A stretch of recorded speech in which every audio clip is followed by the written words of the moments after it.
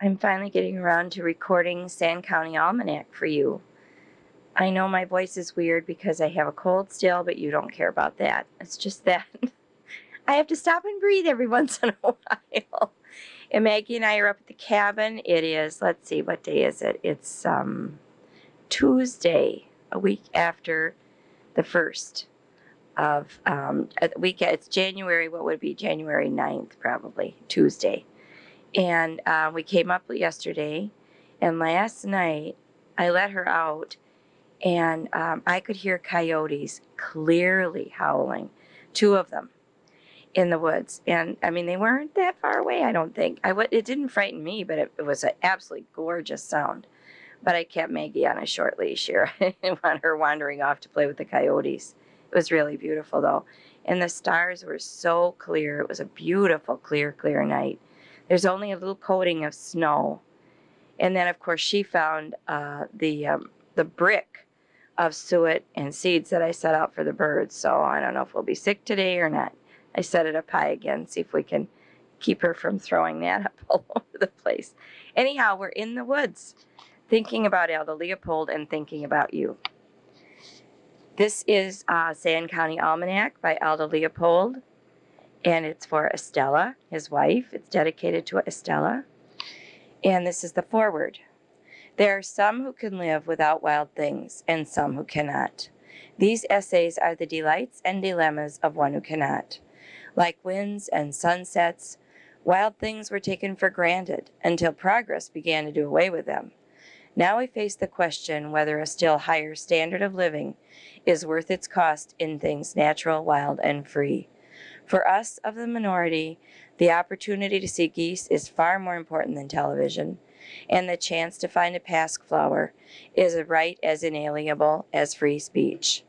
These wild things, I admit, had little human value until mechanization assured us of a good breakfast, and until science disclosed the drama of where they come from and how they live. The whole conflict thus boils down to a question of degree. We of the minority see a law of diminishing returns in progress. Our opponents do not. One must make shift with things as they are. These essays are my shifts. They are grouped in 3 parts. Part 1 tells what my family sees and does at its weekend refuge from too much modernity, the shack. On this sand farm in Wisconsin, first worn out and then abandoned by our bigger and better society, we try to rebuild, with shovel and axe, what we are losing elsewhere. It is here that we seek and still find our meat from God. These shack sketches are arranged seasonally as a Sand County Almanac. Part 2, sketches here and there, recounts some of the episodes in my life that taught me gradually and sometimes painfully that the company is out of step. These episodes, scattered over the continent and through 40 years of time, present a fair sample of issues that bear the collective label conservation. Part 3, the upshot, sets forth in more logical terms some of the ideas whereby we dissenters rationalize our dissent. Don't you love that? Only the very sympathetic reader will wish to wrestle with the philosophical questions of Part 3. I suppose it may be said that these essays tell the company how it may get back in step. Conservation is getting nowhere because it is incompatible with our Abrahamic concept of land. We abuse land because we regard it as a commodity belonging to us. When we see land as a community to which we belong, we may begin to use it with love and respect.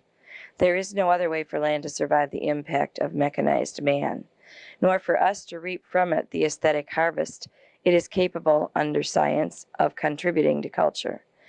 That land is a community is the basic concept of ecology, but that land is to be loved and respected is an extension of ethics. That land yields a cultural harvest is a fact long known, but latterly often forgotten. These essays attempt to weld these 3 concepts. Such a view of land and people is, of course, subject to blurs and distortions that personal experience and personal bias will bring. But whatever the truth may be, this much is crystal clear. Our bigger and better society is now like a hypochondriac, so obsessed with its own economic health as to have lost the capacity to remain healthy. The whole world is so greedy for more bathtubs that it has lost the stability necessary to build them, or even to turn off the tap. Nothing could be more salutary at this stage than a little healthy contempt for a plethora of material blessings. Perhaps such a shift of values can be achieved by reappraising things unnatural, tame, and confined in terms of things natural, wild, and free. Aldo Leopold, Madison, Wisconsin, March 4th, 1948. So I was 4 years old when he wrote this. Maggie keeps begging me to go out and play with her. She can't understand why I want to just sit here and talk to you. But we found an old chewed up Nerf football. So that's her latest toy, and I haven't gotten to chuck it out yet. So I just stand on the steps in my nightgown and toss this frozen Nerf football out for her. I wish I had an arm like yours. She could at least get a little exercise. Now I can't even get the thing out of the yard. Part 1, a Sand County Almanac, January thaw. Each year, after the midwinter blizzards, there comes a night of thaw, when the tinkle of dripping water is heard in the land. It brings strange stirrings, not only to creatures abed for the night, but to some who have been asleep for the winter. The hibernating skunk, curled up in his deep den, uncurls himself and ventures forward to prowl the wet world, dragging his belly in the snow. His track marks are one of the earliest datable events in that cycle of beginnings and ceasings which we call a year. The track is likely to display an indifference to mundane affairs uncommon in other seasons. It leads straight across country, as if the maker had hitched his wagon to a star and dropped the reins. I follow, curious to deduce his state of mind and appetite and destination, if any. The months of the year from January to June are a geometric progression in the abundance of distractions. In January, one may follow a skunk track, or search for bands on the chickadees, or see what young pines the deer have browsed, or what muskrat houses the mink have dug, with only an occasional and mild digression into other doings. January observation can be almost as simple and peaceful as snow, and almost as continuous as cold. There is a time not only to see who has done what, but to speculate why.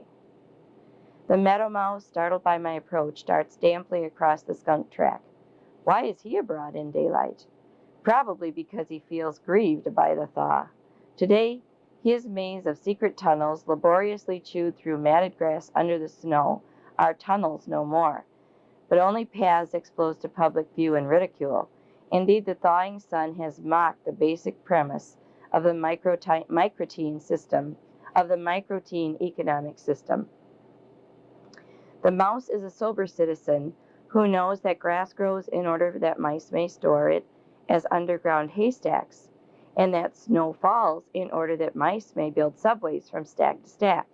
Supply, demand, and transport, all neatly organized. To the mouse, snow means freedom from want and fear. A rough-legged hawk comes sailing over the meadow ahead. Now he stops, hovers like a kingfisher, and then drops like a feathered bomb into the marsh. He does not rise again, so I am sure he has caught and is now eating some worried mouse engineer who could not wait until night to inspect the damage to his well-ordered world. The rough-leg has no opinion why grass grows, but he is well aware that the snow melts in order that hawks may again catch mice. He came down out of the Arctic in the hope of thaws. For him, a thaw means freedom from want and fear. The skunk track enters the woods, crosses a glade where the rabbits have packed down with snow with their tracks, and mottled it with pinkish urinations. Newly exposed oak seedlings have paid for the thaw with their newly barked stems. Tufts of rabbit hair bespeak the first year's battles among the amorous bucks. Further on, I find a bloody spot encircled by a wide sweeping arc of owl's wings. To this rabbit the thaw brought freedom from want, but also a reckless abandonment of fear. The owl has reminded him that thoughts of spring are no substitute for caution. The skunk track leads on, showing no interest in possible food and no concern over the rompings or retributions of his neighbors. I wonder what he has in mind. What got him out of bed? Can one impute romantic motives to this corpulent fellow, dragging his ample belt line through the slush? Finally the track enters a pile of driftwood, and does not emerge. I hear the tinkle of dripping water among the logs, and I fancy the skunk hears it too. I turn homeward, still wondering. There's a really neat sketch of the skunk on the bottom of that page. As I listen to my reading, my voice sounds so clumpy. I hope you don't mind, but I wanted to get this started while I was up at the cabin because that's where it matters the most. The next chapter is February, the Good Oak, one of my favorites. There are two spiritual dangers in not owning a farm. One is the danger of supposing that breakfast comes from the grocery, and the other that heat comes from the furnace. To avoid the first danger, one should plant a garden, preferably where there is no grocer to confuse the issue. To avoid the second, he should lay a split of good oak on the andirons, preferably where there is no furnace, and let it warm his shins, while a February blizzard tosses the trees outside.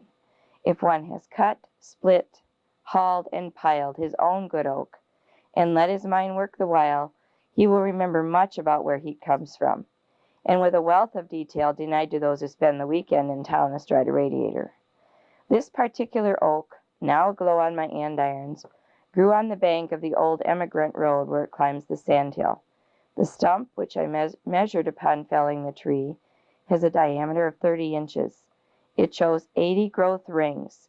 Hence, the seedling from which it originated must have laid its first ring of wood in 1865 at the end of the Civil War. But I know from the history of present seedlings that no oak grows above the reach of rabbits without a decade or more of getting girdled each winter and resprouting during the following summer. Indeed, it is all too clear that every surviving oak is the product either of rabbit negligence or of rabbit scarcity. Some day, some patient botanist will draw a frequency curve of oak birth years and show that the curve humps every 10 years, and each hump originating from a low in the 10-year rabbit cycle. A fauna and flora, by this very process of perpetual battle within and among species, achieves collective immortality. It is likely, then, that a low in rabbits occurred in the middle 60s, when my oak began to lay on annual rings, but that the acorn that produced it fell during the preceding decade, when the covered wagons were still passing over my road into the great Northwest. It may have been the wash and wear of the emigrant traffic that bared this road bank, and thus enabled this particular acorn to spread its first leaves in the sun. Only one acorn in 1,000 ever grew large enough to fight rabbits. The rest were drowned at birth in the prairie sea. It is a warming thought that this one wasn't, and thus lived to garner 80 years of June sun. It is this sunlight that is now being released, through the intervention of my axe and saw, to warm my shack and my spirit through 80 gusts of blizzard. And with each gust a wisp of smoke from my chimney bears witness that to whomsoever it may concern, that the sun did not shine in vain. Isn't that a cool thought? It also makes me think of the show we saw on Sunday of the Prairie, Jim Brandenburg's show that we saw. This forgot about how much prairie this land is. Sometime we need to take you and Barb and Riley, maybe on our way to Chicago sometime, or even just go halfway and see the shack at Baraboo. It's really worth seeing. My dog does not care where the heat comes from, but he cares ardently that it come, and soon. Indeed, he considers my ability to make it come as something magical, for when I rise in the cold black pre-dawn and kneel shivering by the hearth making a fire, he pushes himself blandly between me and the kindling splits that I have laid on the ashes, and I must touch a match to them by poking it between his legs. Such faith, I suppose, is the kind that moves mountains. It was a bolt of lightning that put an end to wood-making by this particular oak. We were all awakened one night in July by a thunderous crash. We realized that the bolt must have hit nearby, but since it had not hit us, we all went back to sleep. Man brings all things to the test of himself, and this is notably true of lightning. Next morning, as we strolled over the sandhill, rejoicing with the coneflowers and the prairie flowers over their fresh accession of rain, we came upon a great slab of bark freshly torn from the trunk of the roadside oak.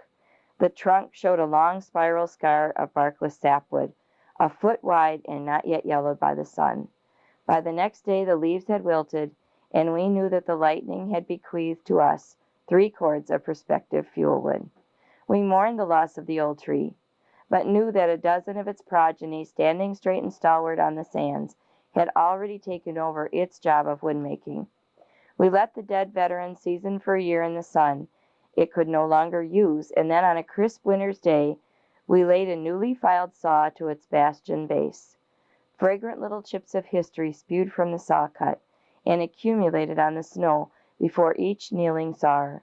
We sensed that each of these 2 piles of sawdust were something more than wood, that they were the integrated transect of a century, and that our saw was biting its way, stroke by stroke, decade by decade, into the chronology of a lifetime, written in concentric annual rings of good oak. It took only a dozen pulls of the saw to transect the few years of our ownership, during which time we had learned to love and cherish this farm.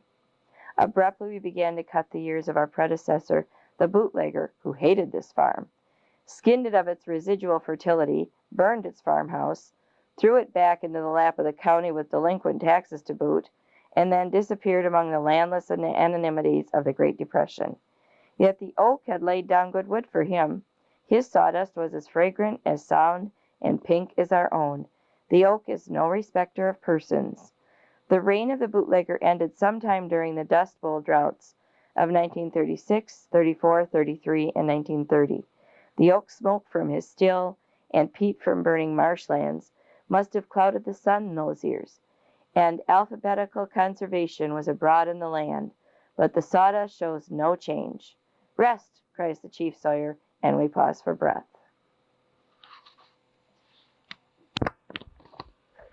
I had to pause for breath too, and a sip of coffee.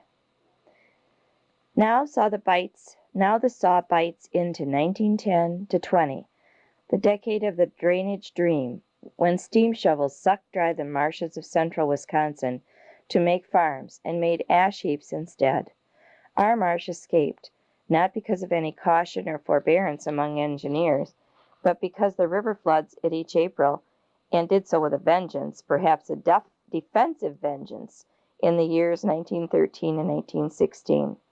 The oak laid on wood just the same, even in 1915, when the Supreme Court abolished the state forests and Governor Phillip pontificated that state forestry is not a good business proposition. It did not occur to the governor that there might be more than one definition of what is good, and even what is business. It did not occur to him that while the courts were writing one definition of goodness in the law books, buyers were writing quite another in the face of the land. Perhaps to be governor, one must be free from doubt on such matters. While forestry receded during this decade, game conservation advanced. In 1916, pheasants became successfully established in Waukesha County. In 1915, a federal law prohibited spring shooting. In 1913, a state game farm was started. In 1912, a buck law protected female deer. In 1911, an epidemic of refuges spread over the state. Refuge became a holy word, but the oak took no heed. "Rest," cries the chief sawyer, and we pause for breath. I think that's his wife. That's his chief sawyer. I don't know if it's pronounced Sawyer or Sawyer. Sawyer, I think. Now we cut 1910, when a great university president published a book on conservation. A great sawfly epidemic killed millions of tamaracks. A great drought burned the pineries, and a great dredge drained Horicon Marsh. We cut 1909, when smelt were first planted in the Great Lakes, and when a wet summer induced the legislature to cut the forest fire appropriations. We cut 1908, a dry year, when the forests burned fiercely and Wisconsin parted with its last cougar. We cut 1907, when a wandering lynx, looking in the wrong direction for the promised land, ended his career among the farms of Dane County. We cut 1906, when the first state forester took office and fires burned 17,000 acres in these sand counties. We cut 1905, when a great flight of goshawks came out of the north and ate up the local grouse. They no doubt perched in this tree to eat some of mine. We cut 1902 and 1903, a winter of bitter cold. 1901, which brought the most intense drought of record, rainfall only 17 inches. 1900, a centennial year of hope, of prayer, and the usual annual ring of oak. Rest, cries the chief sawyer, and we pause for breath. And Maggie is Maggie's barking outside the door. She has to come in. Mags is all fluffed up and smells like winter in Minnesota and Wisconsin, and she's got that fresh air smell in her fur. I wish her sister were here to celebrate with us because we like playing in our cabin. She's so funny. She can't wait for me to go outside and do you know what, but that'll be happening in a while. Now our saw bites into the 1890s, called gay by those whose eyes turn cityward rather than landward. We cut 1899, when the last passenger pigeon collided with a charge of shot near Babcock, 2 counties to the north. Last passenger pigeon. I was listening to 2 people on TV last week talking about passenger pigeons and homing pigeons. I guess I don't know what a passenger pigeon is, but I do know they're extinct. So I'll read that again. We cut 1899, when the last passenger pigeon collided with a charge of shot near Babcock, 2 counties to the north. We cut 1898, when a dry fall, followed by a snowless winter, froze the soil 7 feet deep and killed the apple trees. 1897, another drought year, when another forestry commission came into being. 1896, when 25,000 prairie chickens were shipped to market from the village of Spooner alone. Wow. 1895, another year of fires. 1894, another drought year. And 1893, the year of the bluebird storm. When a March blizzard reduced the migrating bluebirds to near zero. The first bluebirds always alighted in this oak, but in the middle 90s it must have gone without. We cut 1892, another year of fires. 1891, a low in the grouse cycle. And 1890, the year of the Babcock milk tester, which enabled Governor Heal to boast half a century later that Wisconsin is America's dairyland. The motor licenses which now parade that boost were then not foreseen even by Professor Babcock. If we're in the 1890s, I'm pretty sure we're in the decade when Grandma Marie was born. You can ask your dad, but I think Marie would have been born somewhere between 1890 and 1900. And my mom and dad were born, Mom was born in 1910 and Dad was born in 1911. Just to give you an idea of the timing on this. It was likewise in 1890 that the largest pine rafts in history slipped down the Wisconsin River in full view of my oak to build an empire of red barns for the cows of the prairie states. Thus it is that good pine now that stands between the cow and the blizzard, just as the good oak stands between the blizzard and me. Rest, cries the sawyer, and we pause for breath. When I was at the shack the last time, which I don't know, it might have been probably 10 years ago now, we did put in our canoes. This was the first time, the only time I ever did this. We usually used to go to the shack just by the road route, but the last time I was there, we put in our canoes in the Dells area and canoed down the Wisconsin River, which is absolutely gorgeous, to the shack land, and then came up on the land from the river. And if the Dells themselves, they're so commercialized now, but the name comes from these stands of rock. And as you canoe it, you're canoeing around stands of rock that shoot right up out of the water. They're almost like Needles Highway in Colorado, where these they aren't needles though, they're almost like layers of rock that come right up out of the water. I'm sure probably a glacial lake at one point in time. But if you can ever put in a canoe in the Dells area and canoe downstream, it's a beautiful, beautiful ride. And I think I've already told you this, but the guy who was my canoe partner is the Ron Shera of Michigan. He does the reporting, writing, TV work in Michigan.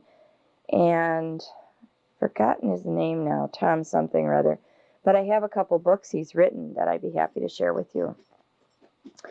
Okay, now our saw bites into the 1880s, into 1889, a drought year in which Arbor Day was first proclaimed, into 1887, when Wisconsin appointed its first game wardens, into 1886, when the College of Agriculture held its first short course for farmers, in 1885, preceded by a winter of unprecedented length and severity, into 1883, when Dean W. H. Henry reported that the spring flowers at Madison bloomed 13 days later than average, into 1882, the year Lake Mendota opened a month late following the historic big snow and the bitter cold of 1881-82.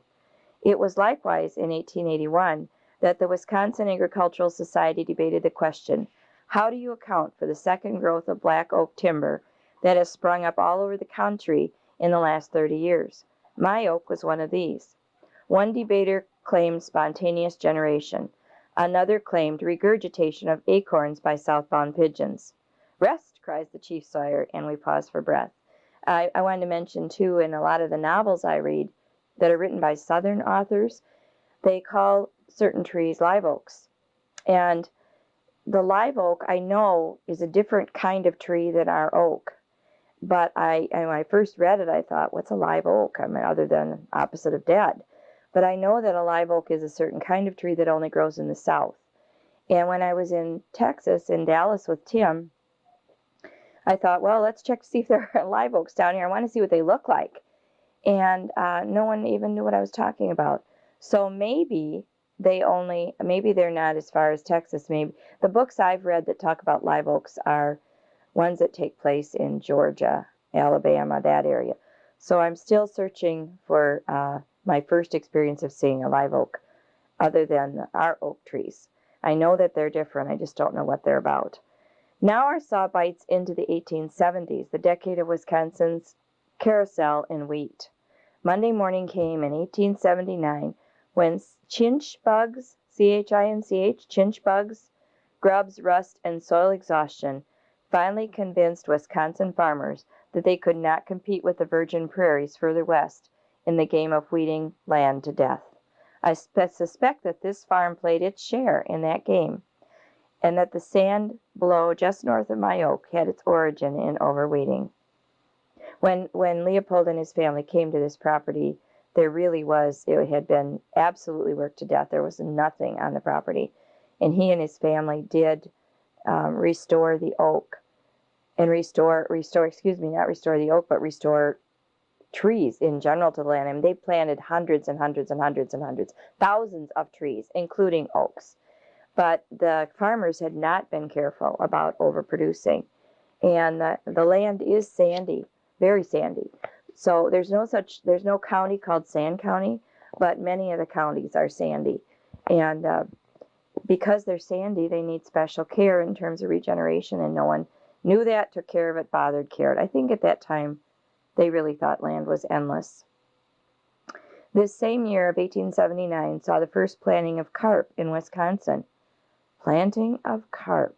And also the first arrival of quackgrass as a stowaway from Europe. On the 27th of October, 1879, 6 migrating prairie chickens perched on the roof tree of the German Methodist Church in Madison and took a look at that growing city. On November 8th, the markets at Madison reported to be glutted with ducks at 10 cents each. In 1878, a deer hunter from Sauk Rapids remarked prophetically, "The hunters promise to outnumber the deer." On the 10th of September, 1877, 2 brothers shooting Muskego Lake bagged 210 blue-winged teal in one day. In 1876 came the wettest year of record. The rainfall piled up 50 inches. Prairie chickens declined, perhaps owing to hard rains. Remember we saw prairie chickens in our Jim Brandenburg exhibit last weekend? In 1875, 4 hunters killed 153 prairie chickens at York Prairie, one county to the eastward. In the same year, the U.S. Fish Commission planted Atlantic salmon in Devil's Lake, 10 miles south of my oak. In 1874, the first factory-made barbed wire was stapled to oak trees. I hope no such artifacts are buried in the oak under the saw. In 1873, one Chicago firm received and marketed 25,000 prairie chickens. The Chicago trade collectively bought 600,000 prairie chickens at $3.25 per dozen. In 1872, the last wild Wisconsin turkey was killed, 2 counties to the southwest. It's appropriate that the decade ending the pioneer carousel, I don't know what carousel, I don't know, the use of carousel here kind of confuses me, ending the pioneer carousel in wheat should likewise have ended the pioneer carousel in pigeon blood.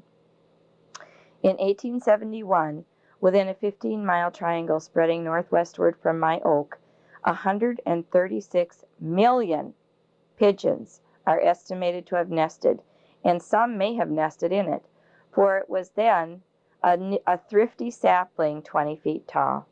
Pigeon hunters by the scores plied their trade with net and gun. Club and salt lick and trainloads of prospective pigeon pie moved southward and eastward toward the cities. It was the last big nesting in Wisconsin and nearly the last in any state. This same year, 1871, brought other evidence of the march of the empire. The Peshtigo fire, which cleared a couple of counties of trees and soil, and the Chicago fire, said to have started from the protesting kick of a cow. In 1870, the meadow mice had already staged their march of empire. They ate up the young orchards of the young state and then died. They did not eat my oak, whose bark was already too tough and thick for mice. It was likewise in 1870 that a market gunner boasted in the American Sportsman of killing 6,000 ducks in one season near Chicago. "Rest," cries the chief sawyer, and we pause for breath. Our saw now cuts the 1860s, when thousands died to settle the question: is the man-man community likely to be dismembered? They settled it, but they did not see nor do what we yet see, that the same question applies to the man-land community. This decade was not without its gropings toward the larger issue. In 1867, Increase A. Lapham, a man's name, induced the State Horticultural Society to offer prizes for forest plantations. In 1866, the last native Wisconsin elk was killed. I think elk are back now in Wisconsin. I'm pretty sure they are. The saw now severs 1865, the pith year of our oak. In that year, John Muir offered to buy from his brother, who then owned the home farm 30 miles east of my oak, a sanctuary for the wildflowers that had gladdened his youth. His brother declined to part with the land, but he could not suppress the idea. 1865 still stands in Wisconsin history as a birth year of mercy for things natural, wild, and free. We have cut the core. Our saw now reverses its orientation in history. We cut backward across the years and outward toward the far side of the stump. At last there is a tremor in the great oak. The saw curve suddenly widens, the saw is quickly pulled as the sawyers spring backward to safety. All hands cry timber. My oak leans, groans, and crashes with earth-shaking thunder till I prostrate across the emigrant road that gave it birth. Now comes the job of making wood. The maul rings on steel wedges as the sections of trunk are upended one by one, only to fall apart in fragrant slabs to be corded by the roadside. There is an allegory for historians in the diverse functions of saw, wedge, and axe. The saw works only across the years, which it must deal with one by one in sequence. From each year, the rake or teeth pull little chips of fact, which accumulate in little piles, called sawdust by woodsmen and archives by historians. Both judge the character of what lies within by the character of the samples thus made visible without. It is not until the transect is completed that the tree falls, and the stump yields a collective view of a century. By its fall, the tree attests the unity of the hodgepodge called history. The wedge, on the other hand, works only in radial splits. Such a split yields a collective view of all the years at once. or no view at all, depending on the skill with which the plane of the split is chosen. If in doubt, let the section season for a while until a crack develops. Many a hastily driven wedge lies rusting in the woods, embedded in unsplittable cross grain. The axe functions only at an angle diagonal to the ears, and this is only for the peripheral rings of the recent past. Its special function is to lop limbs, for which the saw and the wedge are useless. The three tools are requisite to good oak and to good history. He has a small sketch here in my copy of the book where there's a little bird, it looks like it might be a chickadee. There's a wedge stuck in the log, and then the little chickadee's perched on the head of the wedge. These things I ponder as the kettle sings and the good oak burns to red coals on white ashes. Those ashes come spring, I will return to the orchard at the foot of the sandhill. They will come back to me again, perhaps as red apples, or perhaps as a spirit of enterprise in some fat October squirrel, who, for reasons unknown to himself, is bent on planting acorns. March. This I also love. This is another one of my favorites. I feel like Kelly watching Chevy Chase's Christmas Vacation. Every new scene would be one of her favorites. But this one really is a favorite. The geese return. One swallow does not make a summer, but one skein of geese cleaving the murk of a March thaw is the spring. This is the one I usually use when I teach. I just love that phrase. I'm going to read it again. March, the geese return. One swallow does not make a summer, but one skein of geese cleaving the murk of a March thaw is the spring. A cardinal whistling spring to a thaw, but later finding himself mistaken, can retrieve his error by resuming his winter silence. A chipmunk emerging for a sunbath but finding a blizzard has only to go back to bed. But a migrating goose, staking 200 miles of black night on the chance of finding a hole in the lake, has no easy chance for retreat. His arrival carries the conviction of a prophet who has burned his bridges. My favorite paragraph in the whole book was that one. A March morning is only as drab who you walks in it without a glance skyward, ear cocked for geese. I once knew an educated lady, banded by Phi Beta Kappa, who told me that she had never heard or seen the geese that twice a year proclaim the revolving seasons to her well-insulated roof. Is education possibly a process of trading awareness for things of lesser worth? A goose who trades his is soon a pile of feathers. The geese that proclaim the seasons to our farm are aware of many things, including the Wisconsin statutes. The southbound November flocks pass over as high and haughty, with scarcely a honk of recognition in their favorite sandbars and sloughs. As a crow flies is crooked compared with their undeviating aim at the nearest big lake 20 miles to the south, where they loaf by day on broad waters and filch corn by night from the freshly cut stubbles. November geese are aware that every march in pond bristles from dawn to dusk with hopeful guns. March geese are a different story. Although they have been shot at most of the winter, as attested by their buckshot battered pinions, they know that the spring truce is now in effect. They wind the oxbows of the river, cutting low over now gunless points and islands, and gabbling to each sandbar as a long-lost friend. They weave low over the marshes and meadows, greeting each newly melted puddle and pool. Finally, after a few pro forma circlings of our march, they set wing and glide silently to the pond. Black landing gear lowered and rumps white against the far hill.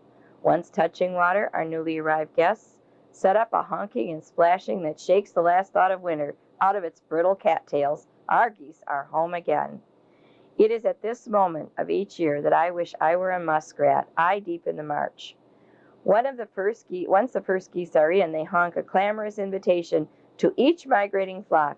In a few days, the marsh is full of them. On our farm, we measure the amplitude of our spring by 2 yardsticks, the number of pines planted and the number of geese that stop. Our record is 642 geese, counted on April 11, 1946. As in fall, our spring geese make daily trips to corn, but there are no surreptitious sneakings by night. The flocks move noisily to and from corn stubbles through the day. Each departure is preceded by a loud gustatory debate, and each return by an even louder one. The returning flocks, once thoroughly at home, omit their pro forma circlings of the march. They tumble out of the sky like maple leaves, side-slipping right and left to lose altitude, feet spraddled toward the shouts of welcome below. I suppose the ensuing gabble deals with the merits of the day's dinner. They are now eating the waste corn that the snow blanket has protected over the winter from corn-seeking crows, cottontails, meadow mice, and pheasants. It is a conspicuous fact that the corn stubbles selected by geese for feeding are usually those occupying former prairies.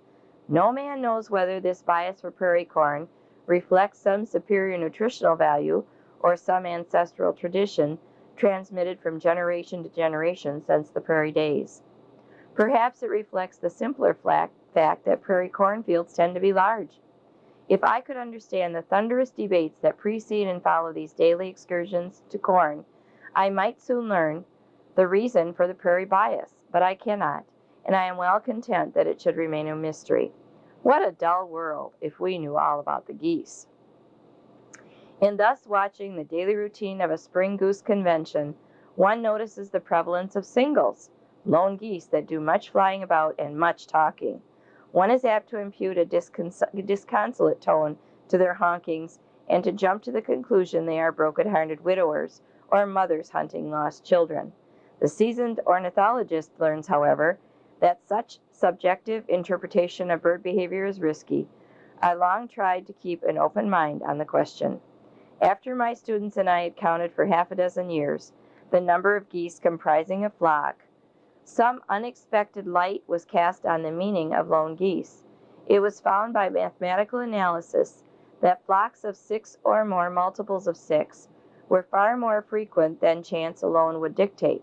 In other words, goose flocks are families, or aggregations of families, and lone geese in spring are probably just what our fond imaginings had first suggested.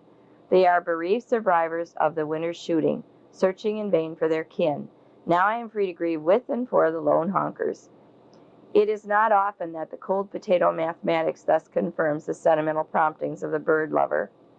On April nights, when it has become warm enough to sit outdoors, we love to listen to the proceedings of the convention and the march. There are long periods of silence when one hears only the winnowing of the snipe, the hoot of a distant owl, or the nasal clucking of some amorous coot. Then, of a sudden, a strident honk responds, and in an instant pandemonium echoes. There's a beating of pinions on the water, a rushing of dark prows propelled by churning paddles, and a general shouting by the onlookers of a vehement controversy. Finally, some deep honker has his last word, and the noise subsides to that half-audible small talk that seldom ceases among geese. Once again, I would I were a muskrat. By the time the pasks are in full bloom, our goose convention dwindles, and before May, our march is once again a mere grassy wetness, enlivened only by redwings and rails. It is an irony of history that the great powers should have discovered the unity of the nations at Cairo in 1943. The geese of the world have had that notion for a long time. In each march, they stake their lives on its essential truth. In the beginning, there was only the unity of the ice sheet. Then followed the unity of the March thaw, and the northward Hegira, don't know that word, Hegira, the northward Hegira of the international geese. Every March since the Pleistocene, the geese have honked unity from China Sea to Siberian steppe, from Euphrates to Volga, from Nine to Murmansk, from Lincolnshire to Spitzbergen. Every March since the Pleistocene, the geese have honked unity from Kurtuk to Labrador, Matamuskie to Ongava, Horseshoe Lake to Hudson's Bay, Avery Island to Baffin Land, Panhandle to Mackenzie, Sacramento to Yukon.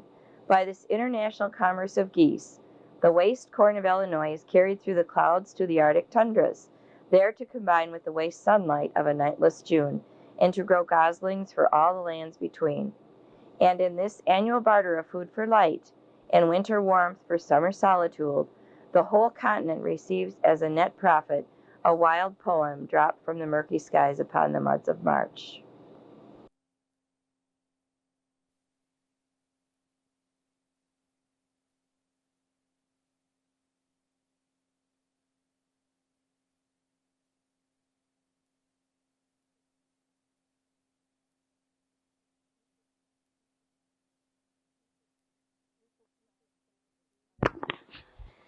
This is side B of the first tape of Sand County Almanac.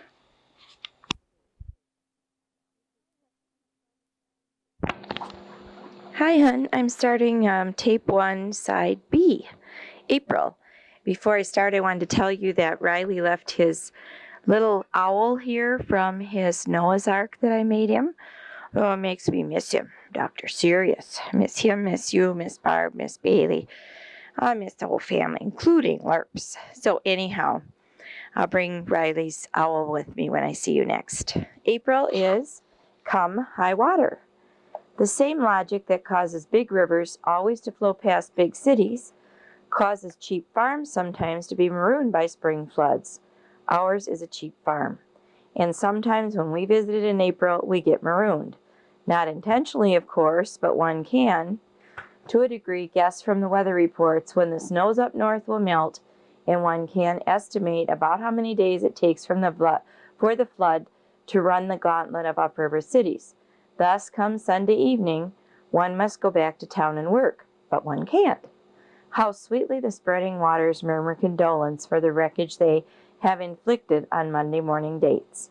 How deep and chesty the honkings of the geese as they cruise over the cornfield, as they cruise over cornfield after cornfield, each in the process of becoming a lake. Every 100 yards some new goose flails the air as he struggles to lead the echelon in its morning survey of this new and watery world. The enthusiasm of geese for high water is a subtle thing, and might be overlooked by those unfamiliar with goose gossip. But the enthusiasm of carp is obvious and unmistakable. No sooner has the rising flood wetted the grassroots than here they come, rooting and wallowing with the prodigious zest of pigs turned out to pasture, flashing red tails and yellow bellies, cruising the wagon tracks and cow paths, and shaking the reeds and brushes in their haste to explore what to them is an expanding universe.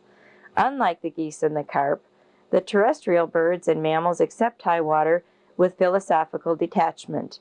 A cardinal atop a river birch whistles loudly his claim to a territory that, but for the trees, cannot be seen to exist.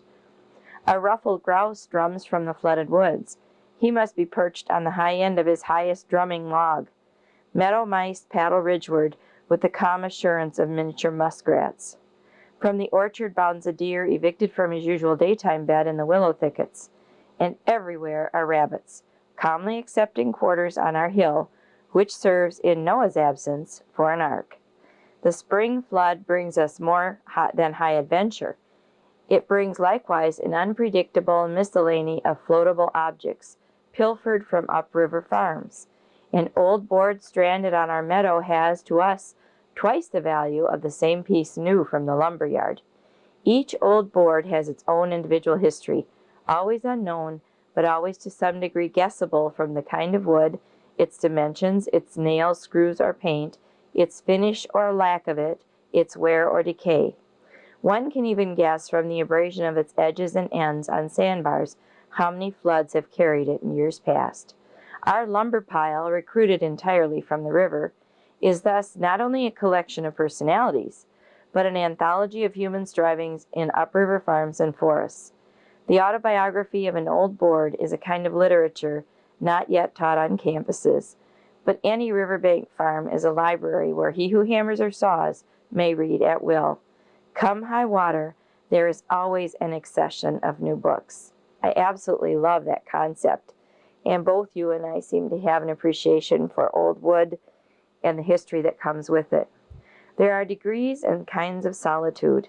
An island in a lake has one kind, but lakes have boats, and there is always the chance that one might land to pay you a visit. A peak in the clouds has another kind, but most peaks have trails, and trails have tourists. I know of no solitude so secure as one guarded by a spring flood, nor do the geese who have seen more kinds and degrees of aloneness than I have.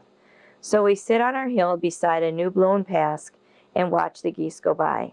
I see our road dipping gently into the waters, and I conclude, with inner glee but exterior detachment, that the question of traffic in or out is for this day at least debatable only among the carp. Draba, I don't know, Draba, I'm not familiar with that. Within a few weeks now, Draba, the smallest flower that blows, will sprinkle every sandy place with small blooms. He who hopes for spring with an upturned eye never sees so small a thing as Draba. He who despairs of spring with downcast eye steps on it unknowing. He who searches for spring with his knees in the mud finds it in abundance. Draba asks and gets, but the scant allowance of warmth and comfort. It subsists on the leavings of unwanted time and space. Botany books give it 2 or 3 lines, but never a plate or portrait. Sand too poor and sun too weak for bigger, better blooms are good enough for Draba. After all, it is no spring flower, but only a postscript to a hope. I have to look that up because I really don't know. I've never heard of that. Draba plucks no heartstrings. No heartstrings. Its perfume, if there is any, is lost in the gusty winds. Its color is plain white. Its leaves wear a sensible woolly coat. Nothing eats it. It is too small. No poets sing of it. Some botanist once gave it a Latin name, then forgot it.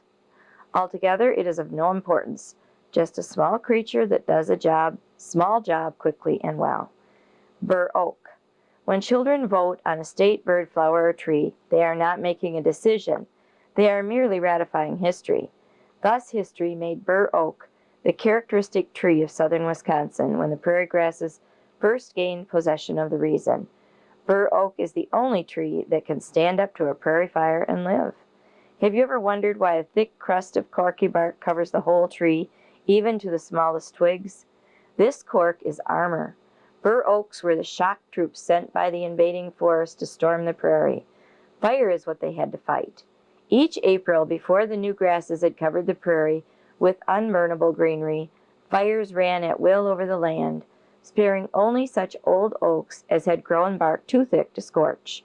Most of these groves of scattered veterans, known to the pioneers as oak openings, consisted of bur oaks. Engineers did not discover insulation. They copied it from these old soldiers of the Prairie War. Botanists can read the story of that war for 20,000 years. The record consists partly of pollen grains embedded in peats, partly of relic plants interned in the rear of the battle, and is there forgotten. The record shows that the forest front, at times, retreated almost to Lake Superior. At times, it advanced far to the south. At one period, it advanced so far southward that the spruce and other rearguard species grew to and beyond the southern border of Wisconsin. Spruce pollen appears at a certain level in all peat bogs of the region, but the average battle line between prairie and forest was about where it is now, and the net outcome of the battle was a draw. One reason for this was there were allies that threw their support first to one side, then the other. Thus, rabbits and mice mowed down the prairie herbs in summer, and in winter girdled any oak seedlings that survived the fires. Squirrels planted acorns in the fall and ate them all the rest of the year. June beetles undermined the prairie sod in their grub stage, but defoliated the oaks in their adult stage. But for this geeing and hawing of allies, and hence of victory, we should not have today that rich mosaic of prairie and forest soil which looks so decorative on a map.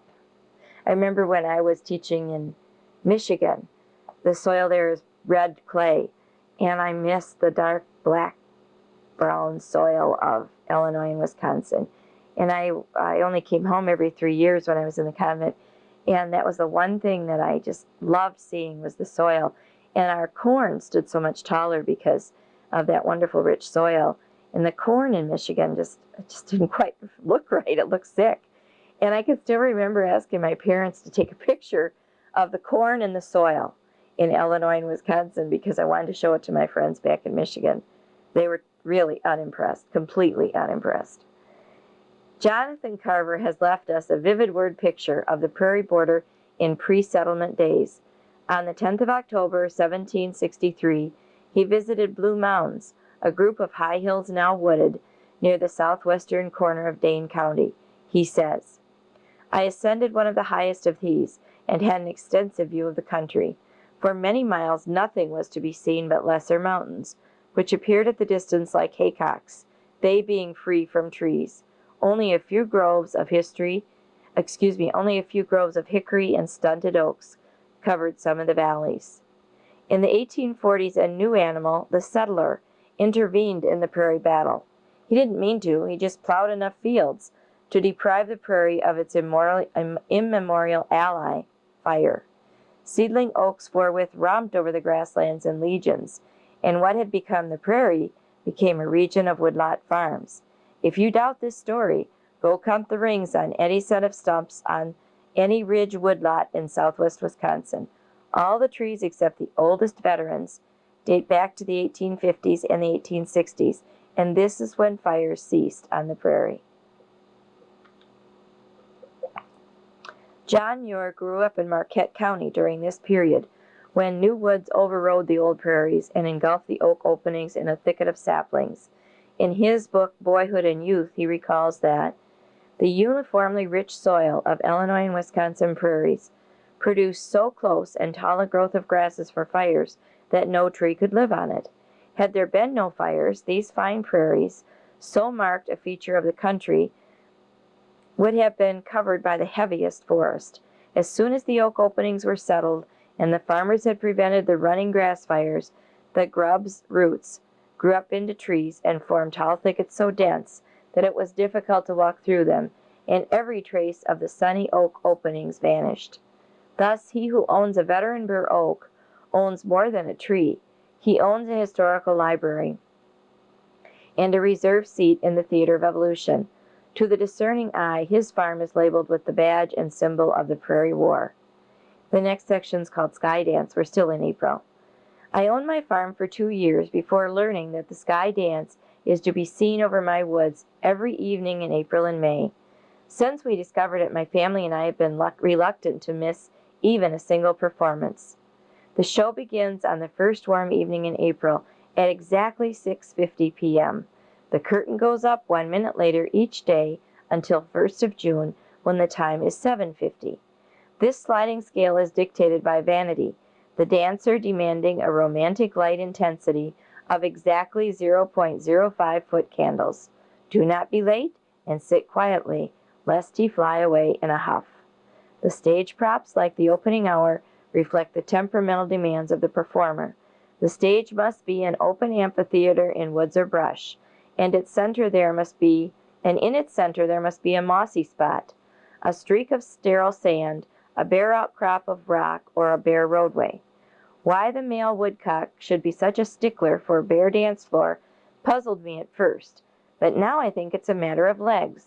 The woodcock's legs are short, and his struttings cannot be executed to advantage in dense grass or weeds, nor could his lady see them there. I have more woodcocks than most farmers because I have more mossy sand, too poor to support grass. Knowing the place and the hour, you seat yourself under a bush to the east of the dance floor and wait, watching against the sunset for the woodcock's arrival. He flies in low from some neighboring thicket, alights on the bare moss, and at once begins the overture, a series of queer, throaty beats, spaced about 2 seconds apart and sounding much like the summer call of the nighthawk. Suddenly the painting ceases, and the bird flutters skyward in a series of wide spirals, emitting a musical twitter. Up and up he goes, the spirals steeper and smaller, the twittering louder and louder, until the performer is only a speck in the sky. Then, without warning, he tumbles like a crippled plane, giving voice in a soft liquid warble that a March bluebird might envy. At a few feet from the ground, he levels off and returns to his painting again, usually to the exact spot where the performance began, and there he resumes his painting.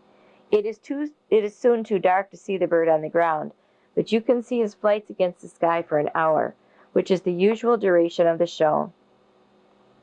On moonlit nights, however, it may continue at intervals as long as the moon continues to shine. At daybreak, the whole show is repeated. In early April, the final curtain falls at 5:15 a.m. The time advances 2 minutes a day until June, when the performance closes for the year at 3:15. Why the disparity in the sliding scale? Alas, I fear that even romance tires, for it takes only a fifth as much light to stop the sky dance at dawn. as suffices to start it at sunset. It is fortunate, perhaps, that no matter how intently one studies the 100 little dramas of the woods and meadows, one can never learn all of the salient facts about any one of them. What I do not yet know about the sky dance is, where is the lady? And just what part, if any, does she play? I often see two woodcocks on a painting ground, and the two sometimes fly together, but they never paint together. Is the second bird the hen or a rival male? Another unknown, is the twitter vocal or is it mechanical? My friend Bill Feeney once clapped a net over a painting bird and removed his outer primary wing feathers. Thereafter the bird peened and warbled but twittered no more, and one such experiment is hardly conclusive. Another unknown, up to what stage of nesting does the male continue the sky dance? My daughter once saw a bird painting within 20 yards of a nest containing hatched eggshells. But was it his lady's nest? Or is this secretive fellow possibly bigamous, without ever having found it out? These and many other questions remain in the mysteries of deepening dusk. The drama of the sky dance is enacted nightly on hundreds of farms, the owners of which sigh for the entertainment, but harbor the illusion that it is to be sought in theaters. I'm going to read that paragraph again. The drama of the sky dance is enacted nightly on hundreds of farms, the owners of which sigh for entertainment, but harbor the illusion that it is to be sought in theaters. They live on the land, but not by the land. The woodcock is a living refutation of the theory that the utility of a game bird is to serve as a target, or to pose gracefully on a slice of toast. No one would rather hunt woodcock in October than I, but since learning of the sky dance, I find myself calling one or two birds enough. I must be sure that in April there be no dearth of dancers in the sunset sky. May, back from the Argentine. When dandelions have set the mark of May on Wisconsin pastures, it's time to listen for the final proof of spring. Sit down on a tussock, cock your ears at the sky, dial out the bedlam of meadowlarks and redwings, and soon you may hear it, the flight song of the upland plover, just now back from the Argentine. If your eyes are strong, you may search the sky and see him, wings a-quiver, circling among the woolly clouds. If your eyes are weak, don't try it. Just watch the fence posts. Soon a flash of silver will tell you on which post the plover has alighted and folded his long wings. Whoever invented the word grace must have seen the wing folding of the plover. There he sits, his whole being says, it's your next move to absent yourself from his domain. The county records may allege that you own this pasture, but the plover airily rules out such trivial legalities. He has just flown 4,000 miles to reassert the title he got from the Indians, and until the young plovers are a wing, this pasture is his, and none may trespass without his protest. Somewhere nearby, the hen plover is brooding the 4 large pointed eggs, which will shortly hatch 4 precocial chicks, P-R-E-C-O-C-I-A-L, precocial chicks. From the moment their down is dry, they scamper through the grass like mice on stilts, quite able to elude your clumsy efforts to catch them. At 30 days, the chicks are full grown. No other fowl develops with equal speed. By August, they have graduated from flying school, and on cool August nights, you can hear their whistled signals as they set wing for the pampas to prove again the age-old unity of the Americas. Hemisphere solidarity is new among statesmen, but not among the feathered navies of the sky. The upland plover fits easily into the agricultural countryside. He follows the black and white buffalo, which now pasture his prairies. I like that. The cows. That's cool. He follows the black and white buffalo, which now pasture his prairies, and he finds them an acceptable substitute for brown ones. He nests in hayfields as well as pastures, but, unlike the clumsy pheasant, does not get caught in hay mowers. Well before the hay is ready to cut, the young plovers are a wing and away. In farm country, the plover has only 2 real enemies, the gully and the drainage ditch. Perhaps we shall one day find that these are our enemies too. There was a time in the early 1900s when Wisconsin farms nearly lost their immemorial timepiece. When Can't get the page to turn. When pastures greened in silence, and August nights brought no whistled reminder of impending fall, universal gunpowder plus the lure of plover on toast for post-Victorian banquets had taken too great a toll. The belated protection of the federal migratory bird laws came just in time. There's a neat picture in here of the plover standing on a steer skull. It's a beautiful drawing. June, an alder fork, a fishing idol. We found the mainstream so low that the teeter snipe pattered in and about what last year were trout riffles, and so warm that we could duck in its deepest pool without a shout. Even after our cooling swim, waders felt like hot tar paper in the sun. The evening's fishing proved as disappointing as its auguries. We asked that stream for trout, and it gave us a chub. That night we sat under a mosquito smudge and debated the morrow's plan. 200 miles of hot, dusty road we had come, to feel again the impetus tug of a disillusioned brook or rainbow. There were no trout. But this we now remembered.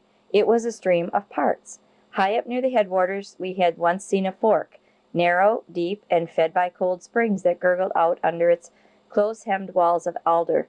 What would a self-respecting trout do in just such weather? What we did, go up.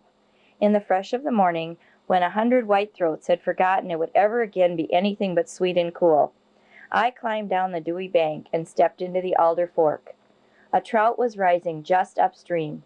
I paid out some line, wishing it would always stay thus soft and dry, and measuring the distance with a false cast or two.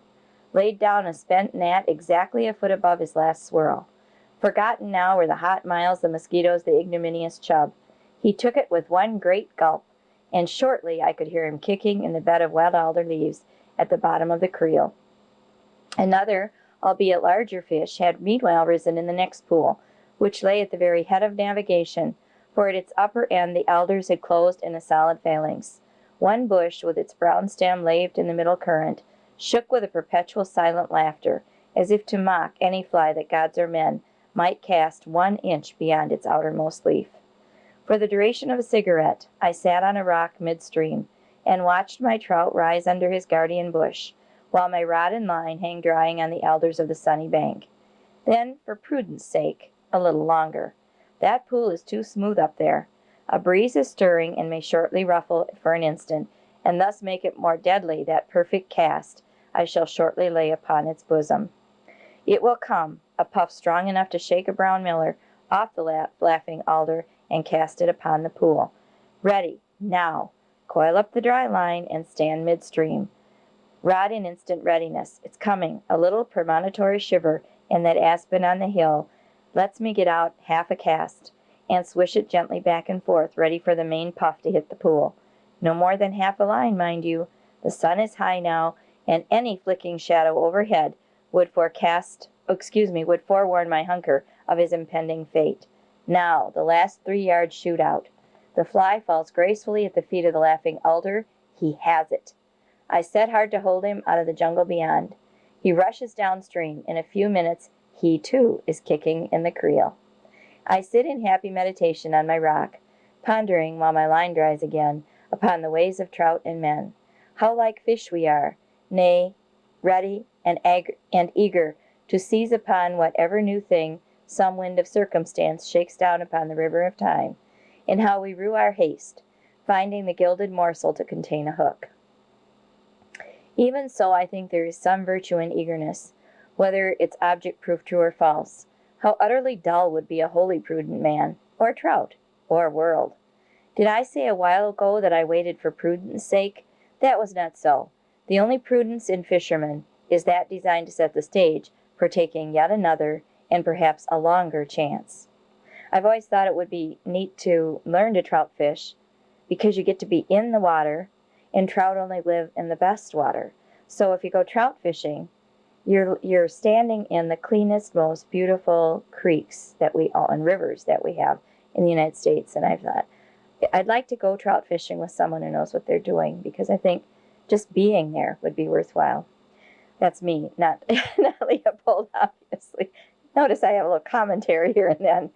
Time to be at it now. They will soon stop rising. I wade waist deep to head of navigation, poke my head insolently into the shaking alder, and look within. A jungle is right. A coal-black hole above, so canopied in greenness, you could not wave a fern, much less a rod, above its rushing depths. And there, almost rubbing his ribs against a dark bank, a great trout rolls lazily over as he sucks down a passing bug. Not a chance to stalk him, even with the lowly worm. But 20 yards above, I see bright sunshine on the water. Another opening? Fish a dry fly downstream? It cannot, but it must be done. I retreat and climb the bank. Neck deep in jewelweed and nettles, I detour through the alder thicket to the opening above. With cat-like care not to roil His Majesty's bath, I step in and stand stock still for 5 minutes, to let things calm down. The while I strip out, oil, dry, and coil upon my left hand 30 feet of line. I am that far above the portal to the jungle. Now for the long chance. I blow upon my fly to give it one last fluff, lay it on the stream at my feet, and quickly pay out coil after coil. Then, just as the line straightens out and the fly is sucked into the jungle, I walk quickly downstream, straining my eyes into the dark vault to follow its fortunes. A fleeting glimpse or two as it passes a speck of sunlight show it still rides clear. It rounds the bend. In no time, long before the roil of my walking has betrayed the ruse, it reaches the black pool. I hear rather than see the rush of the great fish. I set hard, and the battle is on. No prudent man would risk $1's worth of fly and leader pulling a trout upstream through the giant toothbrush of alder stems comprising the bend of that creek. But as I said, no prudent man is a fisherman. By and by, with much cautious unraveling, I got him up into the open water and finally aboard the creel. It's like Old Man in the Sea in a trout stream. I shall now confess to you that none of these 3 trout had to be beheaded or folded double to fit their casket. What was big was not the trout, but the chance. What was full was not my creel, but my memory. Like the white-throats, I had forgotten it would ever again be aught but morning on the fork. July, great possessions. 120 acres, according to the county clerk, is the extent of my worldly domain. But the county clerk is a sleepy fellow who never looks at his record books before 9 o'clock. What they would show at daybreak, the question here is at issue. Books or no books, it is a fact, patent both to my dog and myself, that at daybreak I am the sole owner of all the acres I can walk over. It is not only boundaries that disappear, but also the thought of being bounded. Expanses unknown to deed or map are known to every dawn, and solitude supposed no longer to exist in my country extends on every hand as far as the dew can reach. Like other landowners, I have tenants. They are negligent about rents, but very punctilious about tenures. Indeed, at every daybreak from April to July, they proclaim their boundaries to each other, and so acknowledge, at least by inference, their fiefdom to me. Makes me think of St. Croix State Park in my backyard at the cabin. I don't own the land, but we can walk that land anytime we want and consider it ours. Actually, as tenants of this state, I guess it is ours. This daily ceremony, contrary to what you might suppose, begins with the utmost decorum. Who originally laid down its protocols, I do not know. At 3:30 a.m., with such dignity as I can muster of a July morning, I step from my cabin door, bearing in either hand my emblems of sovereignty, a coffee pot and a notebook. I seat myself on a bench, facing the white wake of the morning star. I set the pot beside me. I extract a cup from my shirt front, hoping none will notice its informal mode of transport. I get out my watch, pour my coffee, lay my notebook on my knee. This is the cue for the proclamations to begin. He talks about sitting on a bench out in front of his shack. He's got benches that surround the camp pit, the fire pit, and they're of his own design. They're really kind of cool. And I think maybe I'll go online and see if perhaps we can get the plans. I'm pretty sure they're available. Might be fun for you and I to make some for our own fire pits at your place and mine, at the cabin and out near your pond. I'll check it out. At 3:35, the nearest field sparrow avows in a clear tenor chant that he holds the jack pine copse north to the riverbank and south to the old wagon track. One by one, all the other field sparrows within earshot recite their respective holdings. There are no disputes, at least at this hour, so I just listen, hoping inwardly that their womenfolk acquiesce to this happy accord over the status quo ante. Before the field sparrows have quite gone through the rounds, the robin in the big elm warbles loudly his claim to the crotch where the ice storm tore off a limb, and all appurtenances pertaining thereto, meaning, in his case, all the angleworms in the not very spacious subjacent lawn. The robin's insistent caroling awakens the oriole, who now tells the world of orioles that the pendant branch of the elm belongs to him, together with all fiber-bearing milkweed stalks nearby, all loose strings in the garden, and the exclusive right to flash like a burst of fire from one of these to the other. My watch says 3:50. The indigo bunting on the hill asserts title to the dead oak limb left by the 1936 drought, and to divers nearby bugs and bushes. He does not claim, but I think he implies, that the right to outblue all bluebirds and all spiderworts that have turned their faces to the dawn. Next, the wren, the one who discovered a knothole in the eave of the cabin, explodes into song. Half a dozen other wrens give voice, and now all is bedlam. Grosbeaks, thrashers, yellow warblers, bluebirds, vireos, towhees, cardinals, all are at it. My solemn list of performers in their order and time of first song hesitates, wavers, ceases, for my ear can no longer filter out priorities. Besides, the pot is empty and the sun is about to rise. I must inspect my domain before my title runs out. We sally forth, the dog and I, at random. He has paid scant respect to all these vocal goings-on, for to him the evidence of tenantry is not song but scent. Any illiterate bundle of feathers, he says, can make a noise in a tree. Now he is going to translate for me the olfactory poems of who knows what silent creatures have written in the summer night. At the end of each poem sits the author, if we can find him. What we actually find is beyond predicting. A rabbit, suddenly yearning to be elsewhere, a woodcock fluttering his disclaimer, a cock pheasant, indignant over wetting his feathers in the grass. Once in a while we turn up a coon or a mink, returning late from the night's foray. Sometimes we rout a heron from his unfinished fishing, or surprise a mother wood duck with her convoy of ducklings, headed full stream for the shelter of the pickerel weeds. Sometimes we see deer sauntering back to the thickets, replete with alfalfa blooms, veronica, and wild lettuce. More often we see only the interweaving darkened lines that lazy hoofs have traced on the silken fabric of the dew. I can feel the sun now. The bird chorus has run out of breath. The far clank of cowbells bespeaks a herd ambling to pasture. A tractor roars warning that my neighbor is astir. The world has shrunk to those mean dimensions known to county clerks. We head toward home and breakfast. Prairie birthday. During every week from April to September, there are, on the average, 10 wild plants coming into first bloom. In June, as many as a dozen species may burst their heads on a single day. No man can heed all of these anniversaries. No man can ignore all of them.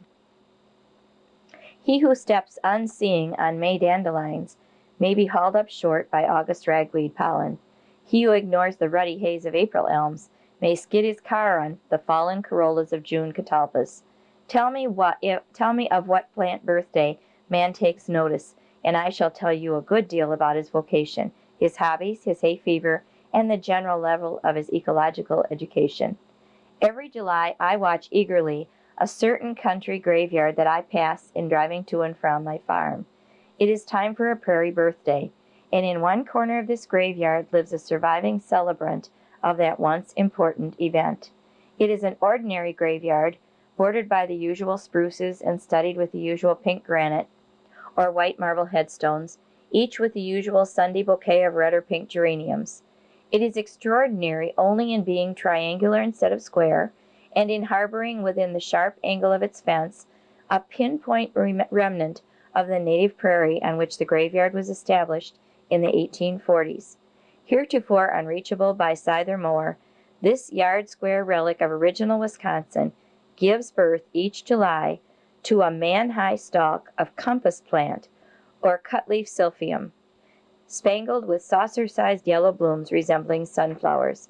It is the sole remnant of this plant along this highway, and perhaps the sole remnant in the western half of our country.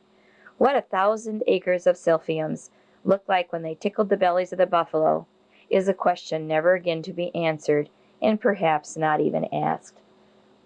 This year I found the silphium in the first bloom on July 24th, a week later than usual. During the last 6 years, the average date was the 15th of July. When I passed the graveyard again on the 3rd of August, the fence had been removed by a road crew and the silphium cut. It is easy now to predict the future. For a few years my silphium will try in vain to rise above the mowing machine, and then it will die. With it will die the prairie epic.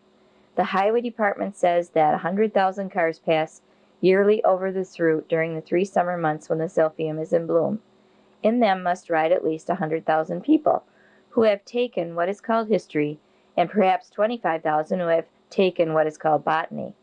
And yet I doubt whether a dozen have seen the silphium, and of these, hardly one will notice its demise. If I were to tell a preacher of the adjoining church that the road crew has been burning history books in his cemetery under the guise of mowing weeds, would he be amazed and uncomprehending? How could a weed be a book? This one little episode in the funeral of the native flora, which in turn is one episode in the funeral of the floras of the world, mechanized man, oblivious of floras, is proud of his progress in cleaning up the landscape on which, willy-nilly, he must live out his days. It might be wise to prohibit at once all teaching of real botany and real history, lest some future citizen suffer qualms about the floristic price of his good life. Thus it comes to pass that farm neighborhoods are good in proportion to the poverty of their floras. My own farm was selected for its lack of goodness and its lack of highway. Indeed, my whole neighborhood lies in a backwash of the River Progress. My road is the original wagon track of pioneers, innocent of grades or gravel, brushings or bulldozers. My neighbors bring a sigh to the county agent. Their fence rows go unshaven for years on end. Their marshes are neither diked nor drained. As between going fishing and going forward, they are prone to prefer fishing. Thus, on weekends, my floristic standard of living is that of the backwoods, while on weekdays I subsist as best I can on the flora of the university farms, the university campus, and the adjoining suburbs. For a decade I have kept, for pastime, a record of the wild plant species in the first bloom in these two diverse areas. He shows a table here, the months April, May, June, July, August, September, what he sees in terms of species first blooming in the suburban campus, and what he sees on his farm. And the number on his farm is almost twice as many, which doesn't surprise me. It is apparent that the backward farmer's eye is nearly twice as well fed as the eye of the university student or businessman. Of course, neither sees his flora as yet. So we are confronted by the two alternatives already mentioned. Either ensure the continued blindness of the populace, or examine the question whether we cannot have both progress and plants. The shrinkage in the flora is due to a combination of clean farming, woodlot grazing, and good roads. Each of these necessary changes, of course, requires a larger reduction in the acreage available for wild plants. But none of them requires or benefits by the erasure of a species from whole farms, townships, or counties. There are idle spots on every farm, and every highway is bordered by an idle strip. As long as it is, keep plow, cow, and mower out of these idle spots. And the full native flora, plus dozens of interesting stowaways from foreign parts, could be part of the normal environment of every citizen. I have to say, in the time that I've lived, I'm noticing that the ditches and gullies along the road, between the shoulder of the road and the nearest fence posts, have definitely been allowed to remain more natural. When I was young, I do remember that they seemed to feel necessary to mow all that, which had to cost a fortune and also destroyed nests in the flora along the way. But in the last, I would say, 20 years maybe, they've been much more careful about mowing and much more aware that this is not necessary and, in fact, is hurting the environment. The outstanding conservator of the prairie flora, ironically enough, knows little and cares less about such frivolities. It is the railroad with its fenced right-of-way. Many of these railroad fences were erected before the prairie had been plowed. With these linear reservations, oblivious of cinder, soot, and annual cleanup fires, the prairie flora still splashes its calendar of colors, from pink shooting star in May to blue aster in October. I have long wished to confront some hard-boiled railway president with the physical evidence of his soft-heartedness. I have not done so because I haven't met one. The railroads, of course, use flamethrowers and chemical sprays to clear the track of weeds, but the cost of such necessary clearance is still too high to extend it much beyond the actual rails. Perhaps further improvements are in the offing. The erasure of a human subspecies is largely painless to us if we know little enough about it. A dead Chinaman is of little import to us, whose awareness of things Chinese is bounded by an occasional dish of chow mein. We grieve only for what we know. The erasure of silphium from western Dane County is no cause for grief if one knows it only as a name in a botany book. Silphium first became a personality to me when I tried to dig one up after the move to my farm. It was like digging an oak sapling. After half an hour of hot, grimy labor, the root was still enlarging like a great vertical sweet potato. As far as I know, that silphium root went clear through to bedrock. I got no silphium, but I learned by what elaborate underground stratagems it contrives to weather the prairie droughts. I next planted silphium seeds, which are large, meaty, and taste like sunflower seeds. The silphium is spelled Silphium. They came up promptly, but after 5 years of waiting, the seedlings are still juvenile and have not yet borne a flower stalk. Perhaps it takes a decade for a silphium to reach the flowering age. How old, then, was my pet plant in the cemetery? It may have been older than the oldest tombstone, which is dated 1850. Perhaps it watched the fugitive Black Hawk retreat from Madison Lakes to the Wisconsin River. It stood on the route of that famous march. Certainly it saw the successive funerals of local pioneers as they retired one by one to their repose beneath the blue stem. I once saw a power shovel while digging a roadside ditch. It severed the sweet potato root of a silphium plant. The root soon sprouted new leaves, and eventually it again produced a flower stalk. This explains why this plant, which never invades new ground, is nevertheless sometimes seen on recently graded roadsides. Once established, it apparently withstands almost any kind of mutilation except continued grazing, mowing, or plowing. Why does silphium disappear from grazed areas? I once saw a farmer turn his cows into a virgin prairie meadow, previously used only sporadically for mowing wild hay. The cows cropped the silphium to the ground before any other plant was visibly eaten at all. One can imagine that the buffalo once had the same preference for silphium, but he brooked no fences to confine his nibblings all summer long to one meadow. In short, the buffalo's pasturing was discontinuous, and therefore tolerable to the silphium. It is a kind of providence that has withheld a sense of history from the thousands of species of plants and animals that have exterminated each other to build the present world. The same kind of providence now withholds it from us. Few grieved when the last buffalo left Wisconsin, and few will grieve when the last silphium follows him to the lush prairies of the Never Never Land. I'm going to quit here. This is the end of this first tape, side B, and I'm ending in July, so I'll start the next one in August.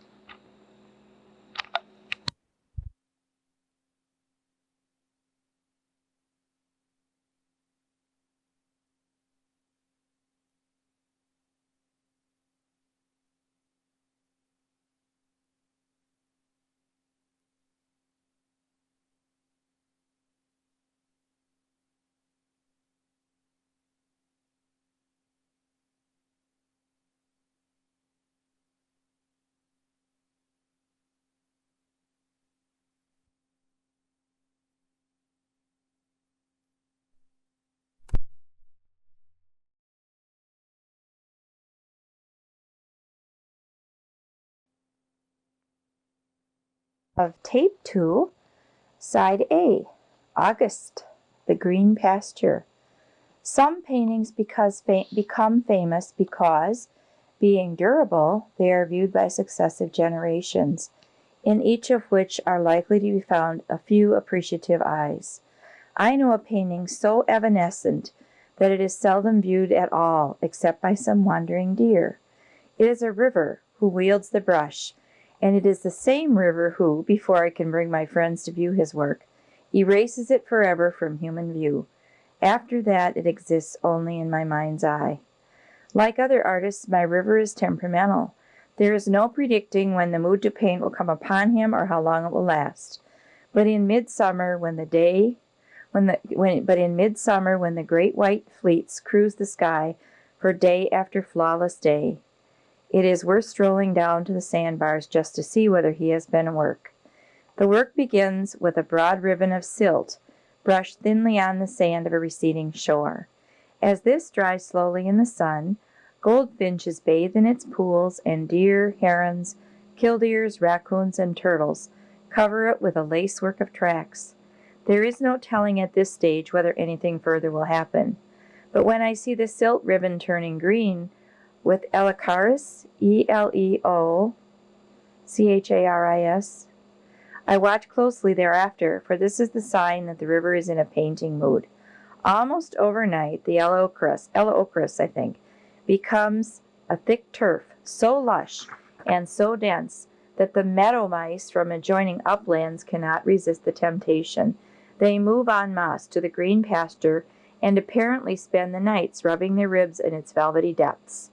A maze of neatly tended mouse trails bespeaks their enthusiasm. The deer walk up and down in it, apparently just for the pleasure of feeling it underfoot.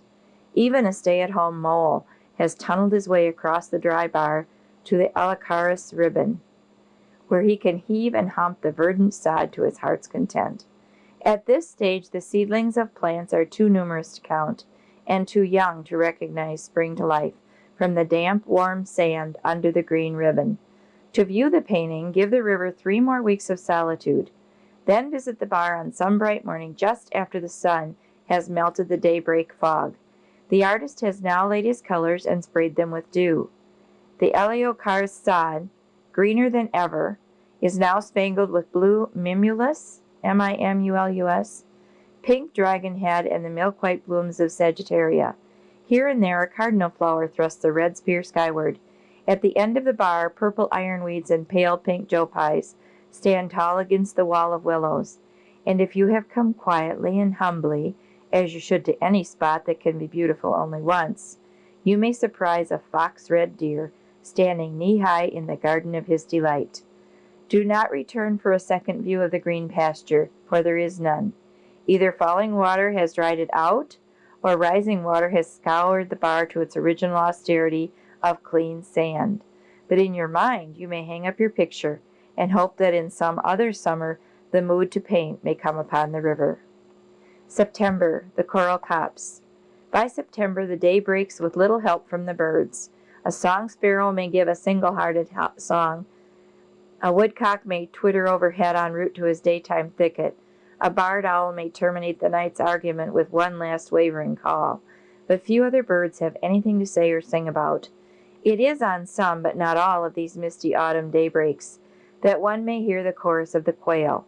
The silence is suddenly broken by a dozen contralto voices, no longer able to restrain their praise of the day to come. After a brief minute or two, the music closes as suddenly as it began. There is a peculiar virtue in the music of elusive birds.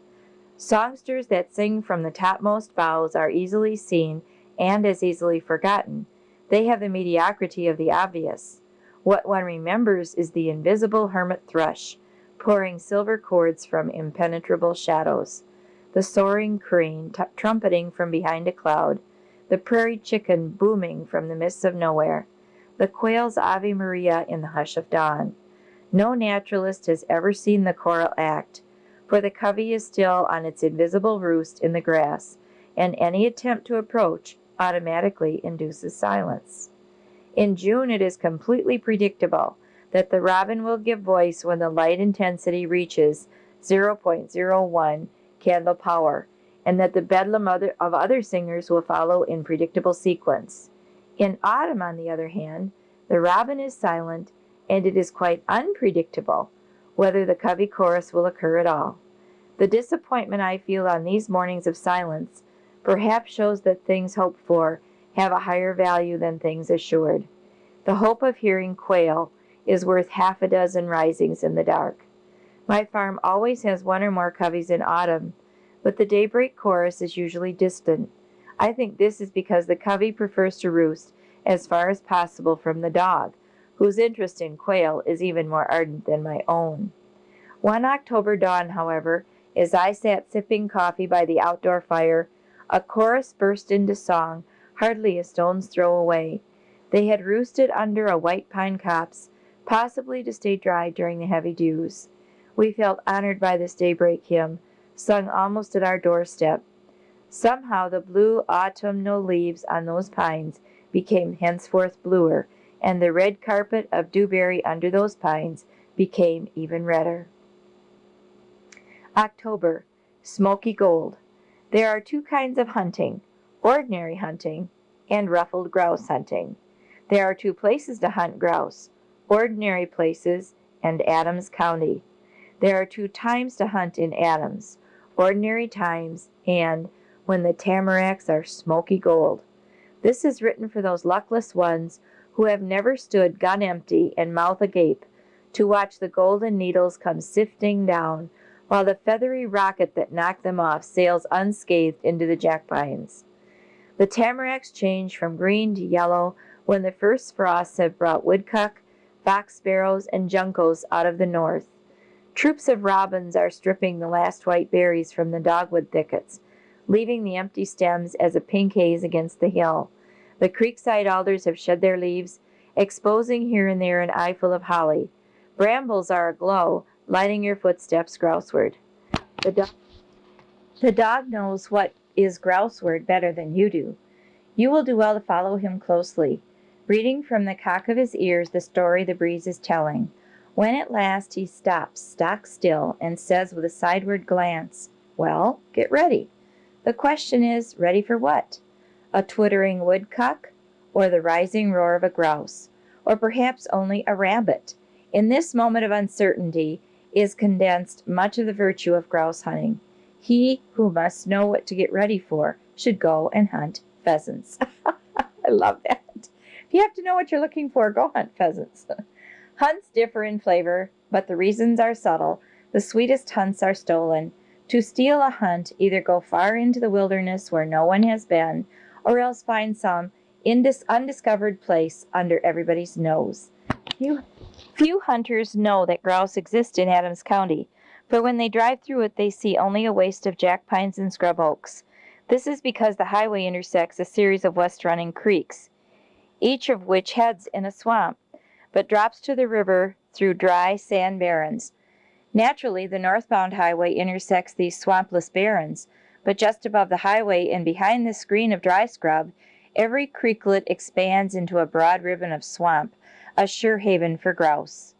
Here, come October, I sit in the solitude of my tamaracks and hear the hunters' cars roaring up the highway, hell-bent for the crowded counties to the north.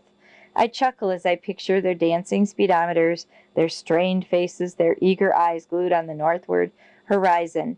At the noise of their passing, a cock grouse drums his defiance. My dog grins as we note his direction. That fellow, we agree, needs some exercise.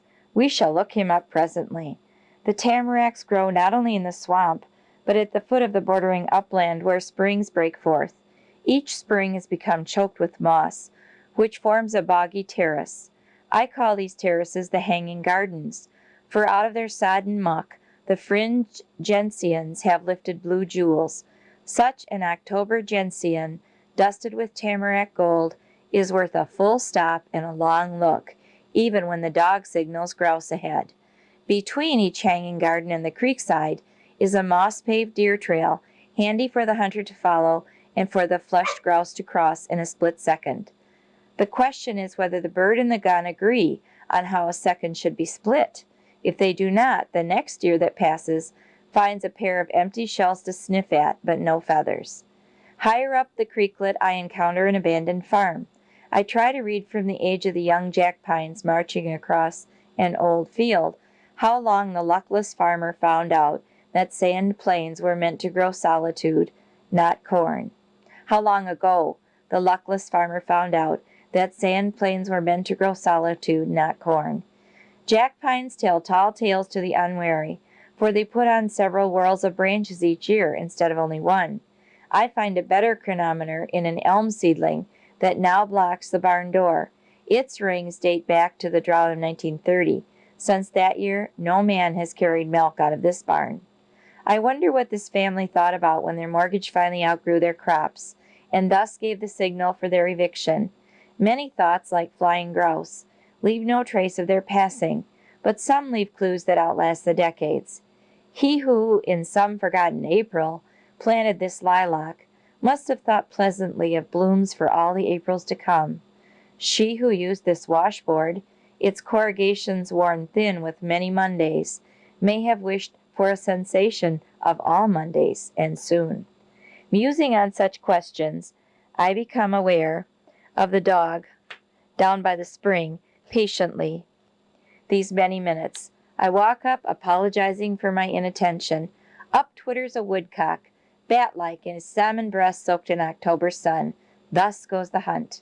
It is hard on such a day to keep one's mind on grouse, for there are many distractions. I cross a buck track in the sand and follow an idle curiosity. The track leads straight from one Jersey tea bush to another, with nipped twigs showing why. This reminds me of my own lunch, but before I get it pulled out of my game pocket, I see a circling hawk high skyward, needing identification. I wait till he banks and shows his red tail.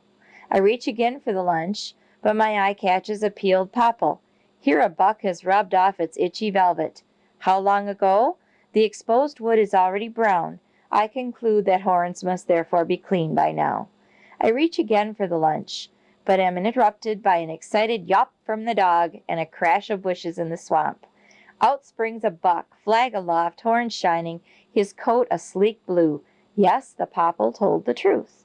This time I get the lunch all the way out and sit down to eat. A chickadee watches me and grows confidential about his lunch. He doesn't say what he ate. Perhaps it was cool turgid ant eggs, or some other avian equivalent of cold roast grouse. Lunch over, I regard a phalanx of young tamaracks, their golden lances thrusting skyward. Under each of the needles of yesterday fall to the earth, building a blanket. Under each, the needles of yesterday fall to the earth, building a blanket of smoky gold. At the tip of each, the bud of tomorrow, preformed, poised, awaits another spring. Too early. Getting up too early is a vice habitual in horned owls, stars, geese, and freight trains. Some hunters acquire it from the geese, and some coffee pots from hunters. It is strange that of all the multitude of creatures who must rise in the morning at some time, only these few should have discovered the most pleasant and least useful time for doing it. Orion must have been the original mentor of the too early company, for it is he who signals for the too early rising. It is time when Orion has passed west of the zenith about as far as one should lead a teal. Early risers feel at ease with each other, perhaps because, unlike those who sleep late, they are given to understatement of their own achievements. Orion, the most widely traveled, says literally nothing. The coffee pot, from its first soft gurgle, underclaims the virtues of what simmers within. The owl, in his trisyllabic commentary, plays down the story of the night's murders. The goose on the bar, rising briefly to a point of order in some inaudible Assyrian debate, lets fall no hint that he speaks with the authority of all of the far hills and the sea. The freight, I admit, is hardly reticent about his own importance, yet even he has a kind of modesty. His eye is single to his own noisy business, and he never comes roaring into somebody else's camp. I feel a deep security in this single-mindedness of freight trains. To arrive too early in the marsh is an adventure in pure listening. The ear roams at will among the noises of the night, without let or hindrance from hand or eye. When you hear a mallard being audibly enthusiastic about his soup, you are free to picture a score guzzling among the duckweeds. When one widgeon wheels, you may postulate a squadron without fear of visual contradiction. And when a flock of bluebills pitching pondward tears the dark silk of heaven in one long rending nosedive, you catch your breath at the sound, but there is nothing to see except stars. This same performance in daytime would have to be looked at, shot at, missed, and then hurriedly fitted with an alibi. Nor could daylight add anything to your mind's eye picture of quivering wings ripping the firmament neatly into halves. The hour of listening ends when the fowl depart on muted wings for wider, safer waters, each flock a blur against the graying east. Like many another treaty of restraint, the pre-dawn pact lasts only as long as darkness humbles the arrogant. It would seem as if the sun were responsible for the daily retreat of reticence from the world.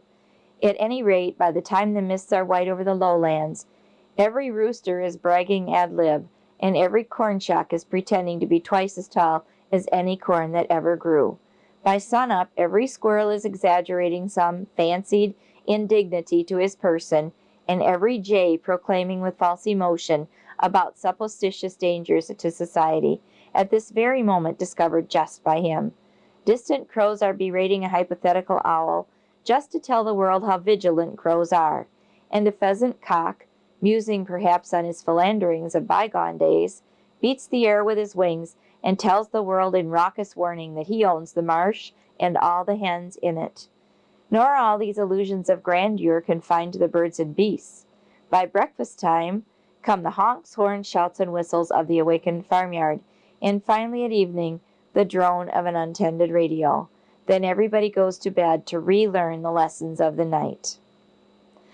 Red lanterns. One way to hunt partridge is to make a plan based on logic and probabilities of the terrain to be hunted. This will take you over the ground where the birds ought to be. Another way is to wander quite aimlessly from one red lantern to another. This will take you where the birds actually are. The lanterns are blackberry leaves, red in October sun. Red lanterns have lighted my way on many a pleasant hunt in many a region, but I think that blackberries must first have learned how to glow in the sand counties of central Wisconsin, along the little boggy streams of these friendly wastes, called poor by those whose own lights barely flicker. The blackberries burn richly red on every sunny day, from first frost to the last day of the season. Every woodcock and every partridge has his private solarium under these briars. Most hunters, not knowing this, wear themselves out in the briarless scrub, and returning home birdless leave the rest of us in peace. By us, I mean the birds, the stream, the dog, and myself. The stream is a lazy one. He winds through the alders as if he would rather stay here than reach the river. So would I. Every one of his hairpin hesitations means that much more stream bank, where hillside briars adjoin dank beds of frozen ferns and jewel weeds on the boggy bottom. No partridge can long absent himself from such a place, nor can I. Partridge hunting, then, is a creekside stroll, upwind, from one briar patch to another. The dog, when he approaches the briars, looks around to make sure I am within gunshot. Rest assured, he advances with stealthy caution, his wet nose screening 100 scents for that one scent, the one potential presence of which he gives life and meaning to the whole landscape. He is the prospector of the air, perpetually searching its strata for olfactory gold. Isn't that a great line? The dog is the prospector of the air, perpetually searching its strata for olfactory gold. Partridge scent is the gold standard that relates his world to mine. My dog, by the way, thinks I have much to learn about partridges, and, being a professional naturalist, I agree. He persists in tutoring me with the calm patience of a professor of logic in the art of drawing deductions from an educated nose. I delight in seeing him deduce a conclusion in the form of a point, from data that are obvious to him, but speculative to my unaided eye. Perhaps he hopes his dull pupil will one day learn to smell. Like other dull pupils, I know when the professor is right, even though I don't know why. I check my gun and walk in. Like any good professor, the dog never laughs when I miss, which is often. He gives me just one look and proceeds up the stream in quest of another grouse. Following one of these banks, one walks astride two landscapes. There is a special charm in treading soft, dry carpets of lycopodium to flesh birds out of the bog, and the first test of a partridge dog is his willingness to do the wet work while you parallel him on the dry bank. A special problem arises where the belt of alders widens and the dog disappears from view. Hurry at once to a knoll or point where you stand stock still, straining an eye and an ear to follow the dog. A sudden scattering of white throats may reveal his whereabouts. Again, you may hear him breaking a twig or splashing in a wet spot or plopping into the creek. But when all sound ceases, be ready for instant action, for he is likely on point. Listen now for the premonitory clucks a frightened partridge gives just before flushing. Then follows the hurtling bird, or perhaps two of them, I have known as many as 6, clucking and flushing one by one, each sailing high for his own destination in the uplands. Whether one passes within gunshot is of course a matter of chance, and you can compute the chance if you have the time. 360 degrees divided by 30, or whatever segment of the circle your gun covers, divide again by 3 or 4, which is your chance of missing, and you have the probability of actual feathers in the hunting coat. The second test of a good partridge dog is whether he reports for orders after such an episode. Sit down and talk it over with him while he pants. Then look for the next red lantern and proceed with the hunt. The October breeze brings my dog many scents other than grouse, each of which may lead to its own peculiar episode. When he points with a certain humorous expression of the ears, I know he has found a bedded rabbit. Once a dead serious point yielded no bird, but still the dog stood frozen. In a tuft of sedge under his very nose was a fat, sleeping coon, getting his share of October's sun. At least once on each hunt, the dog bays a skunk, usually in some denser than ordinary thicket of blackberries. Once the dog pointed in midstream. A whir of wings upriver, followed by 3 musical cries, told me he had interrupted a wood duck's dinner.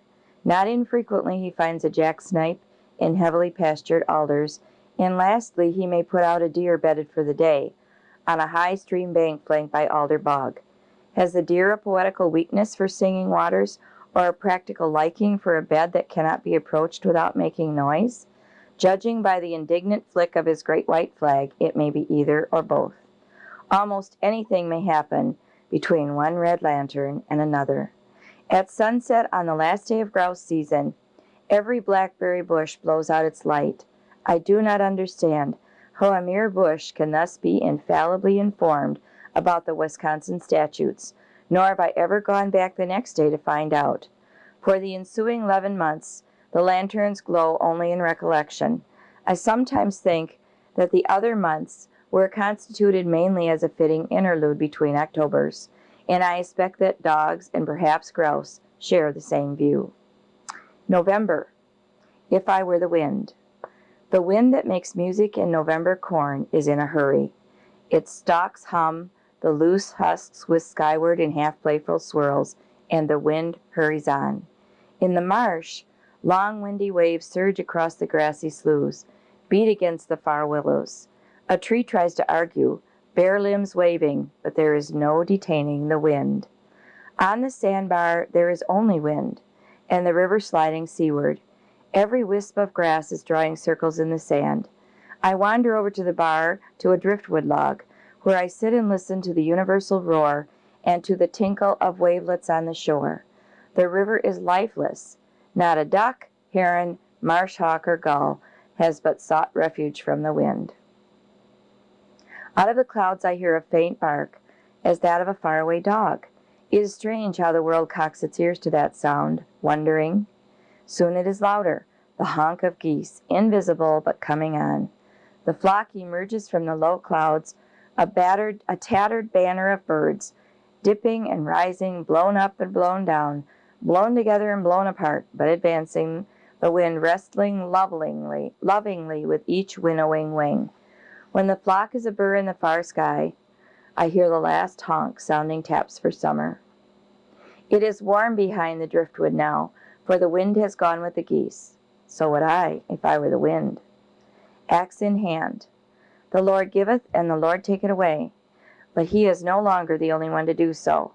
When some remote ancestor of ours invented the shovel, he became a giver. He could plant a tree. And when the axe was invented, he became a taker. He could chop it down. Whoever owns land has thus assumed, whether he knows it or not, the divine functions of creating and destroying plants. Other ancestors less remote have since invented other tools, but each of these upon close scrutiny proves to be either an elaboration of or an accessory to the original pair of basic implements. We classify ourselves into vocations, each of which either wields some particular tool, or sells it, or repairs it, or sharpens it, or dispenses advice on how to do so. By division of labors, we avoid responsibility for the misuse of any tool save our own. But there is one vocation, philosophy, which knows that all men, by what they think about and wish for, in effect wield all tools. It knows that men thus determine, by their manner of thinking and wishing, whether it is worthwhile to wield any. November is, for many reasons, the month for the axe. It is warm enough to grind an axe without freezing, but cold enough to fell a tree in comfort. The leaves are off the hardwoods, so that one can see just how the branches intertwine, and what growth occurred last summer. Without this clear view of the treetops, one cannot be sure which tree, if any, needs felling for the good of the land. I have read many definitions of what is a conservationist, and have written not a few myself, but I suspect the best one is written not with a pen, but with an axe. It is a matter of what a man thinks about while chopping, or while deciding what to chop. A conservationist is one who is humbly aware that with each stroke he is writing his signature on the face of his land. Signatures, of course, differ, whether written with axe or pen, and this is as it should be. I find it disconcerting to analyze, ex post facto, the reasons behind my own axe-in-hand decisions. I find, first of all, that not all trees are created free and equal. Where a white pine and a red birch are crowding each other, I have a priori basis. I always cut the birch in favor of the pine. Why? Well, first of all, I planted the pine with my shovel, whereas the birch crawled in under the fence and planted itself. My bias is thus to some extent paternal. But this cannot be the whole story, for if the pine were a natural seedling like the birch, I would value it even more. So I must dig deeper for logic, if any, behind my bias. The birch is an abundant tree in my township, and becoming more so, whereas pine is scarce and becoming scarcer. Perhaps my bias is for the underdog, but what would I do if my farm were further north, where pine is abundant and red birch is scarce? I confess I don't know. My farm is here. The pine will live for a century, the birch for half that. Do I fear that my signature will fade? My neighbors have planted no pines, but all have many birches. Am I snobbish about having a woodlot of distinction? The pine stays green in winter. The birch punches the clock in October. Do I favor the tree that, like myself, braves the winter wind? The pine will shelter a grouse, but the birch will feed him. Do I consider bed more important than board? The pine will ultimately bring $10,000. A birch, $2. Have I an eye on the bank? All of these possible reasons for my bias seem to carry some weight, but none of them carries very much. So I will try again, and here perhaps is something. Under this pine, I will ultimately grow, so I try again, and here perhaps is something. Under this pine will ultimately grow a trailing arbutus, an Indian pipe, a pyrola, or a twin flower, whereas under the birch, a bottle gentian is about the best to be hoped for. In this pine, a pileated woodpecker will ultimately chisel out a nest. In the birch, a hairy will have to suffice. In this pine, the wind will sing for me in April, at which time the birch is only rattling naked twigs. These possible reasons for my bias carry weight, but why not? Does the pine stimulate my imagination and my hopes more deeply than the birch does? If so, is the difference in the trees or in me? The only conclusion I have reached is that I love all trees, but I am in love with pines. As I said, November is the month for the axe, and as in other love affairs, there is a skill in the exercise of bias. If the birch stands south of the pine and is taller, it will shade the pine's leader in the spring and thus discourage the pine weevil from laying her eggs there.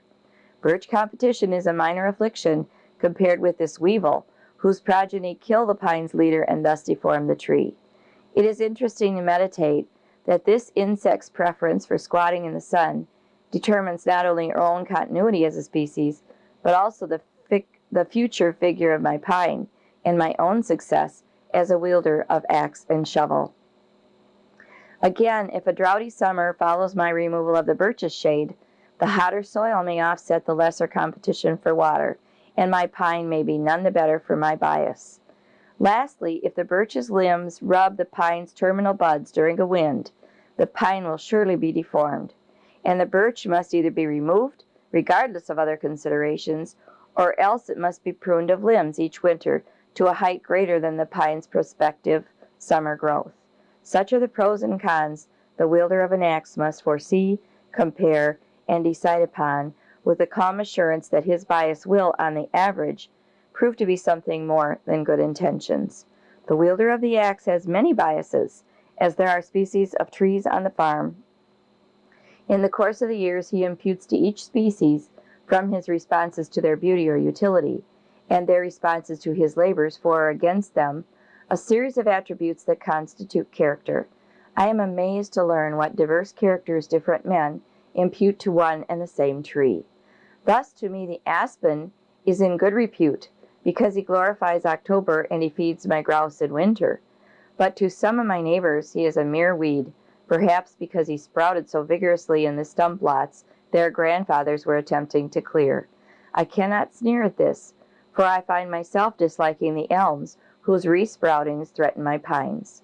Again, the tamarack is to me a favorite second only to the white pine, perhaps because he is nearly extinct in my township, underdog bias, or because he sprinkles gold on October grouse, gunpowder bias, or because he sours the soil and enables it to grow the loveliest of orchids in the showy lady slipper. On the other hand, foresters have excommunicated the tamarack because he grows too slowly to pay compound interest. In order to clinch this dispute, they also mention that he succumbs periodically to episodics of sawfly, but this is 50 years hence for my tamaracks, so I shall let my grandson worry about it. Meanwhile, my tamaracks are growing so lustily that my spirits soar with them skyward. To me, an ancient cottonwood is the greatest of trees, because in his youth he shaded a buffalo and wore a halo of pigeons. And I like a young cottonwood because he may someday become ancient.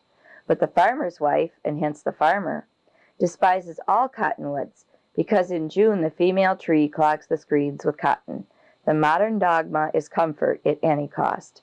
I find my biases more numerous than those of my neighbors because I have individual likings for many species that they lump under one aspersive category, brush. Thus I like the wahoo, partly because deer, rabbits, and mice are so avid to eat his square twigs and green bark, and partly because his cerise berries glow so warmly against November's snow. I like the red dogwood because he feeds October robins, and the prickly ash because my woodcock take their daily sun bath under the shelter of his thorns. I like the hazel because his October purple feeds my eye, and because his November catkins feed my deer and grouse. I like the bittersweet because my father did, and because the deer on the 1st of July each year begin suddenly to eat the new leaves, and I have learned to predict this event to my guests. I cannot dislike a plant that enables me, a mere professor, to blossom forth annually as a successful seer and prophet. Now remember, Panchu, bittersweet is the orange berry bush that you went in the woods and got for me at Murphy Hanrahan that time, and I have it on my mantle now. You can tell those are not around much anymore. They've pretty much gone to distinction. If I go to a store, some kind of nursery type store, sometimes in the fall they'll have bittersweet for sale, and a few pieces about the amount that you picked for me are probably going to cost $30. Pretty hard to imagine. Next paragraph. It is evident that our plant biases are in part traditional. If your grandfather liked hickory nuts, you will like the hickory tree because your father told you to. If, on the other hand, your grandfather burned a log carrying a poison ivy vine and recklessly stood in the smoke, you will dislike the species, no matter what crimson glories it warms your eyes each fall. It is also evident that our plant biases reflect not only vocations, but avocations, with a delicate allocation of priority as between industry and indolence.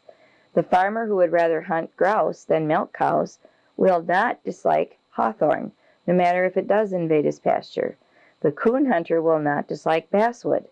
And I know of quail hunters who bear no grudge against ragweed, despite their annual bout with hay fever. Our biases are indeed a sensitive index to our affections, our tastes, our loyalties, our generosities, and our manner of wasting weekends. Be that as it may, I am content to waste mine in November with axe in hand. A mighty fortress. Every farm woodland, in addition to yielding lumber, fuel, and posts, should provide its owner a liberal education. This crop of wisdom never fails, but it is not always harvested. I here record some of the many lessons that I have learned in my own woods. Soon after I bought the woods a decade ago, I realized that I had bought almost as many tree diseases as I had trees. My woodlot is riddled by all the ailments wood is heir to. I began to wish that Noah, when he loaded up the ark, had left the tree disease behind. But it soon became clear that these diseases made my woodlot a mighty fortress, unequaled in the whole county. My woods is headquarters for a family of coons. Few of my neighbors have any. One Sunday in November, after a new snow, I learned why. The fresh track of a coon hunter and his hound led up to a half-rooted maple, under which one of my coons had taken refuge. The frozen snarl of roots and earth was too rocky to chop and too tough to dig. The holes under the roots were too numerous to smoke out. The hunter had quit coonless because a fungus disease had weakened the roots of the maple. The tree, half tipped over by a storm, offers an impregnable fortress for coondom. Without this bomb-proof shelter, my seed stock of coons would be cleaned out by hunters each year. My woods houses a dozen ruffled grouse, but during periods of deep snow, my grouse shift to my neighbor's woods where there's better cover.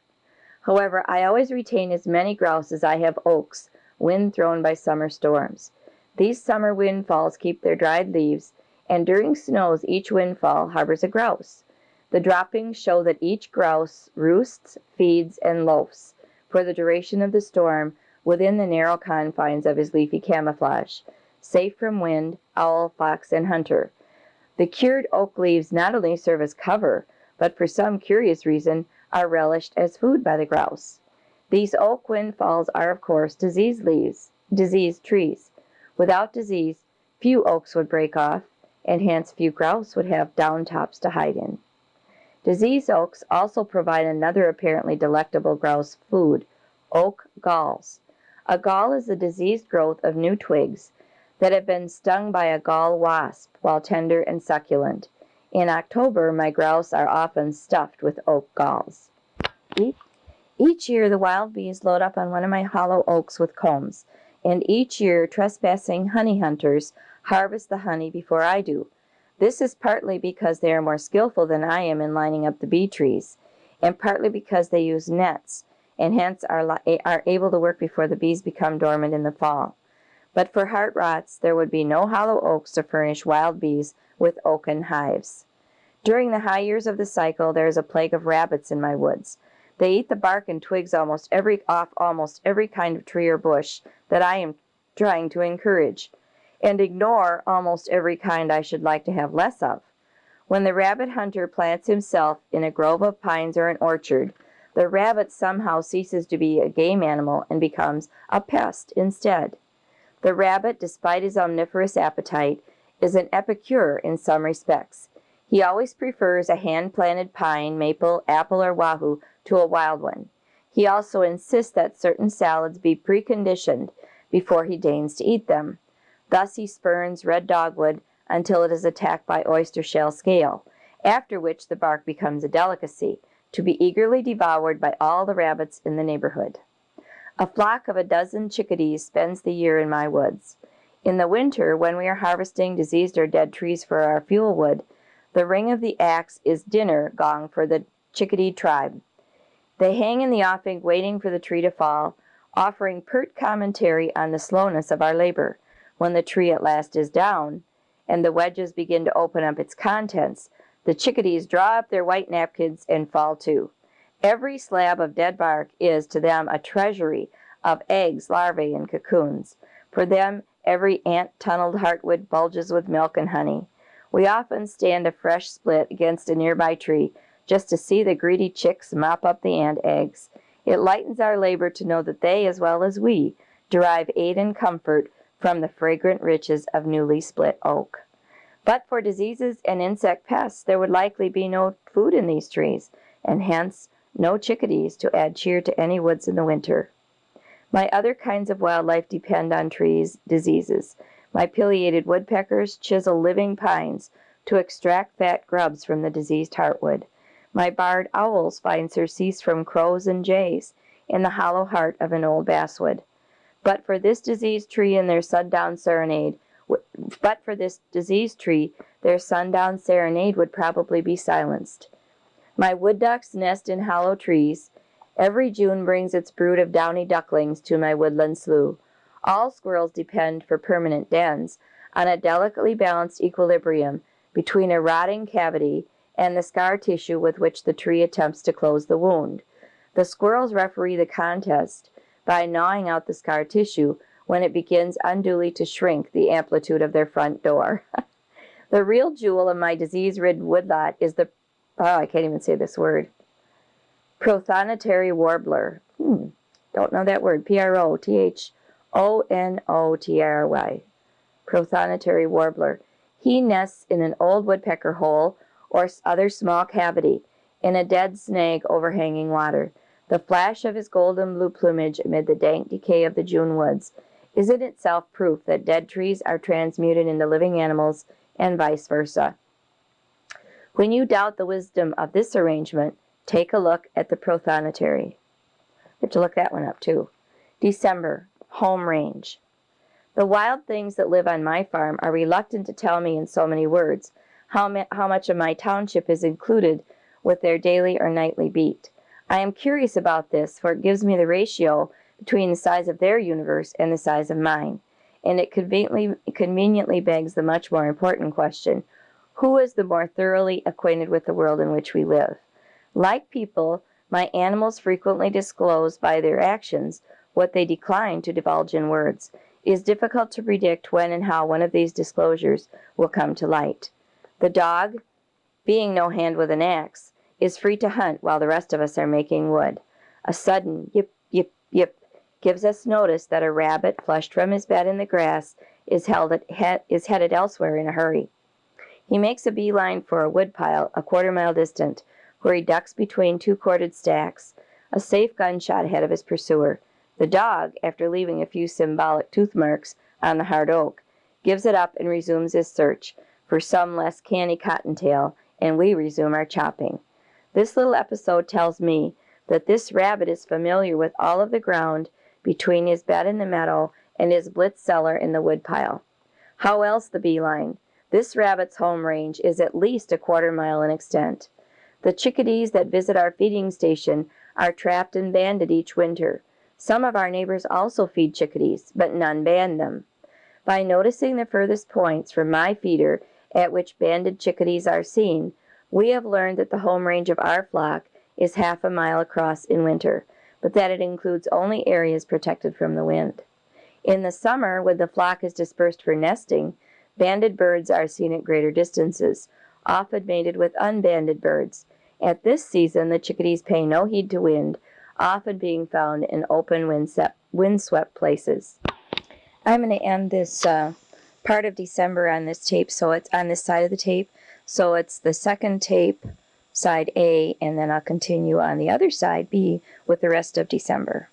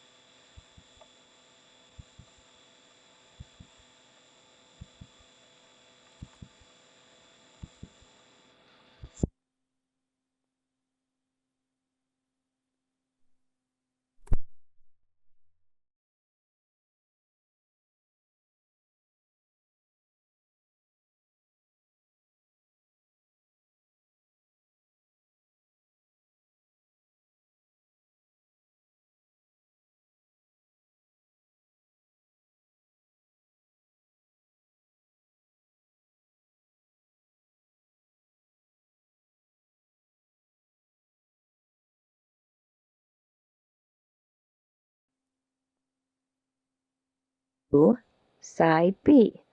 And at the end of the other side, I had gotten part of the way through December. So I'll finish December and then move on. I think it goes to part 2 in the book. I'm still up at the cabin, and Maggie is reminding me here that pretty soon I have to stop reading about being outdoors and take her out. So I'll do December, and then I'll get Maggie outside to run in the woods for a while. He was talking about home range and determining the home range of animals, and he had just discussed the chickadees. So now, he says, the fresh tracks of 3 deer, clear in yesterday's snow, passed through our woods. I follow the tracks backward and find a cluster of 3 beds, clear of snow, in the big willow thicket on the sandbar. I then follow the tracks forward. They lead to my neighbor's cornfield, where the deer have pawed waste corn out of the snow and also tussled one of the shocks. The tracks then lead back by another route to the sandbar. En route, the deer have pawed at some grass tufts, nuzzling for the tender green sprouts within, and they have also drunk at a spring. My picture of the night's routine is complete. The overall distance from bed to breakfast is a mile. I think it's so cool the way you can read all these signs. When Megs and I were out walking yesterday, we saw tracks of deer and rabbits and dogs. And then I think I mentioned that we had heard coyotes 2 nights ago really loud. And I saw tracks that looked like dog tracks but were quite a bit bigger. So perhaps they were coyote tracks or they were just a big dog. But I can't read the signs. I mean, this man has spent his lifetime reading the signs. It just kind of fascinates me. Our woods always harbor grouse, but one day last winter, after a deep and soft snow, I could find neither a grouse nor a track of one. I had about concluded that my birds had moved out, when my dog came to point in the leafy top of an oak blown down last summer. 3 grouse flushed out one by one. There were no tracks under or near the down top. Obviously, these birds had flown in, but from where? Grouse must eat, especially in 0 weather. So I examined the droppings for a clue. Among much unrecognizable debris, I found bud scales, and also the tough yellow stains of frozen nightshade berries. In a thicket of soft maple, I had noticed in summer an abundant growth of nightshade. I went there, and after a search, found grouse tracks on the log. The birds had not waited in the soft snow. They had walked the log and picked the berries projecting here and there within their reach. This was a 1/4 mile east of the down oak. That evening at sunset, I saw a grouse budding in a popple thicket a 1/4 mile west. There were no tracks. This completed the story. These birds, for the duration of the soft snow, were covering their home range a wing, not a foot, and the range was 1/2 mile across. Science knows little about home range, how big it is at various seasons, what food and cover it must include, when and how it is defended against trespass, and whether ownership is an individual, a family, or a group affair. These are the fundamentals of animal economics or ecology. Every farm is a textbook on animal ecology. Woodsmanship is the translation of the book. Pines above the snow. Acts of creation are ordinarily reserved for gods and poets, but humbler folk may circumvent this restriction if they know how. To plant a pine, for example, one need be neither god nor poet. One need only own a shovel. By virtue of this curious loophole in the rules, any clodhopper may say, "Let there be a tree," and there will be one. If his back be strong and his shovel sharp, there may eventually be 10,000. And in the 7th year he may lean upon his shovel, look upon his trees, and find them good. I can't remember how many thousands of trees, particularly pine, that the Leopold family planted on this land. I mean, I'm thinking 50,000. Some outrageous number of trees were planted. It's in his notes somewhere how many trees they planted. And this is all by hand with no form of watering other than the rain and carrying buckets of water up from the river by hand. So when he first bought that land, it was just absolutely ravaged and had nothing to offer. And now I just can't wait to take you there. Okay, back to reading. God passed on his handiwork as early as the 7th day, but I notice he has been rather non-committal about its merits. I gather either that he spoke too soon, or that trees stand more looking upon than do fig leaves and firmaments. Why is shovel regarded as a symbol of drudgery? Perhaps because most shovels are dull. Certainly all drudges have dull shovels. But I am uncertain which of these two facts is cause and which is effect. I only know that a good file, vigorously wielded, makes my shovel sing as it slices the mellow loam.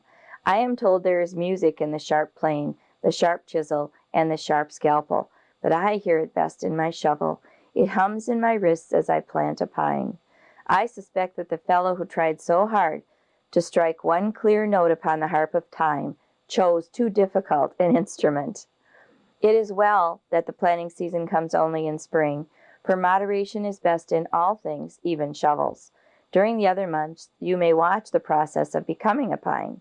The pine's new year begins in May, when the terminal bud becomes the candle. Whoever coined that name for the new growth had subtlety in his soul. The candle sounds like a platitudinous reference to obvious facts. The new shoot is waxy, upright, brittle. But he who lives with pines knows that candle has a deeper meaning, for at its tip burns the eternal flame that lights a path into the future. May after May, my pines follow their candles skyward, each headed straight for the zenith, and each meaning to get there, if only there be years enough before the last trumpet blows. It is a very old pine who at last forgets which of his many candles is the most important, and thus flattens his crown against the sky. You may forget, but no pine of your own planting will do so in your lifetime. If you are thriftily inclined, you will find pines congenial company, for unlike the hand-to-mouth hardwoods, they never pay current bills out of current earnings. They live solely on their savings of the year before. In fact, every pine carries an open bank book, in which his cash balance is recorded by the 30th of June each year. If on that date his completed candle has developed a terminal cluster of 10 or 12 bulbs, a terminal cluster of 10 or 12 buds, it means that he has salted away enough rain and sun for a 2-foot or even 3-foot thrust skyward next spring. If there are only 4 or 6 buds, his thrust will be a lesser one, but he will nevertheless wear that peculiar air that goes on with solvency. Hard years, of course, come to pines as they do to men, and these are recorded as shorter thrusts, that is, shorter spaces, between the successive whirls of branches. These spaces, then, are an autobiography, that he who walks with trees may read at will. In order to date a hard year correctly, you must always subtract 1 from the year of lesser growth. Thus, the 1937 growth was short in all pines. This records the universal drought of 1936. On the other hand, the 1941 growth was long in all pines. Perhaps they saw the shadow of things to come and made a special effort to show the world that pines still know where they are going, even though men do not. When one pine shows a short year, but his neighbors do not, you may safely interpolate that some purely local or individual adversity, a fire scar, a gnawing meadow mouse, a windburn, or some local bottleneck in that dark laboratory we call the soil. There is much talk and neighborhood gossip among pines. By paying heed to this chatter, I learn what has transpired during the week when I am absent in town. Thus in March, when the deer frequently browse in white pines, the height of the browsings tell me how hungry they are. A deer full of corn is too lazy to nip branches more than 4 feet above the ground. A really hungry deer rises on his hind legs and nips as high as 8 feet. Thus I learn the gastronomic status of the deer without seeing them, and I learn without visiting his field whether my neighbor has hauled in his corn shocks. In May, when the new candle is tender and brittle as an asparagus shoot, a bird alighting on it will often break it off. Every spring I find such decapitated trees, each with its own wilted candle lying in the grass. It is easy to infer what has happened, but in a decade of watching I have never once seen a bird break a candle. It is an object lesson. One need not doubt the unseen. In June of each year, a few white pines suddenly show wilted candles, which shortly thereafter turn brown and die. A pine weevil has bored into the terminal bud cluster and deposited eggs. The grubs, when hatched, bore down along the pith and kill the shoot. Such a leaderless pine is doomed to frustration, for the surviving branches disagree among themselves who is to head the skyward march. They all do, and as a consequence, the tree remains a bush. It is a curious circumstance that only pines in full sunlight are bitten by weevils. Shaded trees are ignored. Such are often the hidden uses of diversity. In October, my pines tell me by their rubbed-off bark when the bucks are beginning to feel their oats. A jack pine about 8 feet high and standing alone seems especially to incite in a buck the idea that the world needs prodding. Such a tree must perforce turn the other cheek also, and emerges much worse for the wearer. The only element of justice in such combats is that the more the tree is punished, the more pitch the buck carries away on his not-so-shiny antlers. The chit-chat of the woods is sometimes hard to translate. Once in midwinter, I found in the droppings under a grouse roost some half-digested structures that I could not identify. They resembled miniature corn cobs about half an inch long. I examined samples of every local grouse food I could think of, but without finding any clue to the origin of the cobs, I finally cut open the terminal bud of a jack pine, and in its core I found the answer. The grouse had eaten the buds, digested the pitch, rubbed off the scales in his gizzard, and left the cob, which was in effect the forthcoming candle. One might say that this grouse had been speculating in jack pine futures. 3 species of pine native to Wisconsin, white, red, and jack, differ radically in their opinions about marriageable age. The precocious jack pine sometimes blooms and bears cones a year or 2 after leaving the nursery, and a few of my 13-year-old jacks already boast of grandchildren. My 13-year-old reds first bloomed this year, but my whites have not yet bloomed. They adhere closely to the Anglo-Saxon doctrine of free, white, and 21. Were it not for this wide diversity in social outlook, my red squirrels would be much curtailed in their bill of fare. Each year in midsummer, they start tearing up jack pine cones for the seeds, and no Labor Day picnic ever scattered more hulls and rinds over the landscape than they do. Under each tree, the remains of their annual feast lie in piles and heaps. Yet there are always cones to spare, as attested by the progeny popping up among the goldenrods. Few people know that pines bear flowers, and most of those who do are too prosy to see in this festival of bloom anything more than a routine biological function. All disillusion, folks. I think prosy, I'm back up to that word. You think of poetry and prose. Prose is writing that's done in paragraphs like this book, and poetry obviously is done in a different way. So I think he's using prose, meaning it's not as elaborate or not as imaginative maybe. So I'll start over. Few people know that pines bear flowers, and most of those who do are too prosy to see in this festival of bloom anything more than a routine biological function. All disillusioned folks should spend the second week in May in a pine woods, and such as wear glasses should take along an extra handkerchief. The prodigality. So, prodigal son, transport. The prodigality of pine pollen should convince anyone of the reckless exuberance of the season, even when the song of the kinglet has failed to do so. Young white pines usually thrive best in the absence of their parents. I know of whole woodlots in which the younger generation, even when provided with a place in the sun, is dwarfed and spindled by its elders. Again, there are woodlots in which no such inhibition occurs. I wish I knew whether such differences lie in tolerance in the young, in the old, or in the soil. Pines, like people, are choosy about their associates and do not succeed in suppressing their likes and dislikes. Thus, there is an affinity between white pines and dewberries, between red pines and flowering spurge, between jack pines and sweet fern. When I plant a white pine in a dewberry patch, I can safely predict that within a year he will develop a husky cluster of buds, and that his new needles will show that bluish bloom which bespeaks health and congenial company. He will outgrow and outbloom his fellows planted on the same day with the same care in the same soil, but in the company of grass. In October, I like to walk among these blue plumes, rising straight and stalwart from the red carpet of the dewberry leaves. I wonder whether they are aware of their state of well-being. I only know that I am. Pines have earned the reputation of being evergreen by the same device that governments use to achieve the disappearance of perpetuity, overlapping terms of office. By taking on new needles on the new growth of each year and discarding old needles at longer intervals, they have led the casual onlooker to believe that the needles remain forever green. Each species of pine has its own constitution, which prescribes a term of office for needles appropriate to its way of life. Thus, the red pine retains its needles for a year and a half. The red and jack pines, I'll back up on that. Each species of pine has its own constitution, which prescribes a term of office for needles appropriate to its way of life. Thus, the white pine retains its needles for a year and a half, the red and jack pines for 2 years and a half.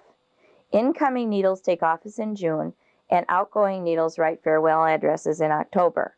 All write the same thing in the same tawny yellow ink, which by November turns brown. Then the needles fall, and they are filed in the duff to enrich the wisdom of the stand. It is this accumulated wisdom that hushes the footsteps of whoever walks under the pines. I think of the pines here up at Pathfinder. The brown needles really do create a hushed sense, and I notice that people rake them into piles and then they're carried away. They're probably a huge fire danger, but there's something about that brown carpet of pines that to me is absolutely beautiful. And I also know that one of these days I need to go and gather some, because when I'm trying to get some of my bushes like azaleas to grow for me in this state, I've been told that if I mulch with pine needles, I'll have better luck. So maybe this summer, Mags and I will go collect some pine needles from the camping area near the pines. It is in midwinter that I sometimes glean from my pines something more than woodlot politics and the news of the wind and the weather. This is especially likely to happen on some gloomy evening when the snow has buried all irrelevant detail and the hush of elemental sadness lies heavily upon every living thing. Nevertheless, my pines, each with his burden of snow, are standing ramrod straight, rank upon rank, and in the dusk beyond, I sense the presence of hundreds more. At such times I feel a curious transformation of courage. Imagine also the sense he has of accomplishment, that he's transformed that sad land into something that he's so proud of. The next area is titled 65290, and I have a baseball cap that I got at an Aldo Leopold workshop, and it's entitled 65290 based on this particular section of the almanac. To band a bird is to hold a ticket in a great lottery. Most of us hold tickets on our own survival, but we buy them from the insurance company, which knows too much to sell us a really sporting chance. It's an exercise in objectivity to hold a ticket on the banded sparrow that falleth, or on the banded chickadee that someday may re-enter your trap and thus prove he is still alive. The tyro gets his thrill from banding new birds. He plays a kind of game against himself, striving to break his previous score for total numbers. But to the old-timer, the banding of new birds becomes merely pleasant routine. The real thrill lies in the recapture of some birds banded long ago, some bird whose age, adventures, and previous condition of appetite are perhaps better known to you than the bird itself. Thus, in our family, the question of whether chickadee number 65290 would survive for still another winter was, for 5 years, a sporting question of the first magnitude. Beginning a decade ago, we have trapped and banded most of the chickadees on our farm each winter. In early winter, the trap yields mostly unbanded birds. These presumably are mostly the young of the year, which once banded can therefore be dated. As the winter wears on, unbanded birds cease to appear in the trap. We then know that the local population consists largely of marked birds. We can tell from the band numbers how many birds are present and how many of these are survivors from each previous year of banding. 65290 was one of 7 chickadees constituting the class of 1937. When he first entered our trap, he showed no visible evidence of genius. Like his classmates, his valor for suet was greater than his discretion. Like his classmates, he bit my finger while being taken out of the trap. When banded and released, he fluttered up to a limb, pecked his new aluminum anklet in mild annoyance, shook his mussed feathers, cursed gently, and hurried away to catch up with the gang. It is doubtful whether he drew any philosophical deductions from his experience, such as, all is not ants' eggs that glitters, for he was caught again 3 times that same winter. By the second winter, our recapture showed that the class of 7 had shrunk to 3, and by the third winter to 2. By the 5th winter, 65290 was the sole survivor of his generation. Signs of genius were still lacking, but his extraordinary capacity for living there was now historical proof. During his 6th winter, 65290 failed to reappear, and the verdict of missing in action is now confirmed by his absence during 4 subsequent trappings. At that, of 97 chicks banded during the decade, 65290 was the only one contriving to survive for 5 winters. 3 reached 4 years, 7 reached 3 years, 19 reached 2 years, and 67 disappeared after their first winter. Hence, if I were to be selling insurance to the chicks, I would compute the premium with insurance. But this would raise the problem, in what currency would I pay the widows? I suppose in ants' eggs. We know so little about birds that I can only speculate on why 65290 survived his fellows. Was he more clever in dodging his enemies? What enemies? A chickadee is almost too small to have any. That whimsical fellow called evolution, having enlarged the dinosaur until he tripped over his own toes, tried shrinking the chickadee until he was just too big to be snapped up by flycatchers as an insect, and just too little to be pursued by hawks and owls as meat.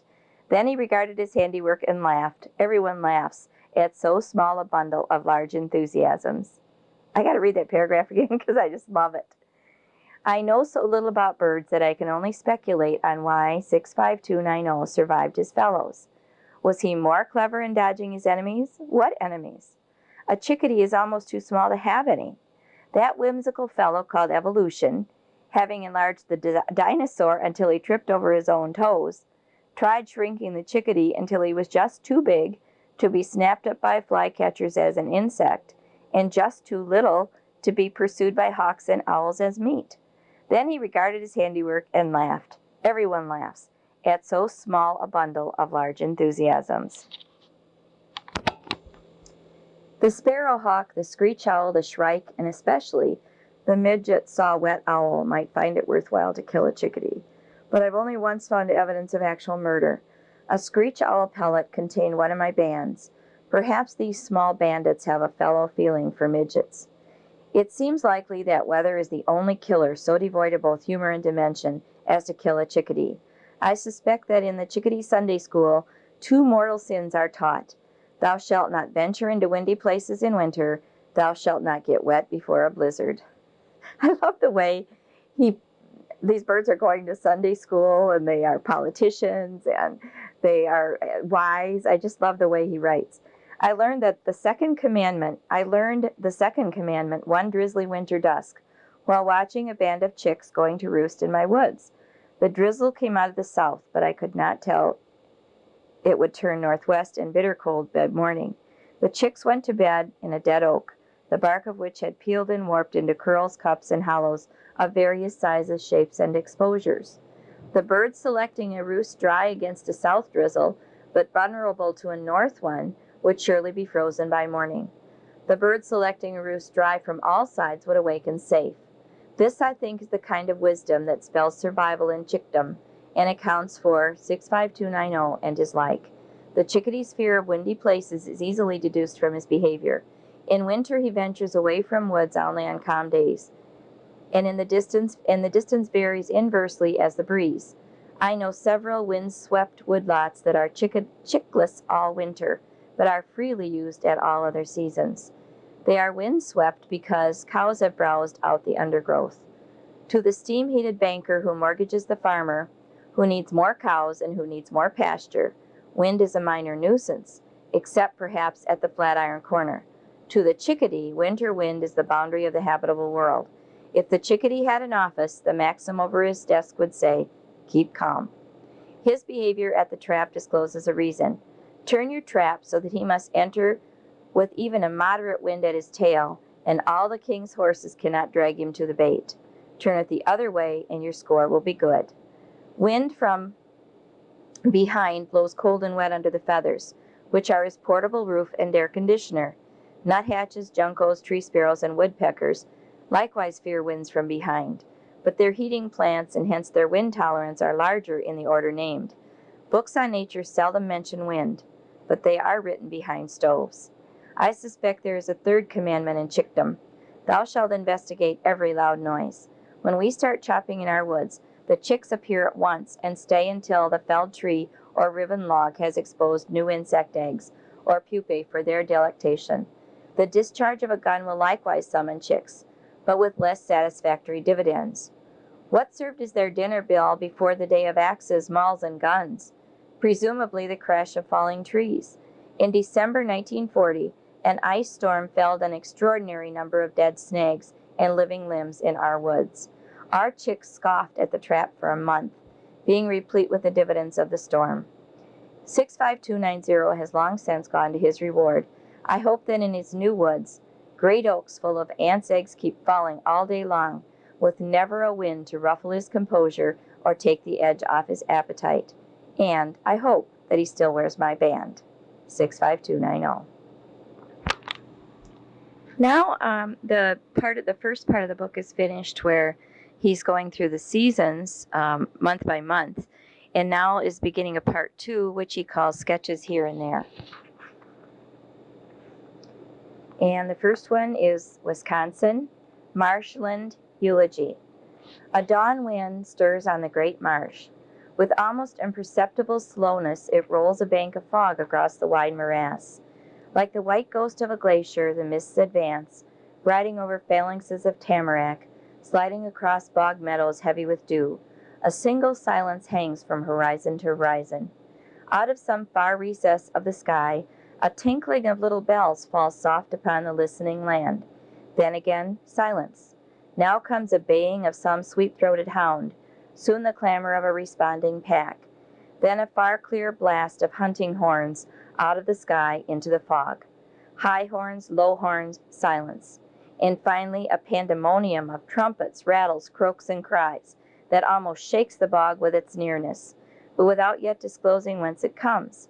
At last a glint of sun reveals the approach of a great echelon of birds.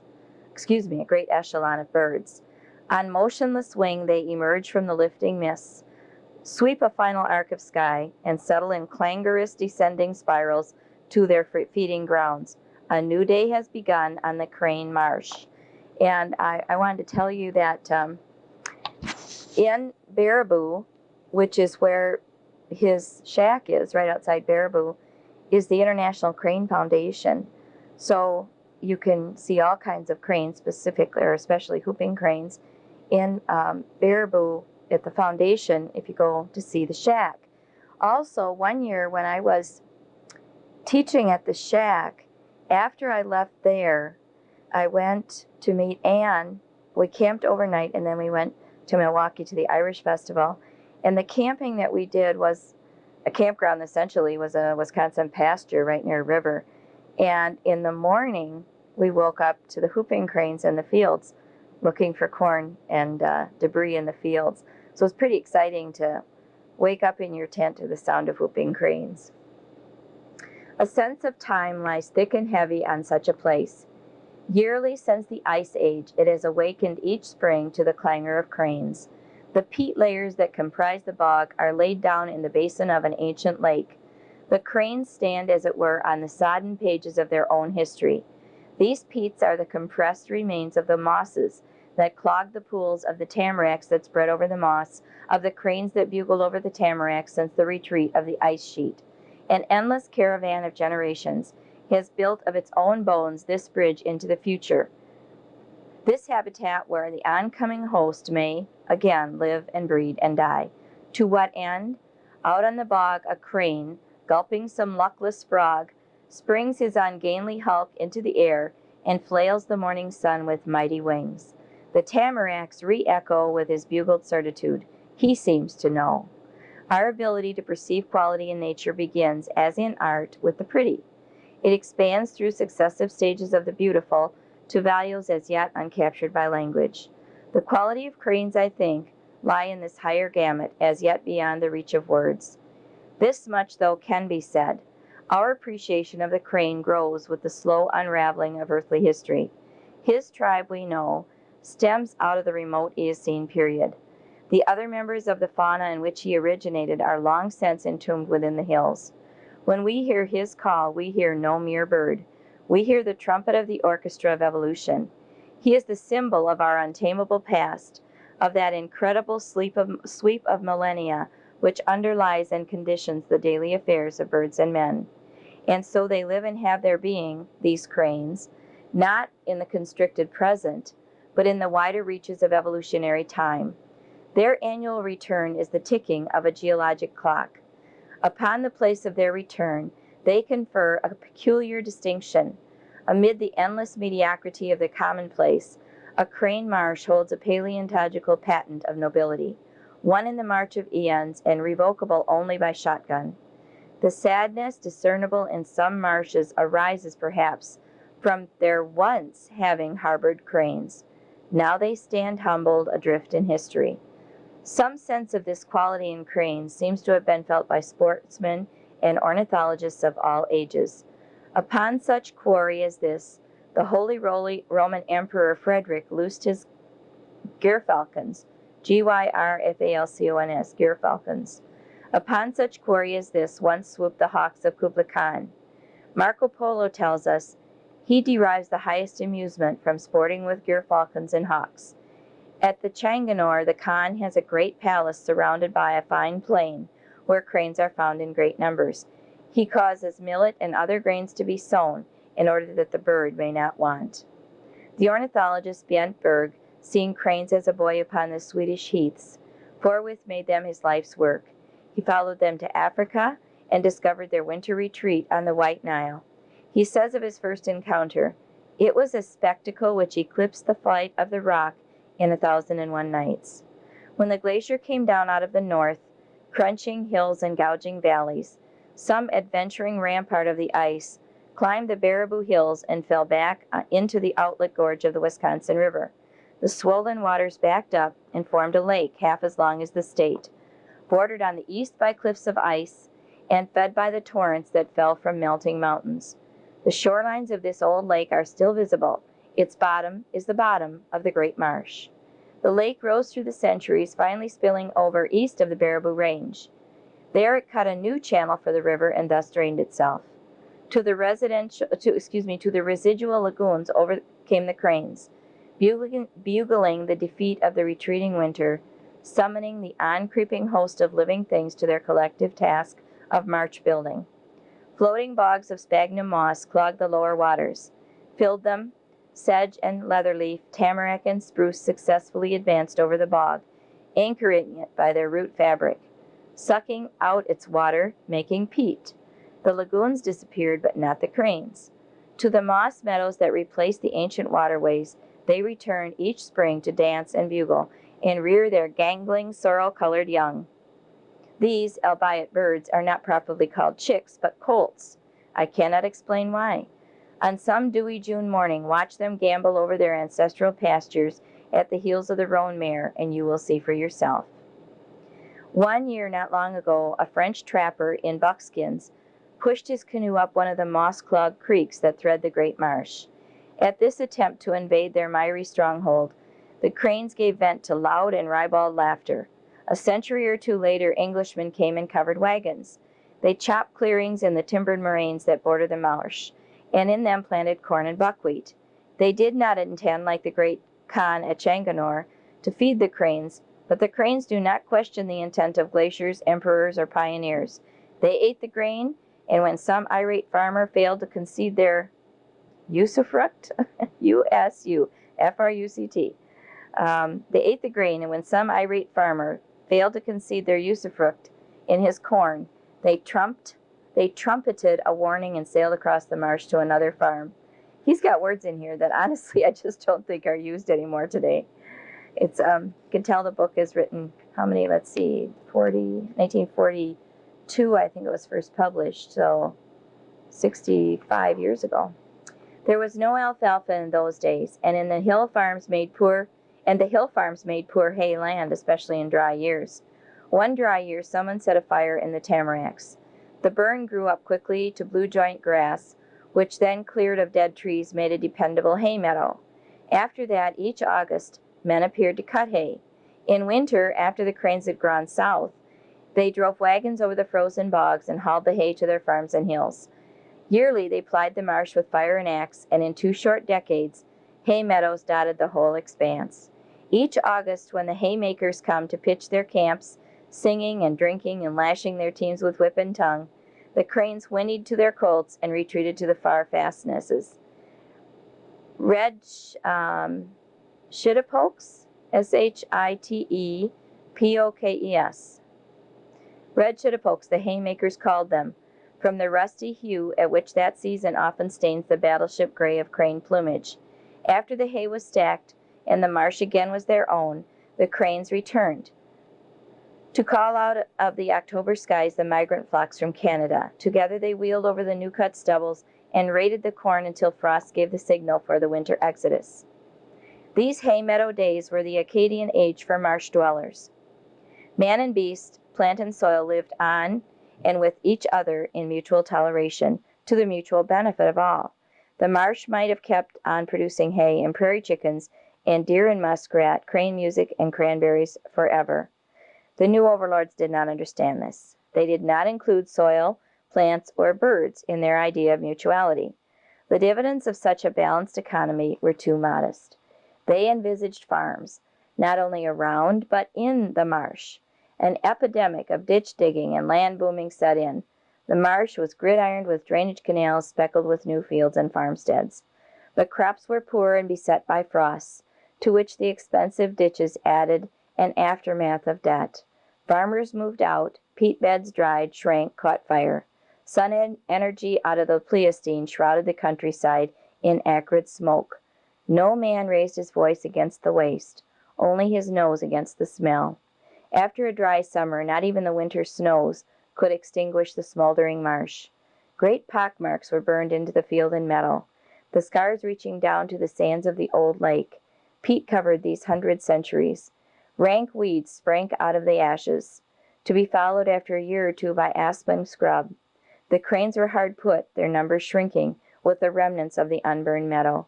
For them the song of the power shovel came near to be a eulogy. The high priests of progress knew nothing of cranes and cared less. What is a species more or less among engineers? What good is an undrained marsh anyhow? For a decade or two, crops grew poorer, fires deeper, and wood fields larger, and the cranes scarcer year by year. Only reflooding, it appeared, could keep the peat from burning. Meanwhile, cranberry growers had, by plugging drainage ditches, reflooded a few spots and obtained good yields. Distant politicians bugled out about marginal land, overproduction, unemployment relief, conservation. Economists and planners came to look at the marsh. Surveyors, technicians, CCCs buzzed about. A counter-epidemic of reflooding set in. Government bought land, resettled farmers, plugged ditches wholesale. Slowly the bogs are re-wetting. The fire pocks become ponds. Grass fires still burn, but they can no longer burn the wetted soil. All this, once the CCC camps were gone, was good for cranes, but not so the thickets of scrub popple that spread inexorably over the old burns, and still less the maze of new roads that inevitably follow governmental conservation. To build a road is so much simpler than to think of what the country really needs. A roadless march is seemingly as worthless to the alphabetical conservationist as an undrained one was to the empire builders. Solitude, the one natural resource still endowed of alphabets, is so far recognized as valuable only by ornithologists and cranes. The alphabets, there's so many alphabets where I work. The SIC, SIP, DCD, ADD, ADHD, and he's talking about CCC and all the other alphabets that come out of government organizations. The CCC is the Conservation Corps, Civilian Conservation Corps, and it helped people greatly. I think Roosevelt may have established it, Franklin Roosevelt, FDR, speaking of alphabets, And it was established to provide what at that time they felt the land needed, but also, much more importantly, to provide jobs for people. So thus the name Civilian Conservation Corps. And they did build a lot of bridges and wonderful old buildings in state parks. If you look at those buildings that are like in St. Croix State Park, the main lodge there, it's often heavy timbers and large rocks. Those are examples of CCC buildings, and they've lasted forever. But also, during that time, people did not understand what they were doing to land. So even though they were rebuilding and providing jobs for people, which of course is important, there was almost little or no recognition as to what happens to land when you bring those government roads and bulldozers in. Thus, always does history, whether the marsh or marketplace, end in paradox. The ultimate value in these marshes is wildness, and the crane is wildness incarnate. But all conservation of wildness is self-defeating, for to cherish we must see and fondle, and when enough have seen and fondled, there is no wilderness left to cherish.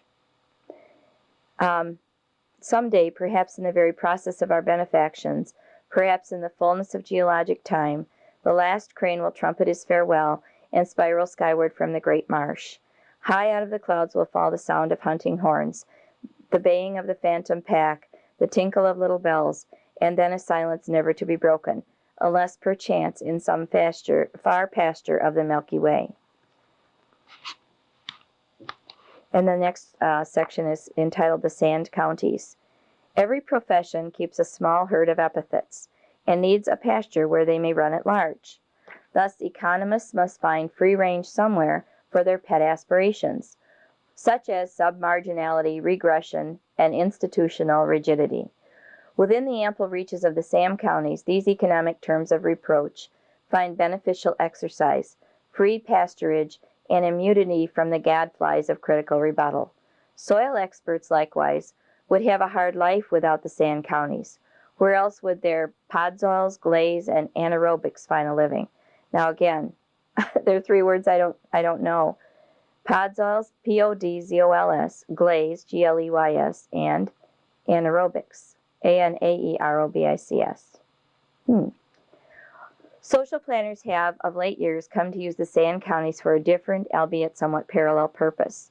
The sandy region serves as a pale blank area of pleasing shape and size on those polka dot maps where each dot represents 10 bathtubs, or 5 women's auxiliaries, or 1 mile of blacktop, or a share in a blooded bull. Such maps would become monotonous if stippled uniformly. In short, the sand counties are poor. Yet in the 1830s, when the alphabetical uplifts galloped like 40 horsemen across the big flats, exhorting the sand farmers to resettle elsewhere, these benighted folk did not want to go, even when baited with 3% at the Federal Land Bank. I began to wonder why, and finally, to settle the question, I bought myself a sand farm. Sometimes in June, when I see the unearned dividends of dew hung on every lupine, I have doubts about the real poverty of the sands. On solvent farmlands, lupine do not even grow, much less collect a daily rainbow of jewels. If they did, the weed control officer, who seldom sees a dewy dawn, would doubtless insist that they be cut. Do economists know about lupines? You know, Barb and I were just talking last week about wanting to grow lupines. And I mentioned to her that between Pathfinder and Danbury, every year there's a field of lupines. It's cultivated because it's a square of land, but it's huge. So it's a field of lupines, and they're very beautiful, dramatic, bluish-purple flowers. And I'm wondering if part of why that I can't get them to grow in my yard is I don't have enough sand. I also don't have enough light. And she said she was going to try and get some lupines to grow, so maybe if that's true, you might have to work some sand into your soil where you want to try and grow lupines. Perhaps the farmers who did not want to move out of the sand counties had some deep reason, rooted far back in history, for preferring to stay. I am reminded of this every April when the pasque flowers bloom on every gravelly ridge. Pasques do not say much, but I infer their preference harks back to the glacier that put the gravel there. Only gravel ridges are poor enough to offer pasques full elbow room in the April sun.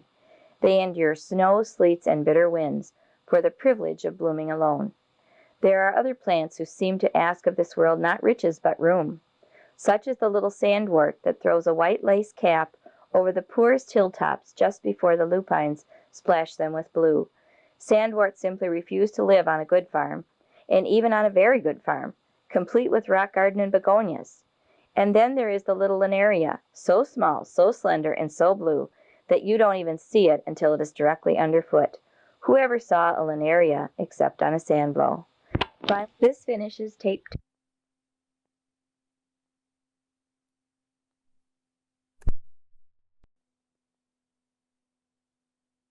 2A.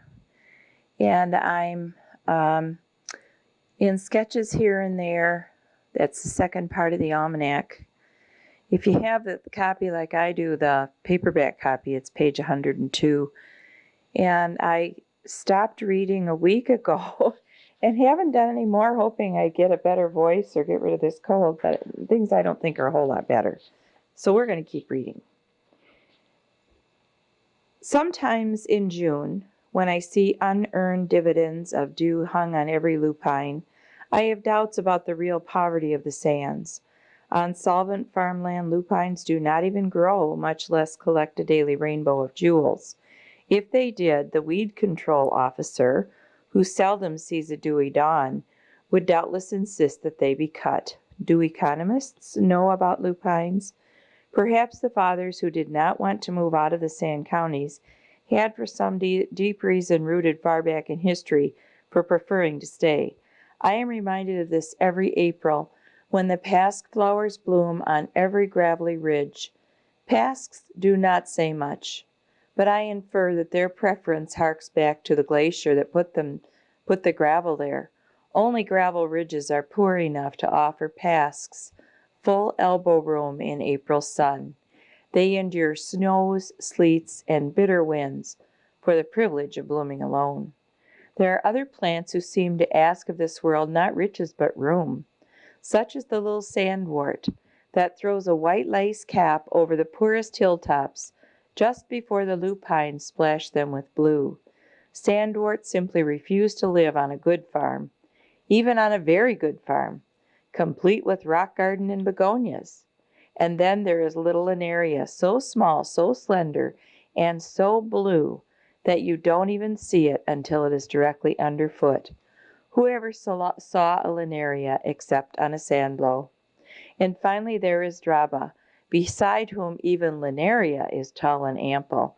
I have never met an economist who knows draba, but if I were one, I should do all my economic pondering lying prone on the sand, with draba at nose length. There are birds that are found only in the sand counties, for reasons sometimes easy, sometimes difficult to guess. The clay-colored sparrow is there, for the clear reason that he is enamored of jack pines, and jack pines of sand. The sandhill crane is there, for the clear reason that he is enamored of solitude, and there is none left elsewhere. But why do woodcocks prefer to nest in the sandy regions? Their preference is rooted in no more mundane matter as food, for earthworms are far more abundant in better soils. After years of study, I now think I know the reason. The male woodcock, while doing his painting prologue to the sky dance, is like a short lady in high heels. He does not show up to advantage in a dense, tangled ground cover, but on the poorest sand streak of the poorest pasture or meadow of the sand counties, there is, in April at least, no ground cover at all save only moss. Draba, cardamine, sheep sorrel, and antenaria,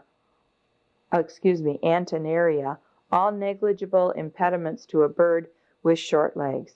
Here the male woodcock can puff and strut and mince, not only without let or hindrance, but in full view of his audience, real or hoped for.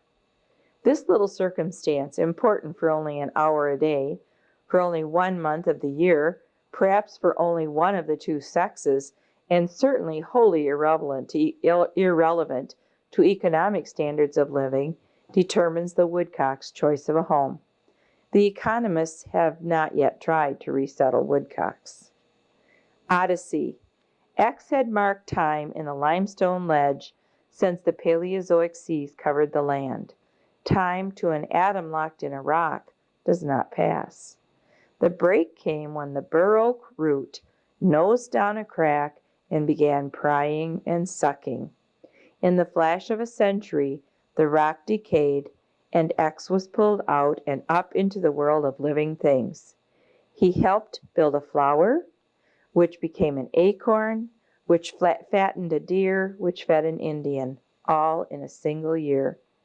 From his birth in the Indian's bones, X joined again in chase and flight, feast and famine, hope and fear. He felt these things as changes in the little chemical pushes and pulls that tugged timelessly at every atom. When the Indian took his leave of the prairie, X moldered briefly underground, only to embark on a second trip through the bloodstream of the land. This time it was a rootlet of blue stream that sucked him up and lodged him in a leaf that rode on the green billows of the prairie June, sharing the common task of hoarding sunlight. To this leaf also fell an uncommon task, flicking shadows across the plover's eggs. The ecstatic plover, hovering overhead, poured praises on something perfect, perhaps the eggs, perhaps the shadows, or perhaps the haze of pink flocks that lay on the prairie. When the departing plovers set wing for the Argentine, all the blue stems waved farewell with tall new tassels. When the first geese came out of the north, and all the blue stems glowed wine red, a four-handed deer mouse cut the leaf in which X lay, and buried it in an underground nest, as if to hide a bit of Indian summer from the thieving frosts. But a fox detained the mouse. Molds and fungi took the nest apart, and X lay in the soil again, footloose and fancy-free. Next he entered the tuft of a side oats grama, a buffalo chip, and again the soil. Next a spiderwort, a rabbit, and an owl, thence a tuft of sporobolus. All routines come to an end.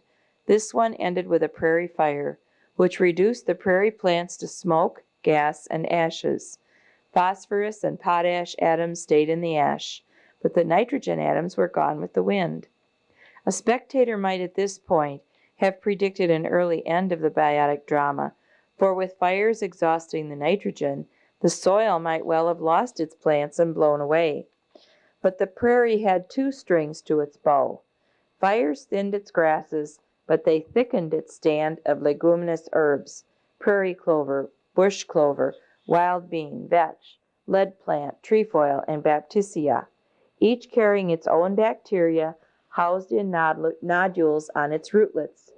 Each nodule pumped nitrogen out of the air, into the plant, and ultimately into the soil.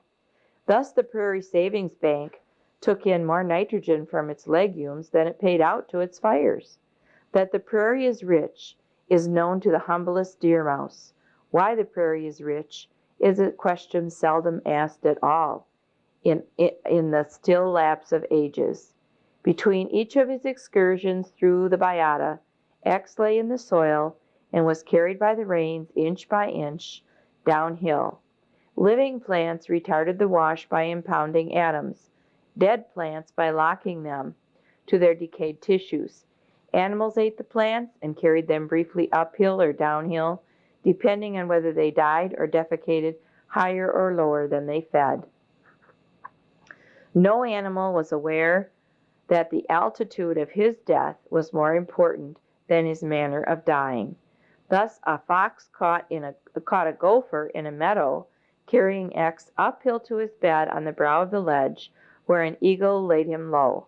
The dying fox sensed the end of his chapter in foxdom, but not the new beginning in the odyssey of an atom.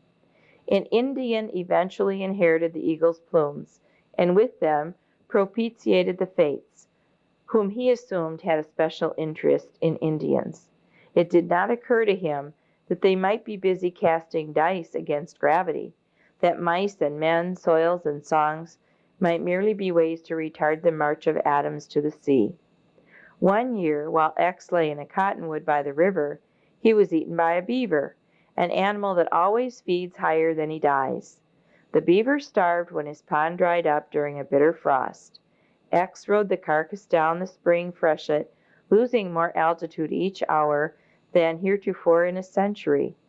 He ended up in the silt of a backwater bayou, where he fed a crayfish, a coon, and then an Indian, who laid him down to his last sleep in a mound on the river bank. One spring an ox bow caved the bank, and after one short week of freshet, X lay again in his ancient prison, the sea. And Adam at large in the bayada is too free to know freedom, and Adam back in the sea has forgotten it. For every atom lost to the sea, the prairie pulls another out of decaying rocks. The only certain truth is that creatures must suck hard, live fast, and die often, lest its excesses exceed its gains. It is the nature of roots to nose into cracks. When Y was thus released from the parent ledge, a new animal had arrived, and begun running up the prairie to fit his own notions of law and order. An ox team turned the prairie sod, and Y began a succession of dizzy, annual trips through a new grass called wheat. The old prairie lived by the diversity of its plants and animals, all of which were useful because the sum total of their cooperations and competitions achieved continuity. But the wheat farmer was a builder of categories. To him, only wheat and oxen were useful. He saw the useless pigeons settle in clouds upon his wheat, and shortly cleared the skies of them. He saw the cinch bugs take over the stealing job, and fumed because here was a useless thing too small to kill. He failed to see the downward wash of overweighted loam, laid bare in the spring against pelting rains. When soil wash and cinch bugs finally put an end to the wheat farming, Y and his like had already traveled far down the watershed. When the empire of wheat collapsed, the settler took a leaf from the old prairie book. He impounded his infertility in livestock. He augmented it with nitrogen-pumping alfalfa and tapped the lower layers of the loam with deep-rooted corn. But he used his alfalfa and every other new weapon against wash, not only to hold his old plowings, but also to exploit new ones, which in turn needed holding. So despite alfalfa, the black loam grew gradually thinner. Erosion engineers built dams and terraces to hold it. Army engineers built levees and wing dams to flush it from the rivers. The rivers would not flush, but raised their beds instead, thus choking navigation. So the engineers built pools like gigantic beaver ponds, and Y landed in one of these, his trip from rock to river completed in one short century. On first reaching the pool, Y made several trips through water plants, fish, and waterfowl. But engineers built sewers as well as dams, and down them comes the loot of all the far hills and the sea. The atoms that once grew past flowers to greet the returning plovers now lie inert, confused, imprisoned in oily sludge. Roots still nose among the rocks. Rains still pelt the fields. Deer mice still hide the souvenirs of Indian summer. Old men who helped destroy the pigeons still recount the glory of the fluttering hosts. Black and white buffalo pass in and out of red barns, offering free rides to itinerant atoms. He's got on a monument to the pigeon, and then he's got a footnote. The monument to the passenger pigeon, placed in Wyalusing State Park, Wisconsin, by the Wisconsin Society for Ornithology, was dedicated on May 11th, 1947. We have to check that out when we go to Wyalusing next time. We have erected a monument to commemorate the funeral of a species. It symbolizes our sorrow. We grieve because no living man will again see the onrushing phalanx of victorious birds, sweeping a path for spring across the March skies, chasing the defeated winter from all the woods and prairies of Wisconsin. I bet there aren't people alive now that knew passenger pigeons. Probably not if they were extinct by 1947. Men still live, he says, but this book was written in, let's see, when was this book written? Originally, the book was written in 1949. So, I don't think so. Men still live who in their youth remember pigeons. Trees still live who in their youth were shaken by a living wind. Trees still are alive that would know passenger pigeons, but not men, I don't think. Oh well, my commentary to the side. Aldo Leopold says, but a decade hence only the oldest oaks will remember, and at long last only the hills will know. There will always be pigeons in books and in museums, but these are effigies and images, dead to all hardships and to all delights. Book pigeons cannot dive out of a cloud to make the deer run for cover, or clap their wings in thunderous applause of mast-laden woods. Book pigeons cannot breakfast on the new-mown wheat in Minnesota and dine on blueberries in Canada. They know no urge of seasons. They feel no kiss of sun, no lash of wind and weather. They live forever by not living at all. I'm confused about what a passenger pigeon is compared to the pigeons we know today. To look that one up. That may be a little internet research. Our grandfathers were less well housed, less well fed, and less well clothed than we are. The strivings by which they bettered their lot are also those which deprived of us of pigeons. Perhaps now we grieve because we are not sure in our hearts that we have gained by the exchange. The gadgets of industry bring us more comforts than the pigeons did, but do they add as much to the glory of the spring? It is a century now since Darwin gave us the first glimpse of the origin of the species. We now know what was unknown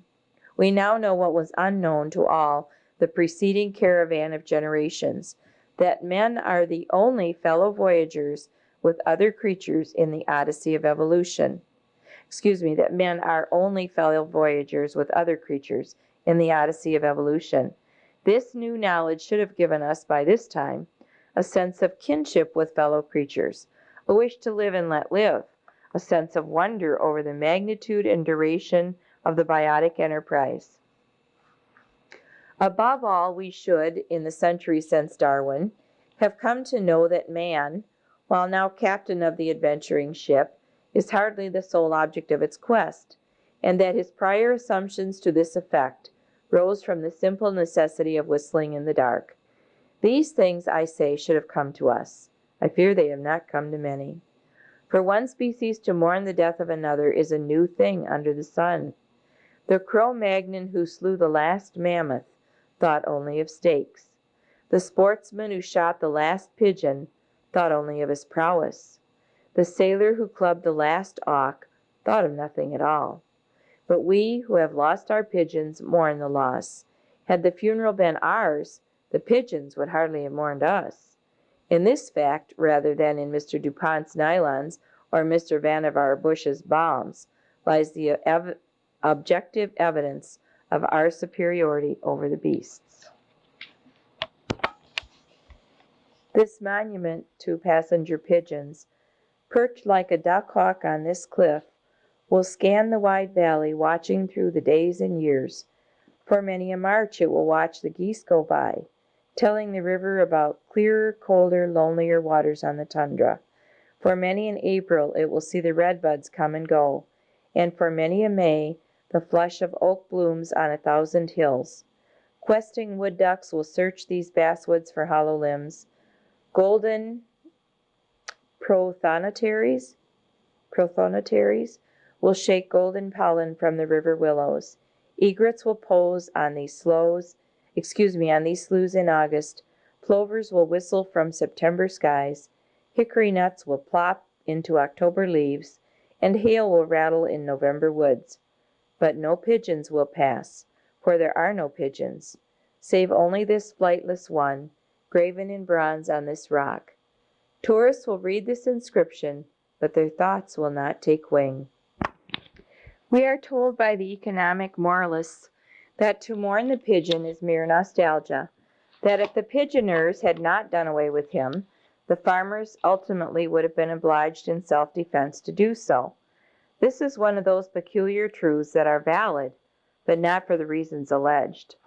The pigeon was a biological storm. He was the lightning that played between two opposing potentials of intolerable intensity, the fat of the land and the oxygen of the air. Yearly the feathered tempest roared up and down and across the continent, sucking up the laden fruits of forest and prairie, burning them in a traveling blast of life. Like any other chain reaction, the pigeon could survive no diminution of his own furious intensity. When the pigeoners subtracted from his numbers, and the pioneers chopped gaps in the continuity of his fuel, his flame guttered out with hardly a sputter or even a wisp of smoke. Today the oaks still flaunt their burden at the sky, but the feathered lightning is no more. Worm and weevil must now perform slowly and silently the biological task that once drew thunder from the firmament. The wonder is not that the pigeon went out, but that he ever survived through all the millennia of pre-Babbittian time. It's PRE and hyphen uppercase Babbittian. Pre-Babbittian time. I don't know what that is. The pigeon loved his land. He lived by the intensity of his desire for clustered grape and bursting beechnut, and by his contempt of miles and seasons. Whatever Wisconsin did not offer him gratis today, he sought and found tomorrow in Michigan or Labrador or Tennessee. His love was for present things, and these things were present somewhere. To find them required only the free sky and the will to ply his wings. To love what was is a new thing under the sun, unknown to most people and to all pigeons. To see America as history, to conceive of destiny as a becoming, to smell a hickory tree through the lapse of ages, all these things are possible for us, and to achieve them takes only the free sky and the will to ply our wings. And these things, and not in Mr. Bush's bombs and Mr. DuPont's nylons, lies the objective evidence of our superiority over the beasts. Interesting. This is written in 1947, and he's talking about Mr. Bush's bombs. Obviously, he doesn't mean George, but still an interesting thing.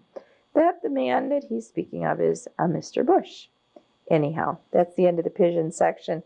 I'm going to do a little work on a little bit about passenger pigeons before I read on. Hi, hon. Remember I said I wanted to look up some information on passenger pigeons. So I did, thanks to the internet, and I just wanted to tell you a little bit about it. The passenger pigeon, once probably the most numerous bird on the planet, made its home in the billion or so acres of primary forest that once covered North America east of the Rocky Mountains. Their flocks, a mile wide and up to 300 miles long, were so dense that they darkened the sky for hours and days as the flocks passed overhead. Population estimates from the 19th century range from 1 billion to close to 4 billion individuals. Total populations may have reached 5 billion individuals and comprised up to 40% of the total birds in North America. This may be the only species for which the exact time of extinction is known. The passenger pigeon was similar to but larger than the mourning dove. It had a slate blue head and rump, slate gray back, and a wine red breast. The colors of the male were brighter than those of the female. The eye was scarlet. There was no black spot on the side of the neck as is found in the mourning dove. The short, slender black bill was suited to its diet of acorns, beechnuts, chestnuts, various fruits, grains, and insects.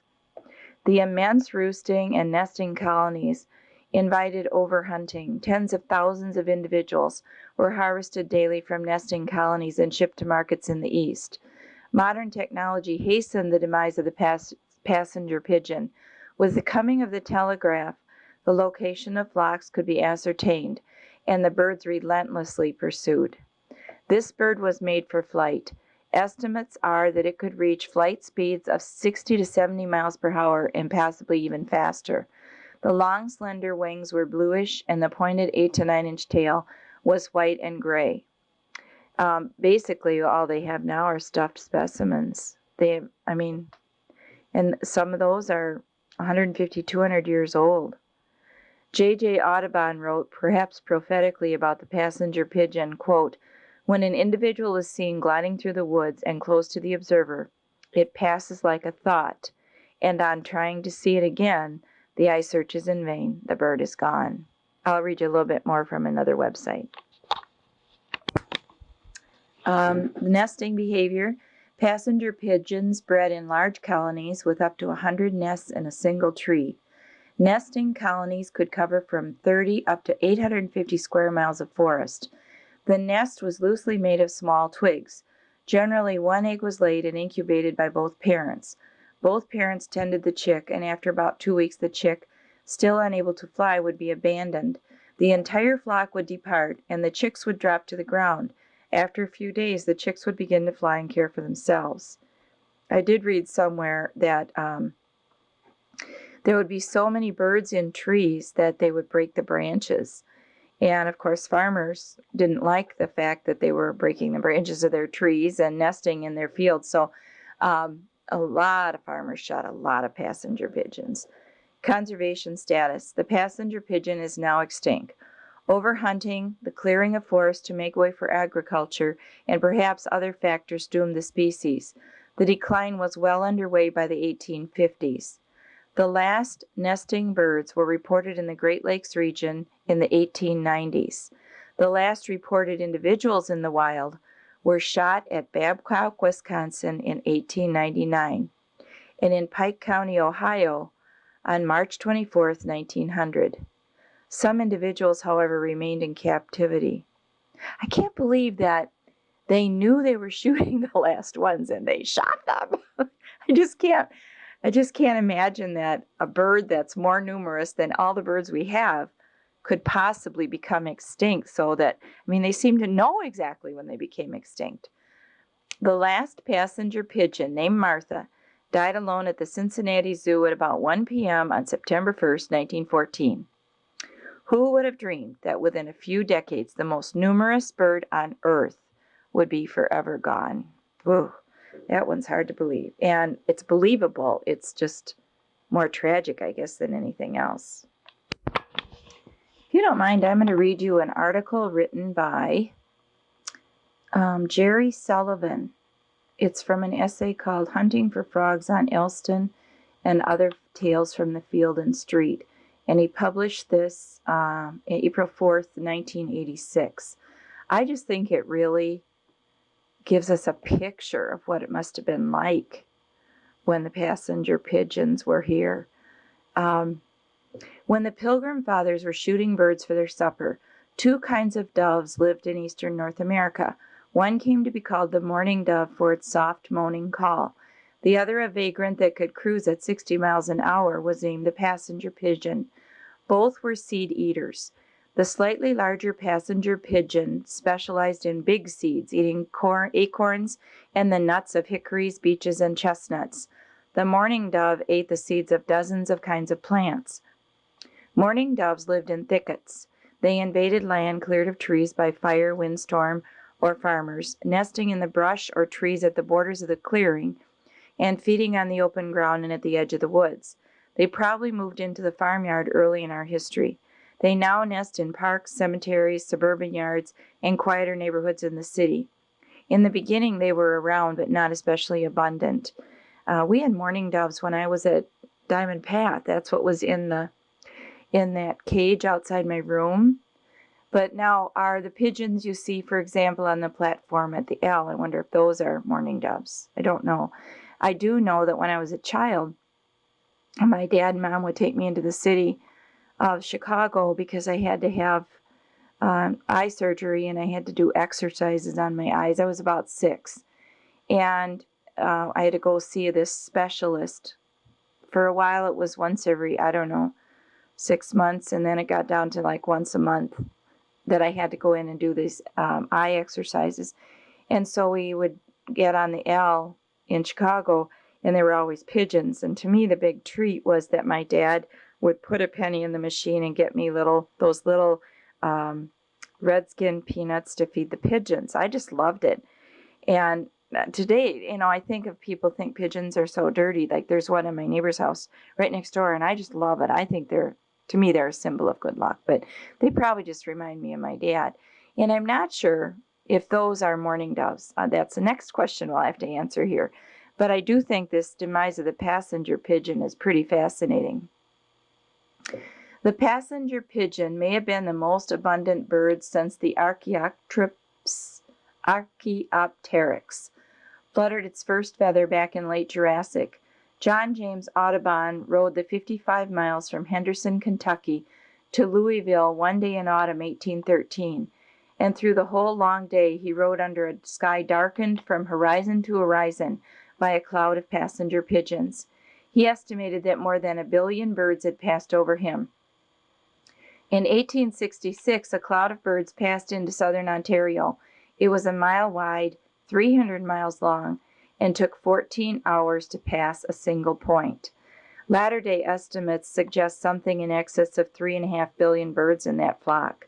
The continental population may have been as high as 6 billion, a number that could represent anywhere from 25 to 40% of all the birds in North America 350 years ago. The passenger pigeon became extinct in the wild by 1900 at the latest, and the last known individual, a female named Martha, died at the Cincinnati Zoo in 1914. The mourning dove is probably more common now than it was in 1620. The continental population is estimated at 400 million. That despite the fact that it is a game bird and hunters bag about 30 million birds a year. The demise of the passenger pigeon has drawn a lot of scientific attention. How do you go from the most ever to zero in less than a century? The current consensus is that the passenger pigeon was done in by its way of life. I'm not so sure about that. I think a few farmers had something to do with it, but anyhow. Accustomed to a high-speed life on a continental scale, the pigeons couldn't survive the invasion of humans, yes, of course, who measured the world with transits and plotted section lines and boundary properties to the fraction of an inch. Primeval North America was mostly wooded east of the plains, and the huge flocks of pigeons toured the entire region in search of food and roosts. They spent the winter at the southern end of the forest, the Gulf states, Tennessee and Arkansas, and the summer around the Great Lakes in New England or upstate New York or in Ontario. And throughout the year, all those billions of birds lived mostly together. The population consisted mainly of a small number of very large flocks. Groups of 1 billion or more that roosted together in winter, migrated together in spring, and nested together in summer. There has never been anything like them. There are other nomadic birds, northern seed eaters like crossbills, that follow the good tree seed crops from place to place. But no species ever wandered through such a rich environment, 500,000 square miles of woods, where warm summers and abundant rainfall produced huge food surpluses for the birds. Wherever they went, they must have hit it like the plague. Imagine if you were a turkey living on acorns in a Georgia woodland. Life is good until one day 1 billion passenger pigeons move in down the block. They all plan to eat acorns too. And the trees. The birds roost in piles, one on top of another, weighing down limbs so heavily they snap. The dung rains down, burying the trunks in tons of droppings. When the flock leaves in spring, the roost is mostly dead trees. To feed their hordes, the pigeons needed a large area of forest that was enjoying a great year. A year when every oak produced an abundance of acorns. A nesting colony might take over 50 square miles, and inside that area, every branch was loaded with nests. As many as 500 birds might nest in a single tree. Imagine the scene, birds several deep on the branches, a constant roar of wings as birds take off and land, the smell of droppings and of the pigeons themselves. People say you could smell the passing flocks, the crack of branches. So many birds that a man in Ohio could remember firing a 12-gauge pistol into a bush in the dark and bringing down 18 pigeons with one shot. And every hawk, owl, crow, raven, vulture, fox, raccoon, and weasel within miles getting fat feeding on eggs, unfortunate nestlings, and awkward squabs fresh from the nest. I still wonder, I guess I'd love to talk to someone like Alda Leopold. If we had known then what we know now, would we have been able to tame them to the extent that they didn't need to ride in herds of billions and still could be a part of our landscape? I don't know what the answer to that is. They stayed only a month, just long enough to throw together a nest, incubate one egg, and feed the nestling until it was 2 weeks old. Then the adults left, abandoning the squabs who lived on their fat for a few days until they learned to feed themselves, and then they took off. The huge nesting grounds would be deserted. The birds might not return to this spot for decades. Passenger pigeons show what mobility can do for you. If you can fly 60 miles an hour for a solid day and night, you can turn a half a continent into your feeding ground. Breakfast in Tennessee, dinner in Michigan. And those enormous numbers just overwhelmed everything else. All the predators who gathered around nesting sites ate until they couldn't hold anymore, but they couldn't make a dent in the big flocks. The local predators faced local population controls that kept their numbers in some sort of balance with their prey. Suddenly add a billion or so prey animals to the scene, and the carnivores just don't have enough fangs and claws to take advantage of their windfall. Passenger pigeons did a sort of avian slash and burn agriculture. Tropical people slash the trees and brush from a patch of land, burn everything they cut, then farm the land. When yields begin to fall, they move on, and the wild plants return. It is a benign way to use the land as long as you have enough space, and as North America became settled, the passenger pigeon began to lose its space, and we hunted it unmercifully. As many as 1,000 men worked as professional pigeon hunters in the late 19th century. They traveled around the country on the new railroads, searching for nesting grounds. When they found one, they killed all they could. When the birds moved to a new roost, the hunter followed them. The market was enormous. New York City could absorb 100 barrels of pigeons a day. Each barrel held 500 to 600 birds. Remember, this was a bird with a very low reproductive potential. Laying just one egg every year, it could not keep up its numbers in the face of hunting pressure and habitat loss. And finally, it could not change its ways. Colonies of 100 or 500 or even 5,000 birds might have been able to survive, but the birds couldn't seem to reproduce successfully in such small groups. A passenger pigeon was too stressed to function unless it had millions of its fellows right in its face. And so the passenger pigeon passed. Oh, maybe that's the answer to my question. Meanwhile, the mourning dove was laying low. The one habitat it shunned was the deep woods. And as the settlers advanced, they cut those and replaced them with pastures, orchards, woodlots, and ornamental shrubs, and the mourning dove could slip quite happily into any of those situations. It could place its flimsy-looking stick nest in any tree or shrub, and it could nest as often as 5 times a summer. You can see them almost all over town right now. The males are cooing in their territorial announcement. In the air they fly fast, as most pigeons do, with their wings, and their wings are pointed. Their tails are long and bordered with white. On the ground they are brown, smaller, and slimmer than a street pigeon. So a street pigeon is different from a mourning dove. Getting all my questions answered. With a single dark spot on the side of the neck. In the stable environment of primeval America, the passenger pigeons could live in their billions. They had learned to exploit the forest like no other animal, but animals that require a continent to live their lives are likely to die in these times. The bison herds that used to migrate from Alberta to Texas are long gone. Only the African wildebeest and the bear and ground caribou still operate on the epic scale. Animals today live in reserves, little islands of wildness, and those that do well stay put. If you need 50 square miles of fresh new forest every day, if the only reserve that could hold you would have to stretch from the Gulf of Mexico to Lake Superior, if you can't get along in groups of less than a few million, you might as well hang it up. That's a cool article. The last thing I'll tell you, one, I think we've already heard this before, but that there's a man who actually was able to buy a stuffed passenger pigeon, and he's all excited about his pigeon named George.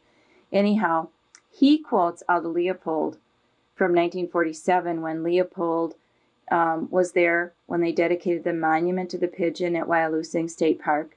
So I'm just going to repeat again. The monument what's carved on the monument at Wyalusing State Park. And it's from San County Almanac, the section A Monument to the Pigeon. Men still live who in their youth remember pigeons. Trees still live that in their youth were shaken by a living wind. But a few decades hence, only the oldest oaks will remember, and at long last only the hills will know.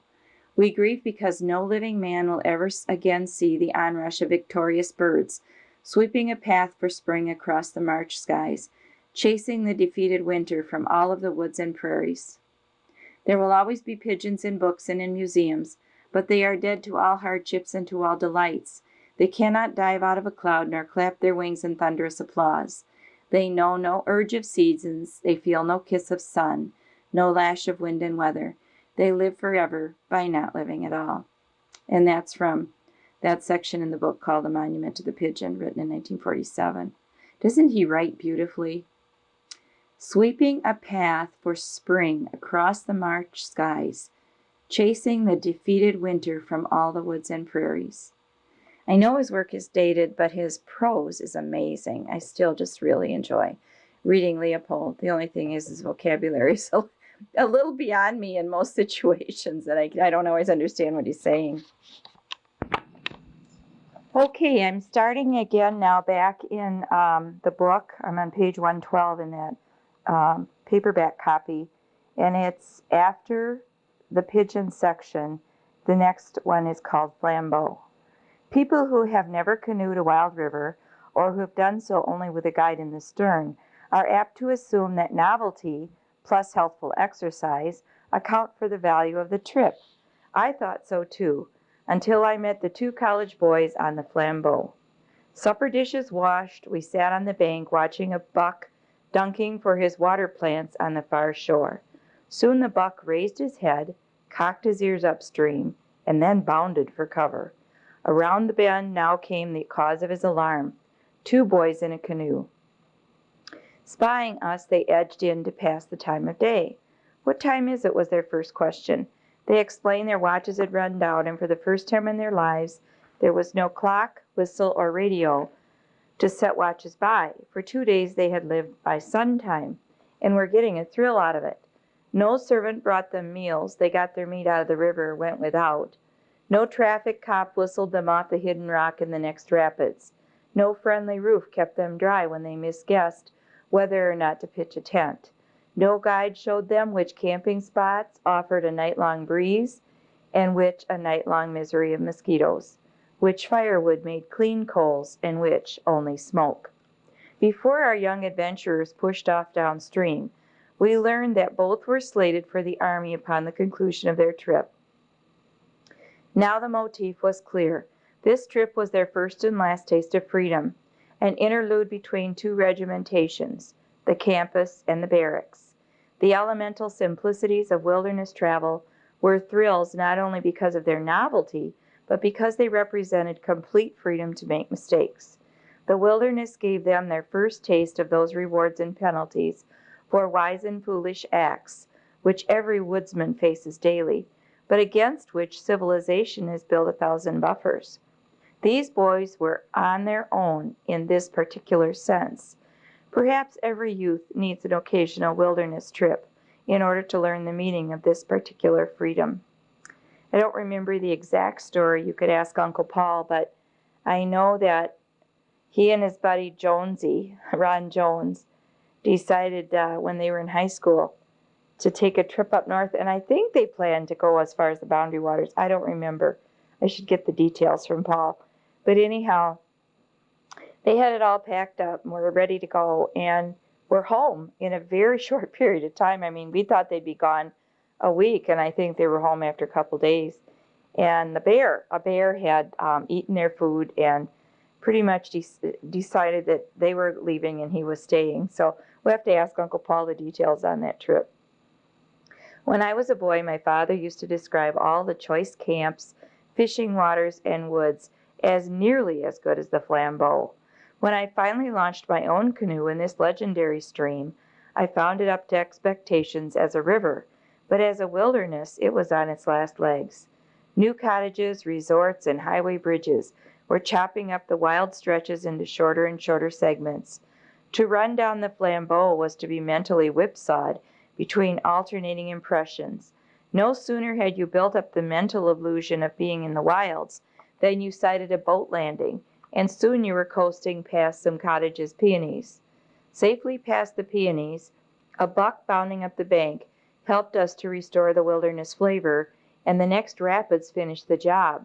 But staring at you beside the pool below was a synthetic log cabin, complete with a composition roof, a bide-a-wee signboard, and a rustic pergola for afternoon bridge. Paul Bunyan was too busy a man to think about posterity, but if he had asked to reserve a spot for posterity to see what the Old North looked like, he likely would have chosen the flambeau. Here the cream of the white pine grew on the same acres with the cream of the sugar maple, yellow birch, and hemlock.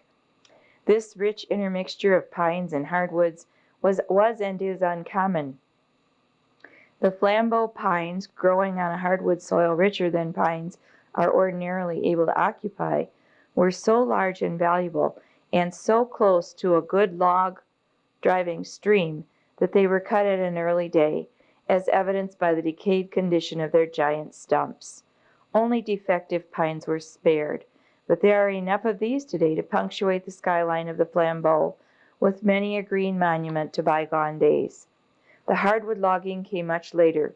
In fact, the last big hardwood company pulled steel on its last logging railroad only a decade ago.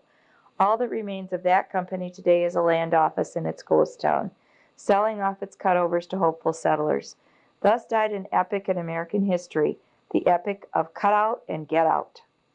Like a coyote rummaging in the offal of a deserted camp, the post-logging company of the flambeau subsists on the leavings of its own past. GYPO, G-Y-P-O, pulpwood cutters nose around in the slashings for the occasional small hemlock overlooked in the main logging. A portable sawmill crew dredges the riverbed for sunken deadheads, many of which drowned during the hell-for-leather log drives of the glory days. Rows of these mud-stained corpses are drawn up on the shore at the old landings, all in perfect condition, and some of great value, for no such pine exists in the Northwoods today. Post and pole cutters strip the swamps of white cedar. The deer follow them around and strip the felled tops of their foliage. Everybody and everything subsists on leavings. So complete are all these scavengings that when the modern cottager builds a log cabin, he uses imitation logs, sawed out of the slab piles in Idaho or Oregon, and hauled to Wisconsin woods by a freight car. The proverbial coals to Newcastle seems a mild irony compared with this. Yet there remains a river, in a few spots hardly changed since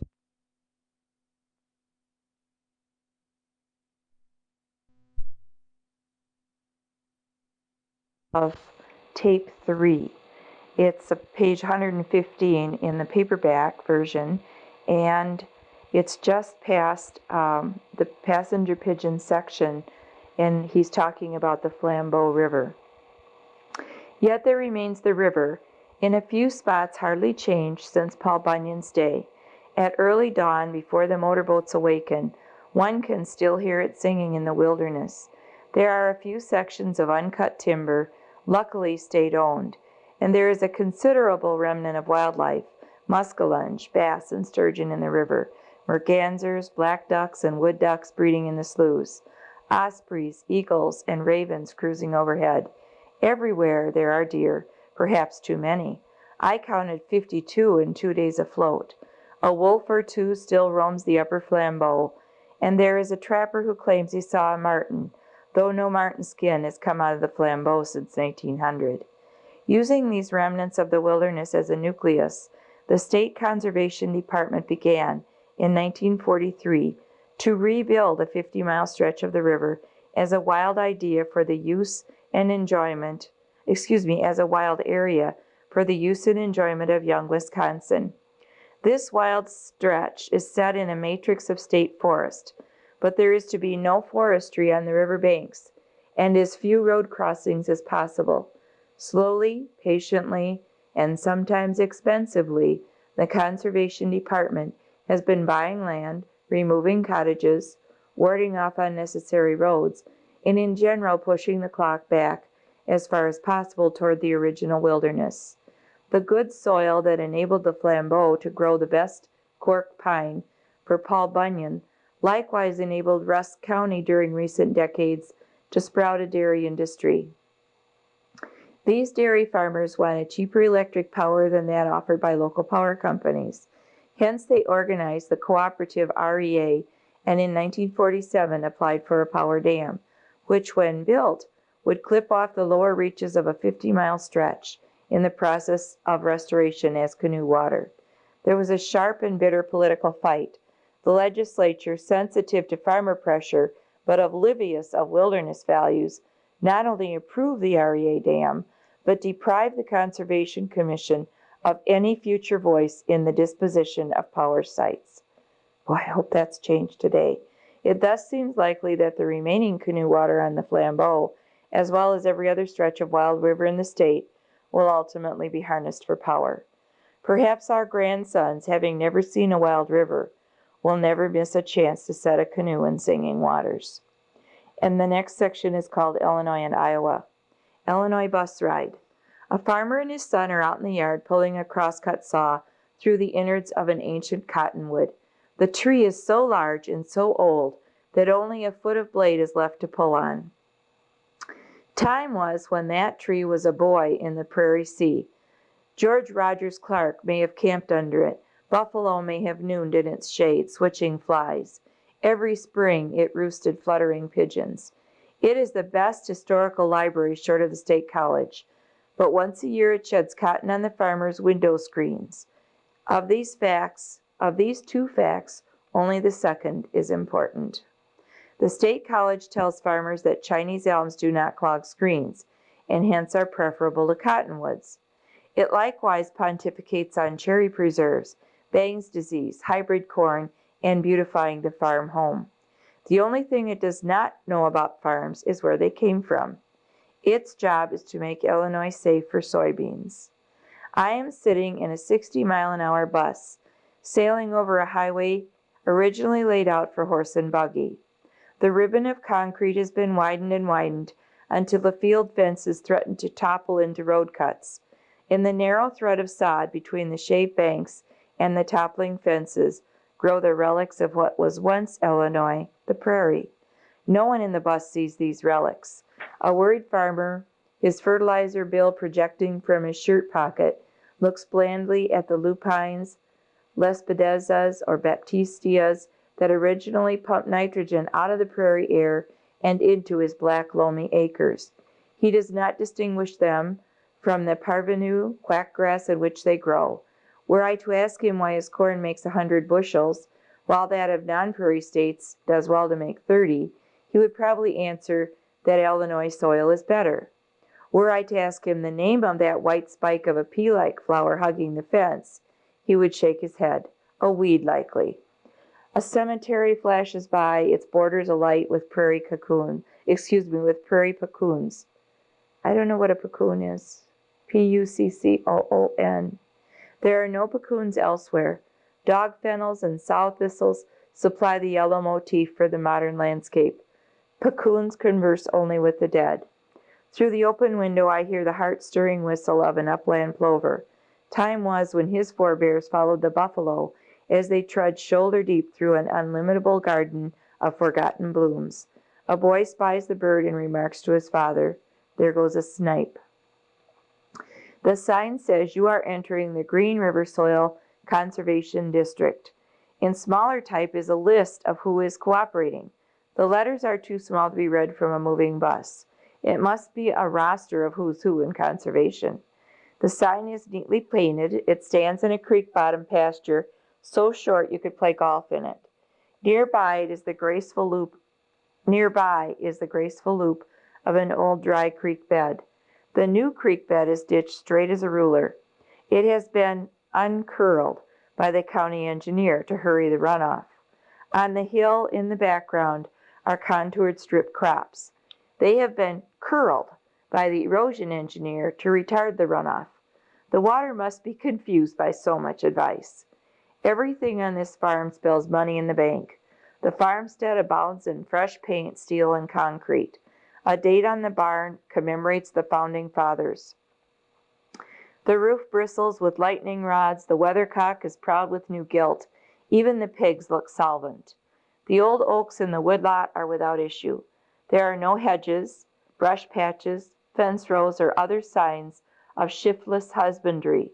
The cornfield has fat steers, but probably no quail. The fences stand on narrow ribbons of sod. Whoever plowed that close to barbed wire must have been saying, "Waste not, want not." In the creek bottom pasture, flood trash is lodged high in the bushes. The creek banks are raw. Chunks of Illinois have been sloughed off and moved seaward. Patches of giant ragweed mark where fresh nets have thrown down the silt they could not carry. Just who is solvent, and for how long? The highway stretches like a taut tape across the corn, oats, and clover fields.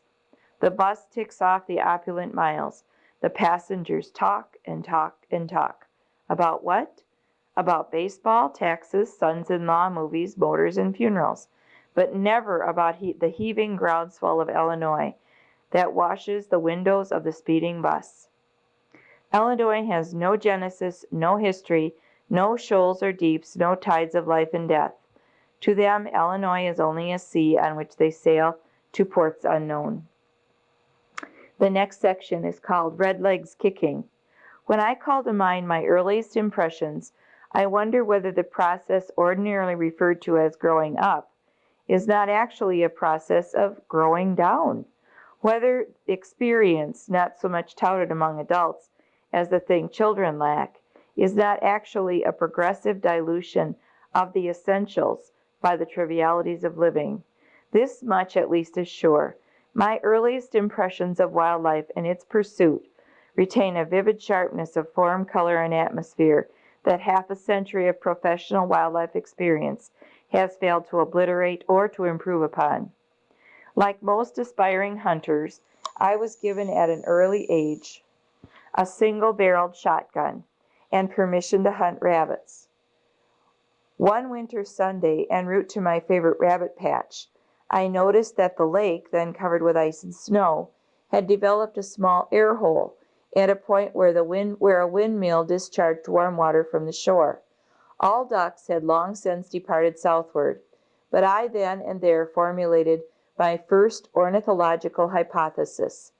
If there were a duck left in the region, he or she would inevitably sooner or later drop in at this air hole. I suppressed my appetite for rabbits, then no mean feat, and sat down in the cold smartweeds on the frozen mud and waited. I waited all afternoon, growing colder with each passing crow, and with each rheumatic groan of the laboring windmill. Finally at sunset, a lone black duck came out of the west, and without even a preliminary circling of the air hole, he set his wings and pitched downward. I cannot remember the shot. I remember only my unspeakable delight when my first duck hit the snowy ice with a thud and lay there, belly up, red legs kicking. When my father gave me the shotgun, he said I might hunt partridges with it, but that I might not shoot them from trees. I was old enough, he said, to learn wing shooting. My dog was good at treeing a partridge, and to forego a sure shot in the tree in favor of a hopeless one at the fleeting bird was my first exercise in ethical codes. Compared with a treed partridge, the devil in his 7 kingdoms was a mild temptation. At the end of my second season of featherless partridge hunting, I was walking one day through an aspen thicket when a big partridge rose with a roar at my left, and towering over the aspens crossed behind me, hell-bent for the nearest cedar swamp. It was a swinging shot of the sort the partridge hunter dreams about, and the bird tumbled dead in a shower of feathers and golden leaves. I could draw a map today of each clump of red bunchberry and each blue aster that adorned the mossy spot where he lay, my first partridge on the wing. I suspect my present affection for bunchberries and asters dates from that moment. And the next section is called Arizona and New Mexico.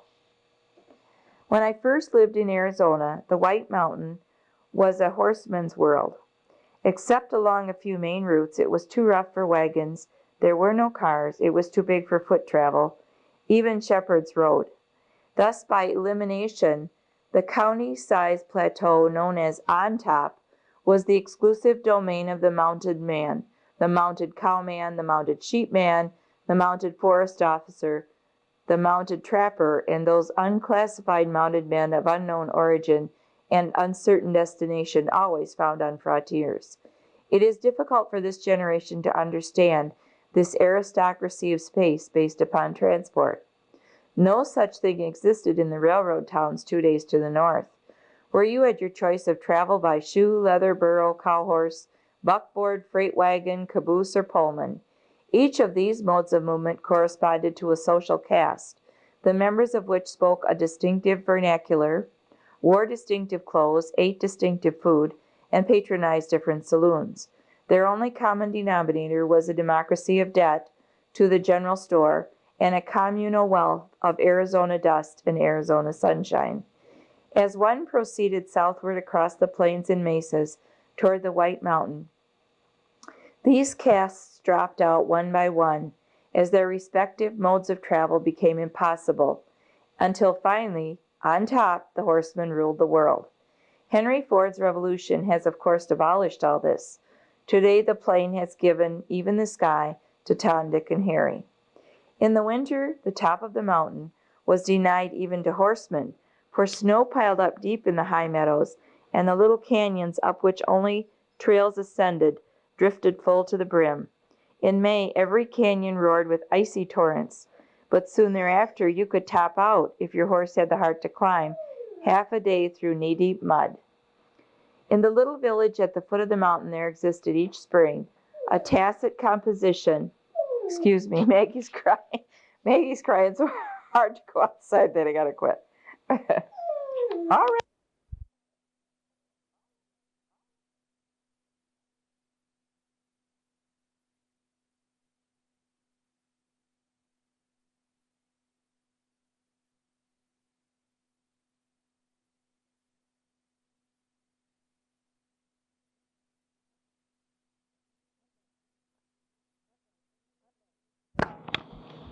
I'm back.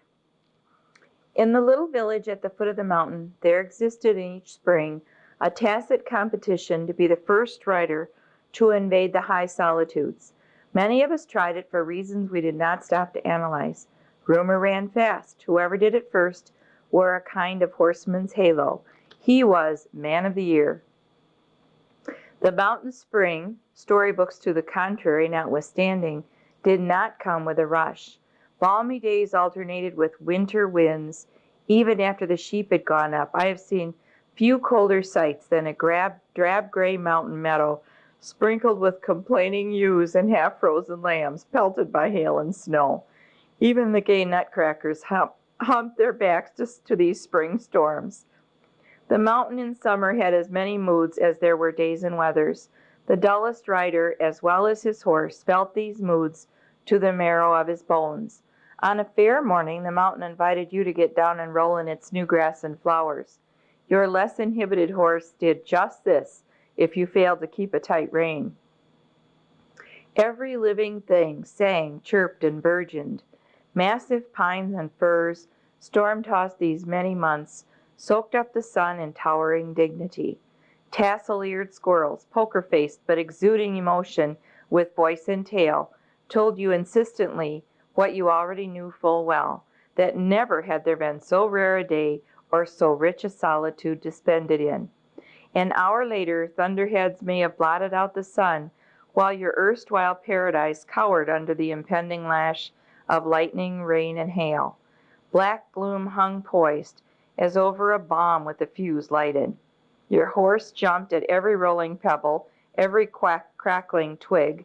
When you turned in the saddle to unlash your slicker, he shied, snorted, and trembled as if you were about to unfurl the scroll of an apocalypse. When I hear anyone say he does not fear lightning, I still remark inwardly, he has never ridden the mountain in July. The explosions are fearsome enough, but more so are the smoking slivers of stone that sing past your ear when the bolt crashes into a rim rock. Still more so are the splinters that fly when a bolt explodes a pine. I remember one gleaming white one, 15 feet long, that stabbed deep into the earth at my feet and stood there humming like a tuning fork. It must be poor life that achieves freedom from fear. The top of the mountain was a great meadow, half a day's ride across, but do not picture it as a single amphitheater of grass hedged in by a wall of pines. The edges of that meadow were scrolled, curled, crenulated, with an infinity of bays and coves and points and stringers, peninsulas and parks, each one of them which differed from the rest. No man knew them all, and every day's ride offered a gambler's chance of finding a new one. I say new because one often had the feeling, riding into some flower-spangled cove, that if anyone had ever been here before, he must of necessity have sung a song or written a poem. This feeling of having this day discovered the incredible accounts, perhaps for the profusion of initials, dates, and cattle brands inscribed on the patient bark of aspens at every mountain campsite. In these inscriptions one could in any day read the history of Homo Texanus and his culture, not in the cold categories of anthropology, but in terms of the individual career of some founding father, whose initials you recognize as the man whose son bested you at horse trading or whose daughter you once danced with. Here, dated in the 90s, was his simple initial without brand, inscribed no doubt when he first arrived alone on the mountain as an itinerant cowpuncher. Next, a decade later, his initial plus brand, and by that time he had become a solid citizen with an outfit acquired by thrift, natural increase, and perhaps a nimble rope. Next, only a few years old, you found his daughter's initial, inscribed by some enamored youth, aspiring not only to the lady's hand, but to the economic succession. The old man was dead now. In his later years his heart had thrilled only to his bank account and to the tally of his flocks and herds, but the aspen revealed that in his youth he too had felt the glory of a mountain spring. The history of the mountain was written not only in aspen bark, but in its place names. Cow country place names are lewd, humorous, ironic, or sentimental, but seldom trite. Usually they are subtle enough to draw inquiry from new arrivals. Whereby hangs that web of tales which, full spun, constitutes a local folklore. For example, there was the boneyard, a lovely meadow where bluebells arched over the half-buried skulls and scattered vertebrae of cows long since dead.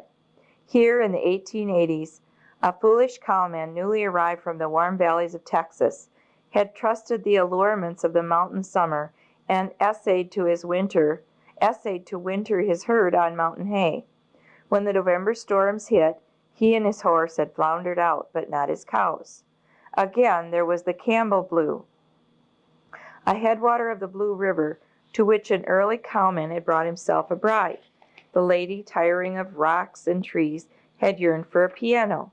A piano was duly fetched, a Campbell piano. There was only one mule in the country capable of packing it, and only one packer capable of the almost superhuman task of balancing such a load. But the piano failed to bring contentment. The lady decamped, and when the story was told me, the ranch cabin was already a ruin of sagging logs. Again there was the Friuli Cienega, a marshy meadow walled in by pines, under which stood in my day a small log cabin, used by any passer-by as an overnight camp. It was the unwritten law for the owner of such real estate to leave flour, lard, and beans, and for the passer-by to replenish such stocks as he could. But one luckless traveler, trapped there for a week by storms, had found only beans. This breach of hospitality was sufficiently notable to be handed down to history as a brand name. Finally, there was Paradise Ranch, an obvious platitude when read from a map, but something quite different when you arrived there at the end of a hard ride. It lay tucked away on the far side of a high peak, as any proper paradise should. Through its verdant meadows meandered a singing trout stream.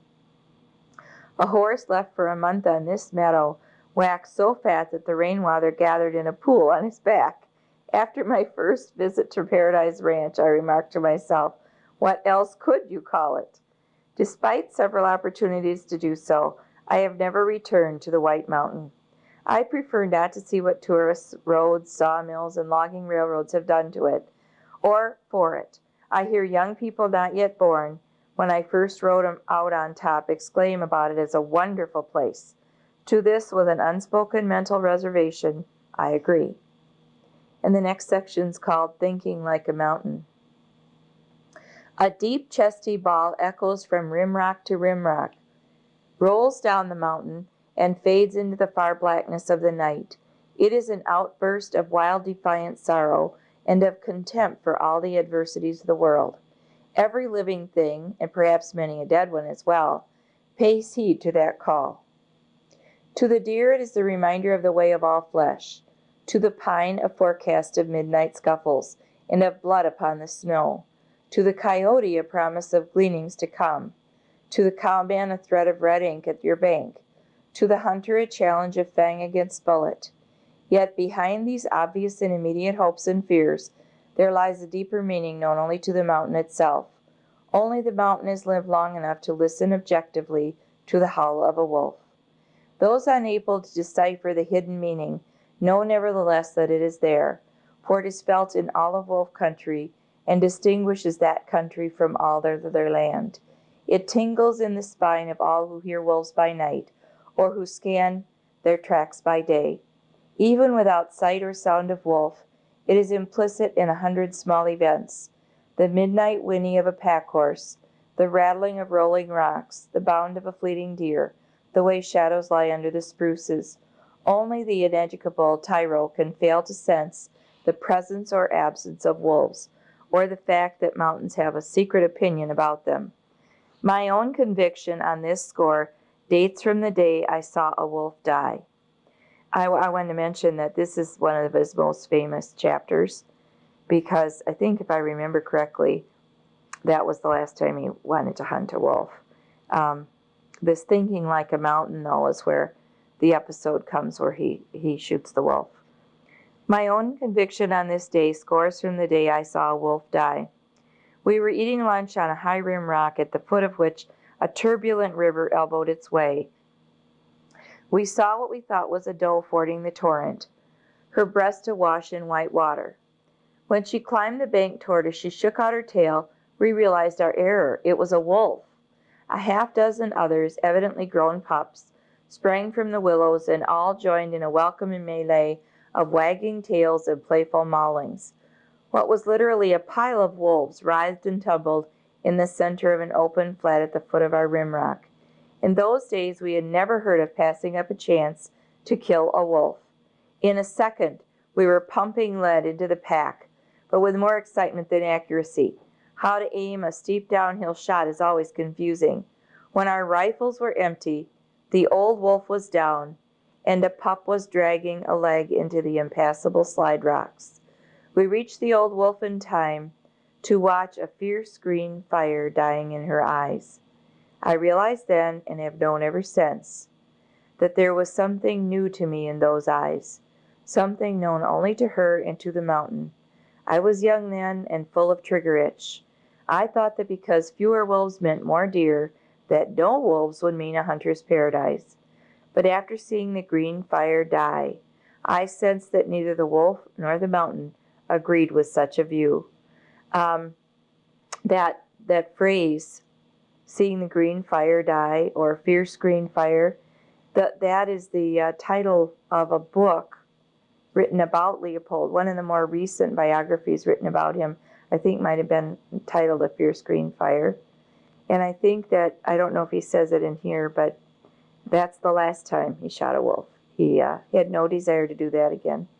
Since then, I have lived to see state after state extirpate its wolves. I have watched the face of many a newly wolfless mountain, and have seen the south-facing slopes wrinkle with a maze of new deer trails. I have seen every edible bush and seedling browsed, first to anemic desuetude, desuetude, and then to death. I have seen every edible tree defoliated to the height of a saddle horn. Such a mountain looks as if someone had given God a new pruning shears and forbidden him all other exercise. In the end, the starved bones of the hoped-for deer herd, dead with of its own too much, bleach with the bones of the dead sage, or molder under the high-line junipers. I now suspect that just as the deer herd lives in mortal fear of its wolves, so does a mountain live in mortal fear of its deer. And perhaps with better cause, for while a buck pulled down by a wolf can be replaced in 2 or 3 years, a range pulled down by too many deer may fail of replacement in as many decades. So also with cows. The cowman who cleans his range of wolves does not realize that he is taking over the wolf's job of trimming the herd to fit the range. He has not learned to think like a mountain. Hence we have dust bowls and rivers washing the future into the sea. We all strive for safety, prosperity, comfort, long life, and dullness. The deer strives with its supple legs, the cowman with trap and poison, the statesman with pen, the most of us with machines, votes, and dollars. But it all comes to the same thing: peace in our time. A measure of success in this is all well enough, and perhaps is a requisite to objective thinking, but too much safety seems to yield only danger in the long run. Perhaps this is behind Thoreau's dictum, "In wildness is the salvation of the world." Perhaps this is the hidden meaning in the howl of the wolf, long known among the mountains, but seldom perceived among men. Escudilla. Life in Arizona was bounded underfoot by grama grass, overhead by the sky, and on the horizon by Escudilla. To the north of the mountain you rode on honey-colored plains. Look up anywhere, any time, and you saw Escudilla. To the east you rode over a confusion of wooded mesas. Each hollow seemed in its own small world, soaked in sun, fragrant with juniper, and cozy with the chatter of pinyon jays. But top out on a ridge, and you at once became a speck in an immensity. On its edge hung Escudilla. To the south lay the tangled canyons of Blue River, full of whitetails, wild turkeys, and wilder cattle. When you missed a saucy buck waving his goodbye over the skyline, and looked down your sights to wonder why, you looked at a far blue mountain, Escudilla. To the west billowed the outliers of the Apache National Forest. We cruised timber there, converting tall pines 40 by 40 into notebook figures representing hypothetical lumber piles. Panting up a canyon, the cruiser felt a curious incongruity between the remoteness of his notebook symbols and the immediacy of sweaty fingers, locust thorns, deer fly bites, and scolding squirrels. But on the next ridge, a cold wind, roaring across a green sea of pines, blew his doubts away. On the far shore hung Escudilla. The mountain bounded not only our work and our play, but even our attempts to get a good dinner. On winter evenings we often tried to ambush a mallard on the river flats. The wary flocks circled the rosy west, the steel blue north, and then disappeared into the inky black of Escudilla. If they reappeared on set wings, we had a fat drake for the Dutch oven. If they failed to reappear, it was bacon and beans again. There was, in fact, only one place from which you did not see Escudilla on the skyline, and that was the top of Escudilla itself. Up there you could not see the mountain, but you could feel it. The reason was the big bear. Old Bigfoot was a robber baron, and Escudilla was his castle. Each spring, when the warm winds had softened the shadows in the snow, the old grizzly crawled out of his hibernation den in the rock slides, and descending the mountain, bashed in the head of a cow. Eating his fill, he climbed back to his crags, and there summered peaceably on marmots, conies, berries, and roots. I once saw one of his kills. The cow's skull and neck were pulp, as if she had collided head-on with a fast freight. No one ever saw the old bear, but in the muddy springs about the base of the cliffs, you saw his incredible tracks. Seeing them made the most hard-bitten cowboys aware of bear. Whenever they rode, they saw the mountain, and when they saw the mountain, they thought of bear. Campfire conversation ran to beef, bales, and bear. Bigfoot claimed for his own only a cow a year and a few square miles of useless rocks, but his personality pervaded the country. Those were the days when progress first came to the cow country. Progress had various emissaries. One was the first transcontinental automobilist. The cowboys understood this breaker of roads. He talked the same breezy bravado as any breaker of broncos. They did not understand, but they listened to and looked at the pretty lady in black velvet who came to enlighten them in a Boston accent about women's suffrage. They marveled too at the telephone engineer who strung wires on junipers and brought instantaneous messages from a town. An old man asked whether the wire could bring him a side of bacon. One spring, Progress sent still another emissary, a government trapper, a sort of St. George in overalls, seeking dragons to slay at the government's expense. Were there, he asked, any destructive animals in need of slaying? Yes, there was the big bear. The trapper packed his mule and headed for Escadilla. In a month he was back, his mule staggering under a heavy hide. There was only one barn in town big enough to dry it on.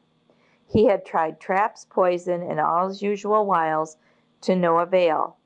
Then he had erected a set gun in a defile through which only the bear could pass, and waited. The last grizzly walked into the string and shot himself. It was June. The pelt was foul, patchy, and worthless. It seemed to us rather an insult to deny the last grizzly the chance to leave a good pelt as a memorial to his race. All he left was a skull in the National Museum, and a quarrel among scientists over the Latin name of the skull. It was only after we pondered on these things that we began to wonder who wrote the rules for progress. Since the beginning, time had gnawed at the balsamic cult of Escadilla, wasting, waiting, and building. Time built three things on the old mountain: a venerable aspect, a community of minor animals and plants, and a grizzly. The government trapper who took the grizzly knew he had made Escadilla safe for cows. He did not know he had toppled the spire of an edifice, a building since the morning stars sang together. The bureau chief who sent the trapper was a biologist, versed in the architecture of evolution. But he did not know that spires might be as important as cows. He did not foresee that within 2 decades the cow country would become tourist country, and as such have greater need of bears than of beefsteaks. The congressmen who voted money to clear the ranges of bears were the sons of pioneers. They acclaimed the superior virtues of the frontiersmen, but they strove with might and main to make an end of the frontier. We forest officers, who acquiesced in the extinguishment of the bear, knew a local rancher who had plowed up a dagger engraved with the name of Coronado's captains. We spoke harshly of the Spaniards who, in their zeal for gold and converts, had needlessly extinguished the native Indians. It did not occur to us that we, too, were the captains of an invasion too sure of its own righteousness. Escadilla still hangs on the horizon, but when you see it, you no longer think of a bear. It's only a mountain now. Chihuahua and Sonora. Guacamaja, Guacamaja, Guacamaja, I think. The physics of beauty is one department of natural science still in the dark ages. Not even the manipulators of bent space have tried to solve its equations. Everybody knows, for example, that the autumn landscape in the North Woods is the land, plus a red maple, plus a ruffled grouse. In terms of conventional physics, the grouse represents only a millionth of either mass or the energy of an acre, yet subtract the grouse and the whole thing is dead.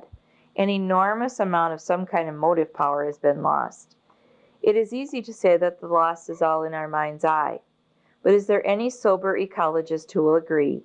He knows full well that there has been an ecological death, the significance of which is inexpressible in terms of contemporary science. A philosopher has called this imponderable essence the noumenon of material things. It stands in contradiction to phenomenon, which is ponderable and predictable, even the tossings and turnings of the remotest star. The grouse is the noumenon of the North Woods, the blue jay of the hickory groves, the whiskey jack of the muskegs, the pinheiro of the juniper foothills.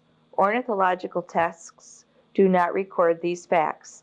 I suppose they are new to science, however obvious to the discerning scientist. Be that as it may, I record here the discovery of the noumenon of the Sierra Madre, the thick-billed parrot. He is a discovery only because so few have visited his haunts. Once there, only the deaf and blind could fail to perceive his role in the mountain life and landscape. Indeed, you have hardly finished breakfast before the chattering flocks leave their roost on the rim rocks and perform a sort of morning drill in the high reaches of the dawn. Like squadrons of cranes, they wheel and spiral, loudly debating with each other, which also puzzles you, whether this new day which creeps over the canyons is bluer and golder than its predecessors, or less so. The vote being a draw, they repair by separate companies to the high mesas for their breakfast of pine seed on the half shell. They have not yet seen you. But a little later, as you begin the steep ascent out of the canyon, some sharp-eyed parrot, perhaps a mile away, espies this strange creature puffing up the trail where only deer or lion, bear or turkey is licensed to travel. Breakfast is forgotten. With a whoop and a shout, the whole gang is awing and coming at you. As they circle overhead, you wish fervently for a parrot dictionary. Are they demanding what the devil business you have in these parts? Or are they, like an avian chamber of commerce, merely making you appreciate the glories of their hometown, its weather, its citizens, and its glorious future as compared with any and all other times and places whatsoever? It might be either or both. And there flashes through your mind the sad premonition of what will happen when the road is built and this riotous reception committee first greets the tourist with a gun. It is soon clear that you are a dull, inarticulate fellow, unable to respond by so much as a whistle to the standard amenities of the Sierra morn. After all, there are more pine cones in the woods than have yet been opened, so let's finish breakfast. This time they may settle upon some tree below the rim rock, giving you the chance to sneak out to the edge and look down. There for the first time you see color. Velvet green uniforms with scarlet and yellow epaulets and black helmets, sweeping noisily from pine to pine, but always in formation and always in even numbers. Only once did I see a gang of 5, or any other number not comprised of pairs. I do not know whether the nesting pairs are as noisy as these roistering flocks that greeted me in September. I do know that in September, if there are parrots on the mountain, you will know it. As a proper ornithologist, I should doubtless try to describe the call. It superficially resembles that of the pinyon jay, but the music of the pinyoneros is as soft and nostalgic as a haze hanging in their native canyons, while that of the guacamaya is louder and full of the salty enthusiasm of high comedy. In spring, I am told, the pair hunts up a woodpecker hole in some tall dead pine and performs its racial duty in temporary isolation. But what woodpecker excavates a hole large enough? The guacamaya, as the natives euphoniously call the parrot, is as big as a pigeon and hardly to be squeezed into a flicker loft. Does he, with his own powerful beak, perform the necessary enlargement, or is he dependent on the holes of the imperial woodpecker, which is said to occur in these parts? To some future ornithological visitor, I bequeath the pleasant task of discovering the answer. The Green Lagoons, he's still in Chihuahua and Sonora, New Mexico. It is the part of wisdom never to revisit a wilderness, for the more golden the lily, the more certain that someone has gilded it. To return not only spoils a trip, but tarnishes a memory. It is only in the mind that shining adventure remains forever bright. For this reason, I have never gone back to the delta of the Colorado since my brother and I explored it by canoe in 1922. For all we could tell, the delta had lain forgotten since Hernando de Alarcon landed there in 1540. When we camped on the estuary, which is said to have harbored his ships, we had not for weeks seen a man or a cow, an axe cut or a fence. Once we crossed an old wagon track, its maker unknown and its errand probably sinister. Once we found a tin can. It was pounced upon as a valuable utensil.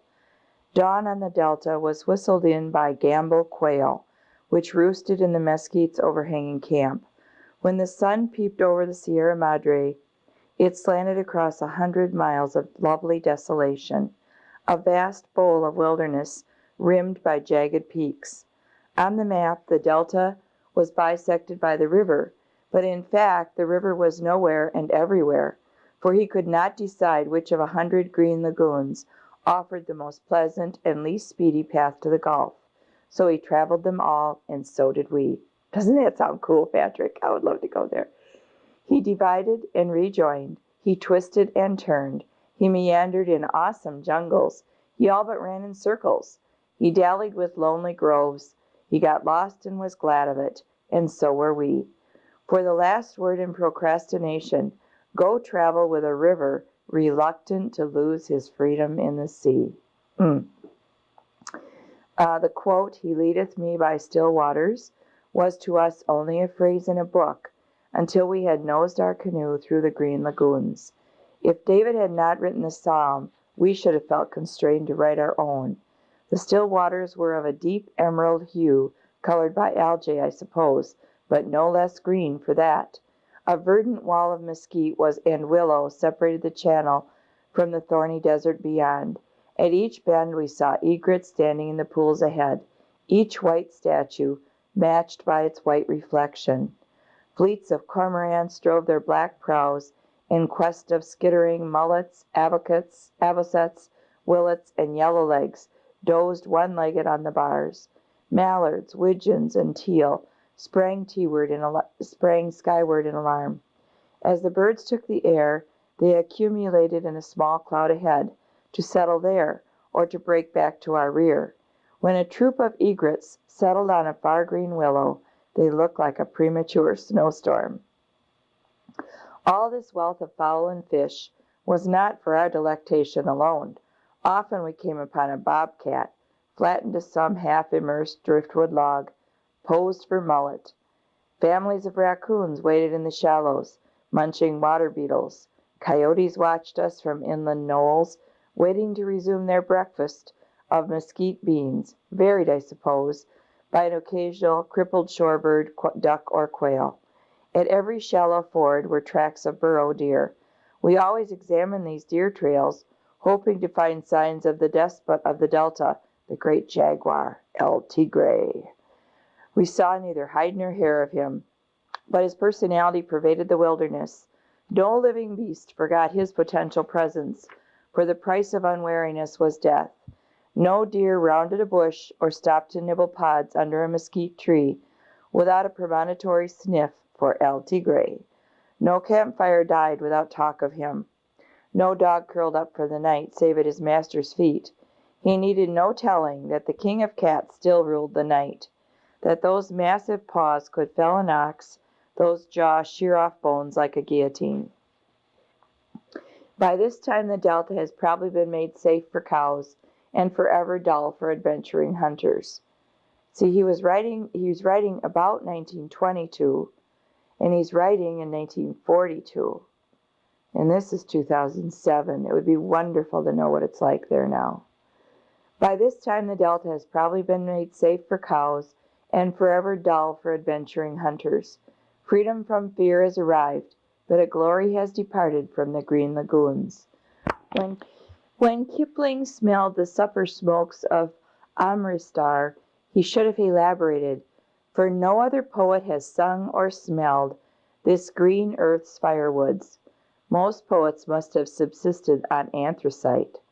On the delta one burns only mesquite, the ultimate in fragrant fuels, brittle with 100 frosts and floods, baked by 1,000 suns. The gnarled, imperishable bones of these ancient trees lie ready to hand at every camp, ready to slant blue smoke across the twilight. Sing a song of teapots, bake a loaf, brown a kettle of quail, and warm the shins of man and beast. When you have ladled a shovelful of mesquite coals under the Dutch oven, take care not to sit down in that spot before bedtime, lest you rise with a yelp that scares the quail roosting overhead. Mesquite coals have 7 lives. We had cooked with white oak coals in the corn belt. We had smudged our pots with pine in the north woods. We had browned venison ribs over Arizona juniper. We had not seen yet the perfection until we roasted a young goose with Delta mesquite. These geese deserved the best of brownings, for they had bested us for a week. Every morning we watched the crackling phalanx head inland from the Gulf, shortly to return, replete and silent. What rare provender in what green lagoon was the object of their quest? Again and again we moved camp gooseward, hoping to see them settle to find their banquet board. One day at about 8:00 a.m. we saw the phalanx circle, break ranks, side-slip, and fall to earth like maple leaves. Flock after flock followed. At long last we had found their rendezvous. Next morning at the same hour we lay in wait beside an ordinary-looking slough, its bars covered with yesterday's goose tracks. We were already hungry, for it had been a long tramp from camp. My brother was eating a cold roast quail. The quail was halfway to his mouth, when a cackle from the sky froze us to immobility. That quail hung in midair, while the flock circled at leisure, debated,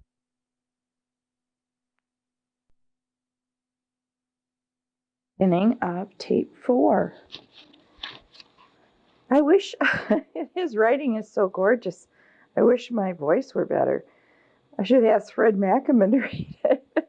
I just feel like my voice is so still full of cold that it isn't doing the best job. But it's your mom and I love you, so that's okay, right? We are now still in Chihuahua and Sonora. It's tape 4 and it's side A. And he's talking about wanting to catch a goose. And he had just finished talking about mesquite wood. It's page 145 in the paperback. Next morning, at the same hour, we lay in wait beside an ordinary-looking slough, its bars covered with yesterday's goose tracks. We were already hungry, for it had been a long tramp from camp. My brother was eating a cold roast quail. The quail was halfway to his mouth when a cackle from the sky froze us to immobility. That quail hung in midair, while the flock circled at leisure, debated, hesitated, and finally came in. That quail fell in the sand when the gun spoke, and all the geese we could eat lay kicking on the bar. More came and settled. The dog lay trembling.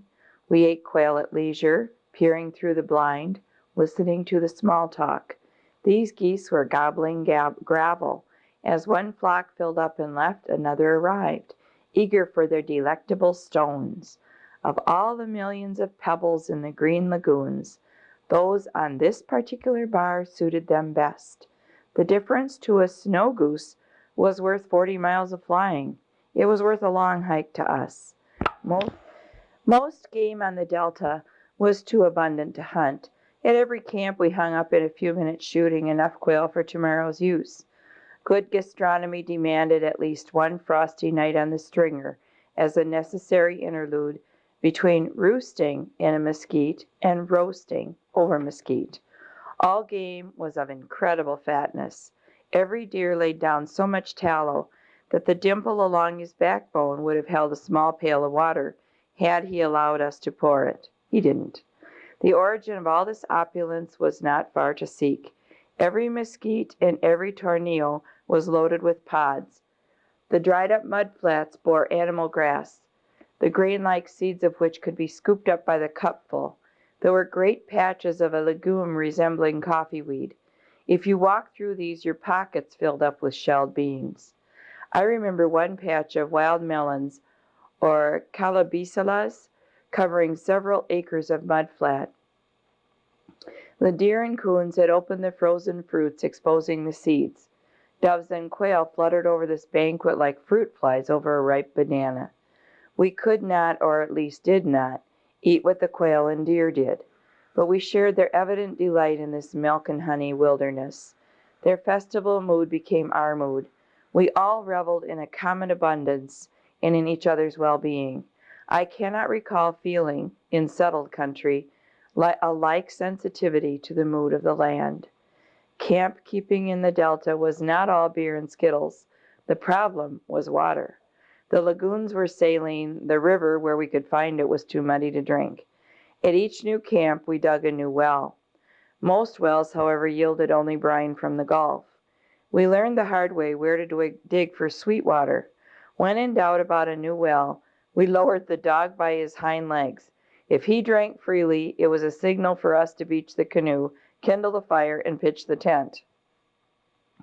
Then we sat at peace with the world while the quail sizzled in the Dutch oven, and the sun sank in glory behind the San Pedro Mitar. Later, dishes washed, we rehearsed the day and listened to the noises of the night. Never did we plan the morrow, for we had learned that in the wilderness some new and irresistible distraction is sure to turn up each day before breakfast. Like the river, we were free to wander. That his constant reference to Dutch ovens, that's why I wanted to give you my Dutch oven, because that's what they cooked with at the shack too. And I have a video of the Leopold group that I was in, cooking at the shack in Dutch ovens. To travel by plan in the Delta is no light matter. We were reminded of this whenever we climbed a cottonwood for a wider view. This view was so wide as to discourage prolonged scrutiny, especially toward the northwest, where a white streak at the foot of the Sierra hung in perpetual mirage. This was the Great Salt Desert, on which in 1829 Alexander Patti died of thirst, exhaustion, and mosquitoes. Patti had planned to cross the Delta to California. Once we had a plan to portage from one green lagoon to a greener one. We knew it was there by the waterfall hovering over it. The distance was 300 yards through a jungle of cochinilla, a tall spear-like shrub which grows in thickets of incredible density. The floods had bent down the spears, which opposed our passage in the manner of a Macedonian phalanx. We discreetly withdrew, persuaded that our lagoon was prettier anyhow. Getting caught in a maze of cochinilla phalanxes was a real danger that no one had mentioned, whereas the danger we had been warned against failed to materialize. When we launched our canoe above the border, there were dire predictions of sudden death. Far huskier craft, we were told, had been overwhelmed by the tidal bore, a wall of water that rages up the river from the Gulf, with certain incoming tides. We talked about the bore. We spun elaborate schemes to circumvent it. We even saw it in our dreams, with dolphins riding its crest in an aerial escort of screaming gulls. When we reached the mouth of the river, we hung our canoe in a tree and waited 2 days. But the bore let us down. It didn't come. The Delta having no place names, we had to devise our own as we went. One lagoon we called the Relito, and it is here that we saw pearls in the sky. We were lying flat on our backs, soaking up November sun, staring idly at a soaring buzzard overhead. Far beyond him, the sky suddenly exhibited a rotating circle of white spots, alternately visible and invisible. A faint bugle note soon told us they were cranes, inspecting their delta and finding it good.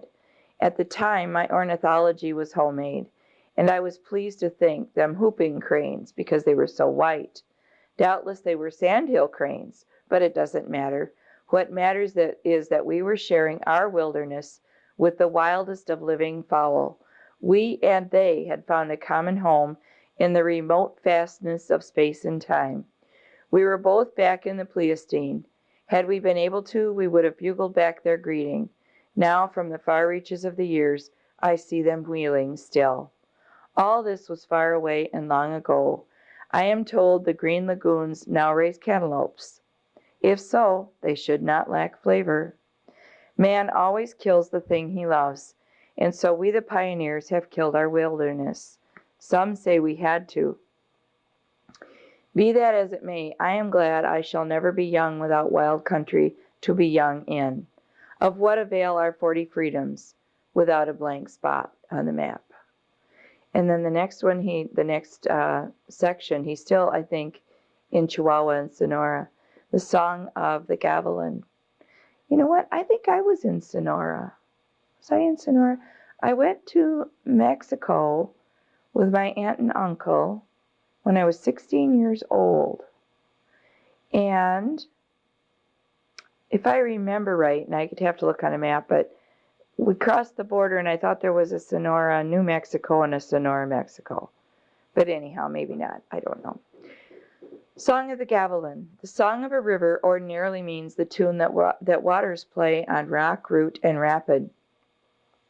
The Rio Gavilan has such a song.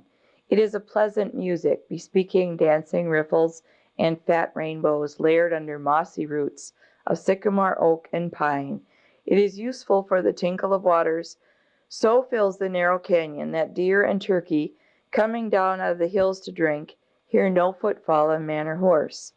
Look sharp as you round the next bend, for it may yield you a shot and thus save a heartbreaking climb in the high mesas. It still bothers me when he keeps talking about shooting, but somebody has to keep the deer herd down, I guess.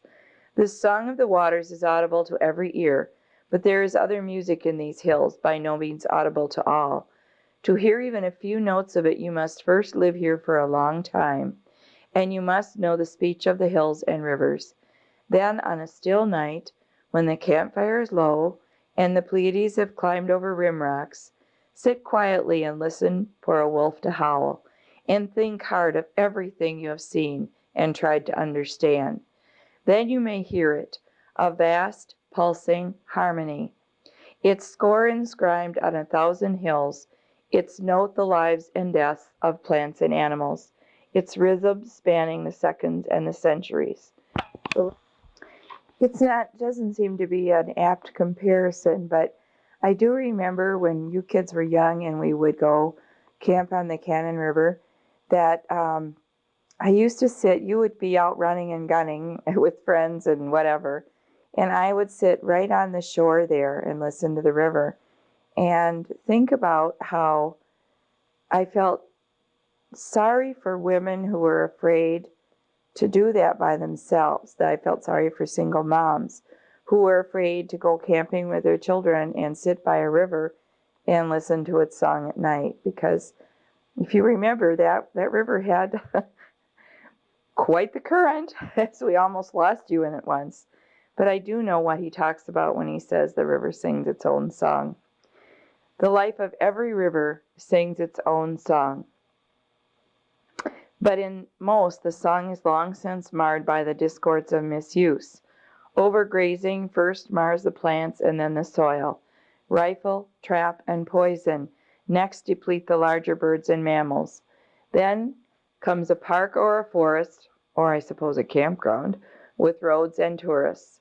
Parks are made to bring music to the many, but by the time many are attuned to hear it, there is little left but noise. Wow, that's true. I mean, you think of the parks that we have, which thank God we have them, but they're so tame. There once were men capable of inhabiting a river without disrupting the harmony of its life. They must have lived in thousands on the Gavilan, for their works are everywhere. Ascend any draw, debouching on any canyon, and you will find yourself climbing little rock terraces, or check dams, the crest of one level with the base of the next. Behind each dam is a little plot of soil that was once a field or garden, sub-irrigated by the showers which fell on the steep adjoining slopes. On the crest of the ridge you may find the stone foundations of a watchtower. Here the hillside farmer probably stood guard over his polka-dot acrelets. Household water he must have carried from the river. Of domestic animals he evidently had none. What crops did he raise? How long ago? The only fragment of an answer lies in the 300-year-old pines, oaks, or junipers that now find rootage in his little fields. Evidently it was longer ago than the age of the oldest trees. The deer love to lie on these little terraces. They afford a level bed free of rocks, upholstered with oak leaves, and curtained by shrubs. One bound over the dam, and the deer is out of sight of an intruder. By day, by aid of a roaring wind, I crept down upon a buck bedded on a dam. He lay in the shade of a great oak whose roots grasped the ancient masonry. His horns and ears were silhouetted against the golden grama beyond, in which grew the green rosette of a mescal. The whole scene had the balance of a well-laid centerpiece. And then he starts talking about shooting this animal. You're in this absolutely magnificent space, all because you want to shoot the most beautiful, magnificent thing there. Anyhow, I got to get over this. I'm going to start this paragraph over and try to choke my way through the shooting part. One day, by aid of a roaring wind, I crept down on a buck bedded on a dam. I know he's going to shoot him. He lay in the shade of a great oak whose roots grasped with the ancient masonry. His horns and ears were silhouetted against the golden grama beyond, in which grew the green rosette of a mescal. The whole scene had the balance of a well-laid centerpiece. I overshot, thank God, my arrow splintering on the rocks of the old Indian had laid. As the buck bounded down the mountain with a goodbye wave of his snowy flag, I think it was a goodbye snowy finger he was given. As the buck bounded down the mountain with a goodbye wave of his snowy flag, I realized that he and I were actors in an allegory. Dust to dust, stone age to stone age, but always the eternal chase. It was appropriate that I missed, for when a great oak grows in what is now my garden, I hope there will be bucks to bed in its fallen leaves, and hunters to stalk and miss and wonder who built the garden wall. He does, he's very young when he's writing this, he does back off on some of this hunting later in his life. In fact, as I mentioned, once he wrote that section, or once he experienced the, what do you call it, the green eyes of that wolf dying, that was it. He never shot another wolf again. Someday my buck will get a 30-30 in his glossy ribs. Oh, I'm so hoping that buck dies of old age. A clumsy steer will appropriate his bed under the oak and will munch the golden grama until it is replaced by weeds. Then a freshet will tear out the old dam and pile its rocks against a tourist road along the river below. Trucks will churn the dust of an old trail on which I saw wolf tracks yesterday. To the superficial eye, the Gavilan is a hard and stony land, full of cruel slopes and cliffs. In my opinion, cruel hunters too, but anyhow. Full of cruel slopes and cliffs, its trees too gnarled for post or saw log, its ranges too steep for pasturage. But the old terrace builders were not deceived. They knew it by experience to be a land of milk and honey. These twisted oaks and junipers bear each year a crop of mast to be had by wildlings for the pawing. The deer, turkeys, and javelinas spend their days, like steers in a cornfield, converting this mast into succulent meat. These golden grasses conceal under their waving plumes a subterranean garden of bulbs and tubers, including wild potatoes. Open the crop of a fat little Murren's quail, and you will find an herbarium of subsurface foods scratched from the rocky ground you thought barren. These foods are the motive power which plants pump through that great organ called the fauna. Makes me think yesterday in school someone had a collection of canna bulbs they wanted to give away. Cannas, if you don't know what they are very tall, beautiful flowers. They grow in one season, and they're taller than a person. And they're beautiful, showy, exotic flowers.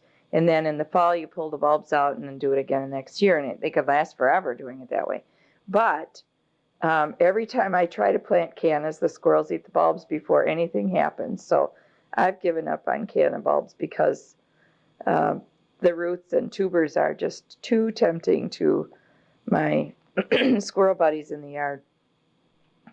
Every region has a human food symbolic of its fatness. The hills of the Gavilan find their gastronomic epitome in this wise.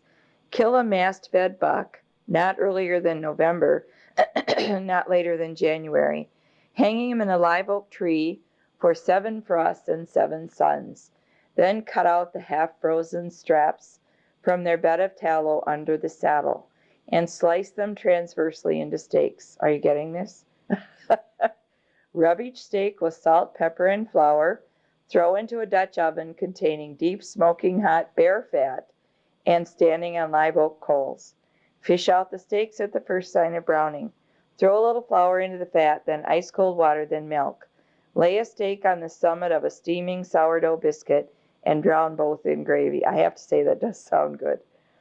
This structure is symbolic. The buck lies on his mountain, and the golden gravy is the sunshine that floods his days even unto the end. Food is the continuum in the Song of the Gavilan. I mean, of course, not only your food, but the food for the oak, which feeds the buck, who feeds the cougar, who dies under an oak and goes back into acorns for his erstwhile prey. This is one of the many food cycles starting from and returning to oaks. For the oak also feeds the jay, who feeds the goshawk, who named your river, the bear whose greases made your gravy, and the quail who taught you a lesson in botany, and the turkey who daily gives you the slip. And the common end of all is to help the headwater trickles of the Gavilan split one more grain of soil off the broad hulk of the Sierra Madre to make another oak. There are men charged with the duty of examining the construction of the plants, animals, and soils, which are the instruments of the great orchestra. These men are called professors. Each selects one instrument and spends his life taking it apart and describing its strings and sounding boards. This process of dismemberment is called research. The place for dismemberment is called a university. A professor may pluck the strings of his own instrument, but never that of another, and if he listens for music he must never admit it to his fellows or to his students, for all are restrained by an iron-bound taboo, which decrees that the construction of instruments is the domain of science, while the detection of harmony is the domain of poets. Sounds like he's a little maybe fed up with being a professor, because when he writes this, he's a professor at the University of Wisconsin in Madison. Professors serve science, and science serves progress.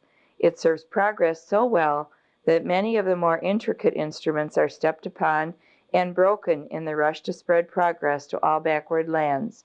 One by one the parts are thus stricken from the Song of Songs. If the professor is able to classify each instrument before it is broken, he is well content. Science contributes moral as well as material blessings to the world. Its great moral contribution is objectivity, or the scientific point of view. This means doubting everything except facts. It means hewing to the facts. Let the chips fall where they may have. One of the facts hewn to by science is that every river needs more people, and all people need more inventions and hence more science. The good life depends on the indefinite extension of this chain of logic. That the good life on any river may likewise depend on the perception of its music, and the preservation of some music to perceive, is a form of doubt not yet entertained by science. I think that was true then. I don't think it's true now. I could be wrong, but I think he'd be pleased. I think Leopold would be pleased by the awareness of environmental ethics that's come greatly through his efforts, since his death. Science has not yet arrived on the Gavilan, so the otter plays tag in its pools and riffles and chases the fat rainbows from under its mossy banks, with never a thought for the food that will one day scour the bank into the Pacific, or for the sportsman who will one day dispute his title to the trout. Like the scientist, he has no doubts about his own design for living. He assumes that for him, the Gavilan will sing forever. The next states that Leopold talks about are Oregon and Utah. It's page 154 in the book. And then also the title of this section is called Cheat Takes Over. Just as there is honor among thieves, so is there solidarity and cooperation among plant and animal pests. Where one pest is stopped by natural barriers, another arrives to breach the same wall by a new approach. In the end, every region and every resource get their quota of uninvited ecological guests. Thus, the English sparrow, rendered innocuous by the shrinkage in horses, was succeeded by the starling, who thrives in the wake of tractors. The chestnut blight, which had no passport beyond the west boundary of chestnuts, is being followed by Dutch elm disease, with every chance of spreading to the west boundary of elms. The white pine blister rust, stopped in its western march by the treeless plains, effected a new landing via the back door, and is now romping down the Rockies from Idaho toward California. Ecological stowaways began to arrive with the earliest settlements. The Swedish botanist Peter Kalm found most of the European weeds established in New Jersey and New York as early as 1750. They spread as rapidly as the settler's plow and could prepare a suitable seedbed. Others arrived later from the west and found thousands of square miles of ready-made seedbed prepared by the trampling hooves of range livestock. In such cases, the spread was often so rapid as to escape recording. One simply woke up one fine spring to find the range dominated by a new weed. A notable instance was the invasion of the Intermountain and northwestern foothills by downy chess or cheatgrass. Lest you gain too optimistic an impression of this new ingredient of the melting pot, let me say that cheat is not a grass in the sense of forming a live sod. It is an annual weed of the grass family, like foxtail or crabgrass, dying each fall and reseeding that fall or in the spring. In Europe, its habitat is the decaying straw of thatched roofs. The Latin word for the roof is tectum, hence the label brome of the roofs. The Latin name is Bromus tectorum. A plant that can make a living on the roof of a house can also thrive on this rich but arid roof of the continent. Today, the honey-colored hills that flank the northwestern mountains derive their hue not from the rich and useful bunch grass and wheat grass which once covered them, but from inferior cheat, which has replaced these native grasses. The motorist who exclaims about the flowing contours that lead his eye upward to far summits is unaware of this substitution. It does not occur to him that hills, too, cover ruined complexions with ecological face powder. The cause of the substitution is overgrazing. When the two great herds and flocks chewed and trampled the hide off the foothills, something had to cover the raw, eroding earth. Cheat did.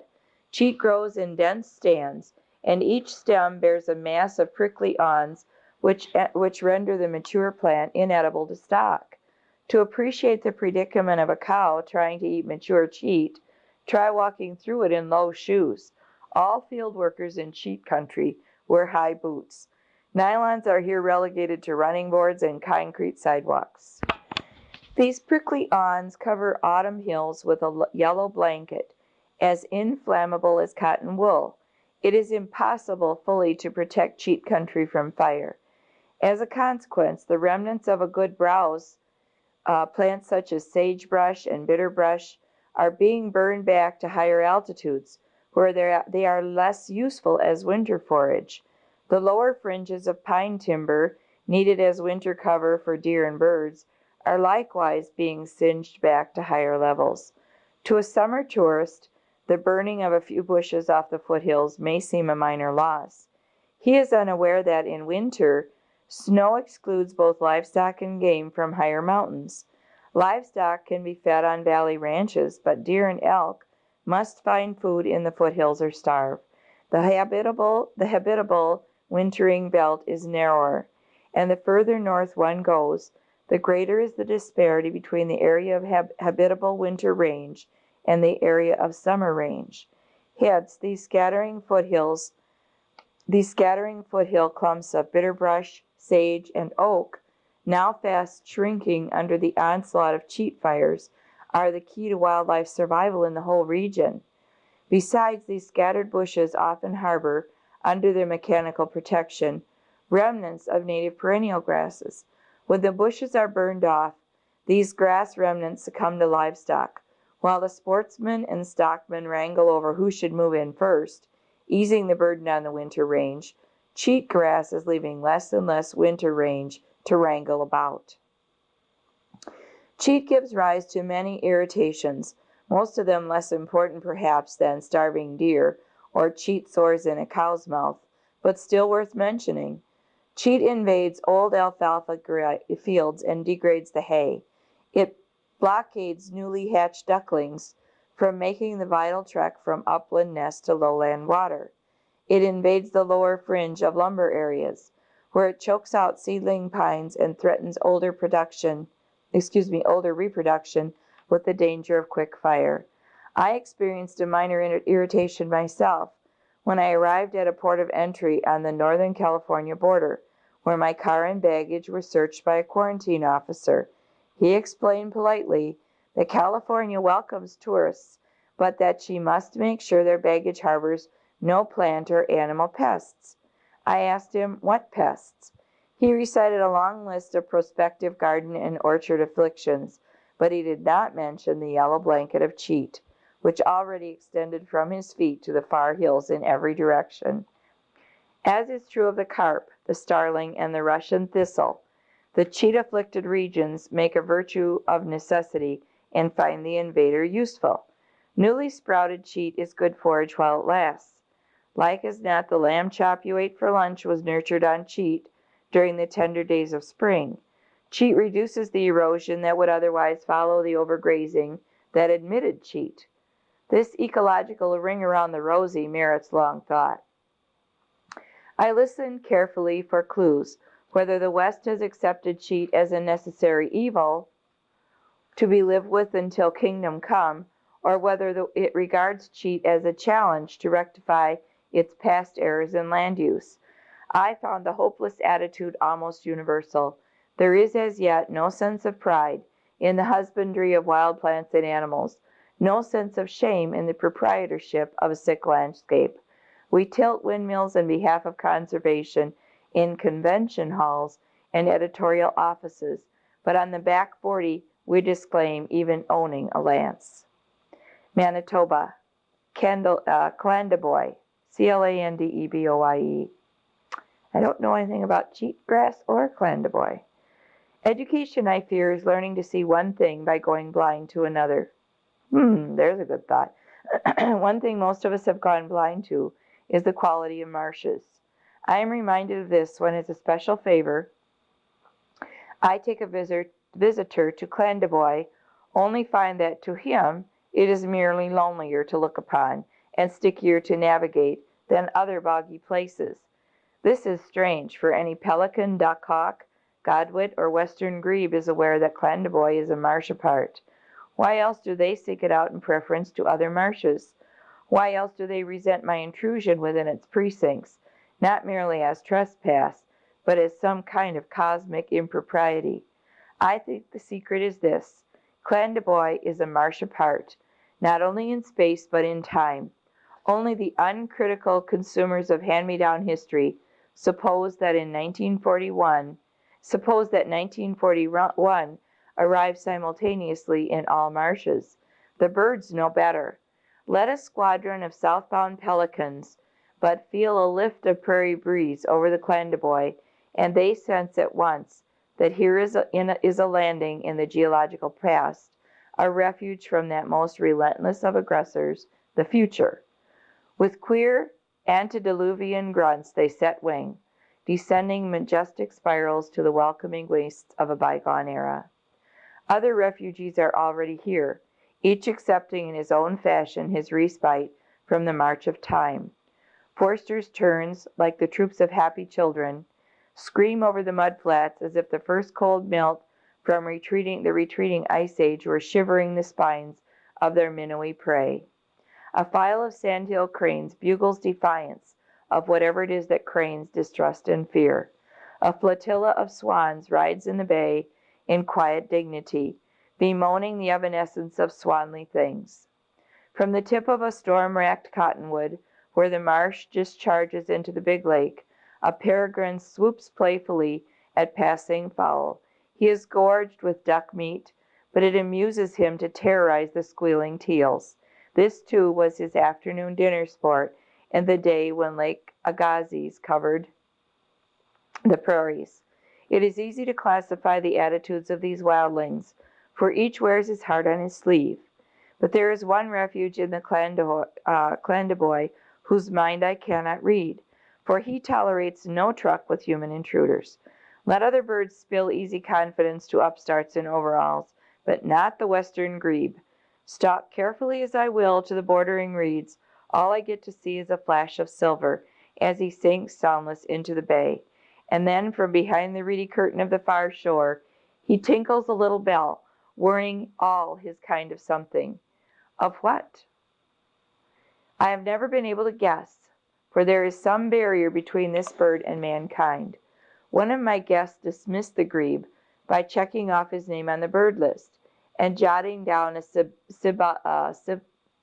syllabic paraphrase of the tinkling bell, crick, crick, or some such inanity. The man failed to sense that here was something more than a bird call, that here was a secret message, calling not for rendition in counterfeit syllables, but for translation and understanding. Alas, I was, and still am, helpless to translate it or to understand it as he. As the spring advances, the bell grows insistent. At dawn and at dusk, it tinkles from every open water. I infer that the young grebes are now lodged in their watery career, and are receiving parental instruction in the grebe philosophy.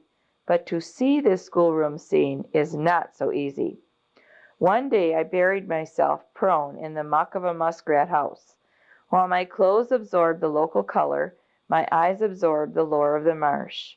A hen redhead cruised by with her convoy of ducklings, pink-billed fluffs of greenish golden down. A Virginia rail nearly brushed my nose.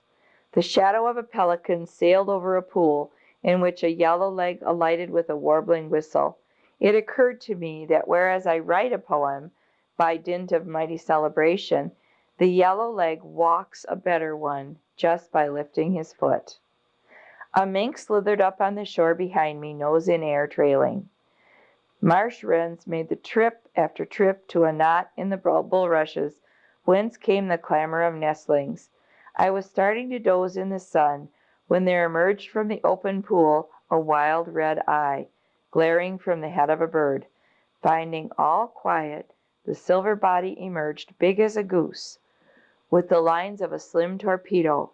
Before I was aware of when or whence, a second grebe was there, and on her broad back rode two pearly silver young, neatly enclosed in a corral of humped-up wings.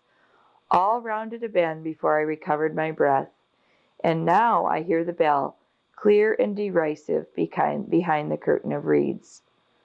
A sense of history should be the most precious gift of science and of the arts, but I suspect that the grebe who has neither knows more history than we do. His dim, primordial brain knows nothing of who won the Battle of Hastings, but it seems to sense who won the Battle of Time. If the race of men were as old as the race of grebes, we might better grasp the import of his call. Think what traditions, prides, disdains, and wisdoms even a few self-conscious generations bring to us. What pride of continuity, then, impels this bird, who was a grebe eons before there was man?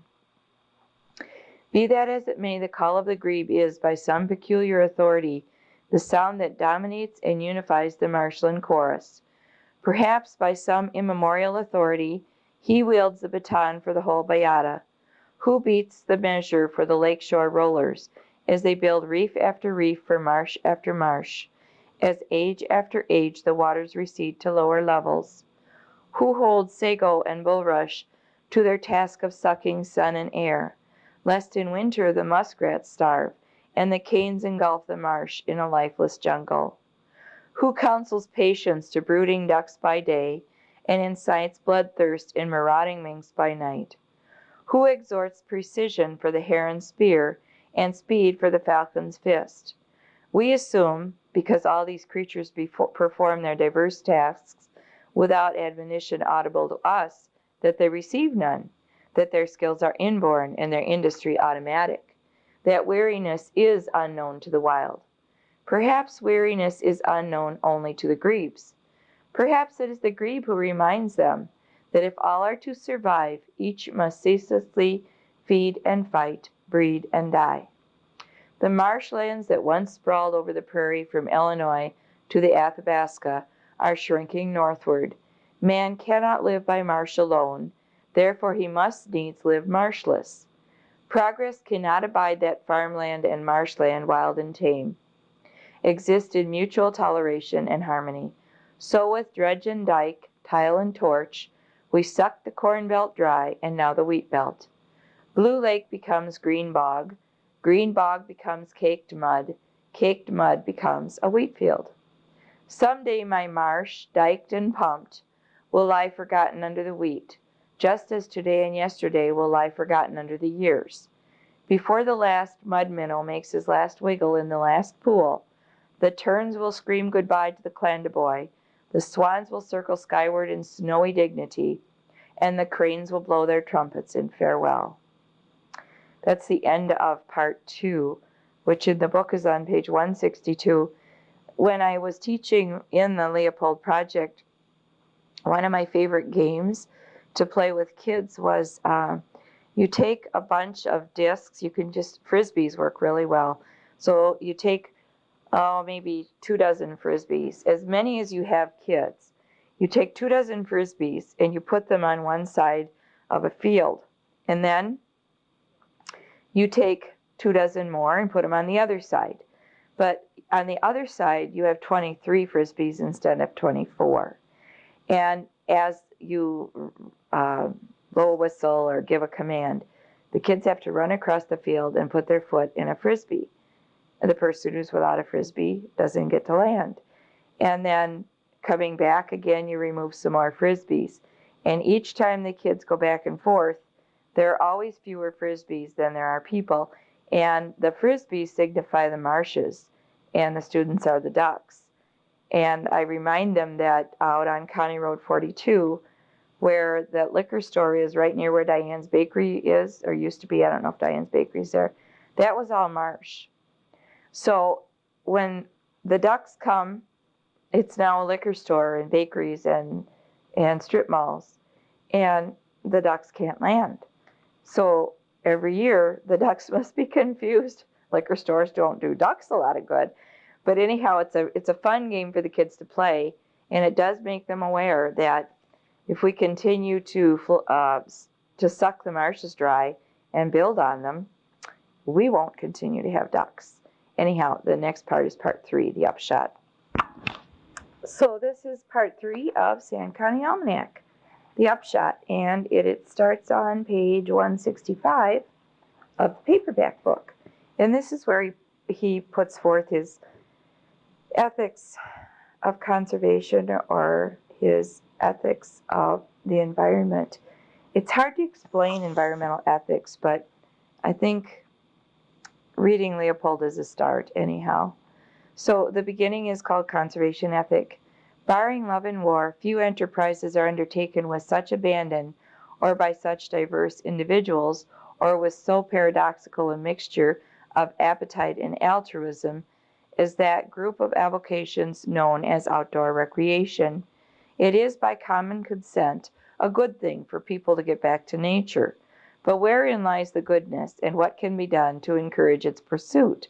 On these questions there is a confusion of counsel, and only the most uncritical minds are free from doubt. Recreation became a problem with a name in the days of the elder Roosevelt, when railroads, which had banished the countryside from the city, began to carry city dwellers en masse to the countryside. It began to be noticed that the greater the exodus, the smaller the per capita ration of peace, solitude, wildlife, and scenery, and the longer the migration to reach them. The automobile has spread this once mild and local predicament to the outermost limits of good roads. It has made scarce in the hinterlands something once abundant on the back 40, but in that something must nevertheless be found. Like ions shot from the sun, the weekenders radiate from every town, generating heat and friction as they go. A tourist industry purveys bed and board to bait more ions, faster, further.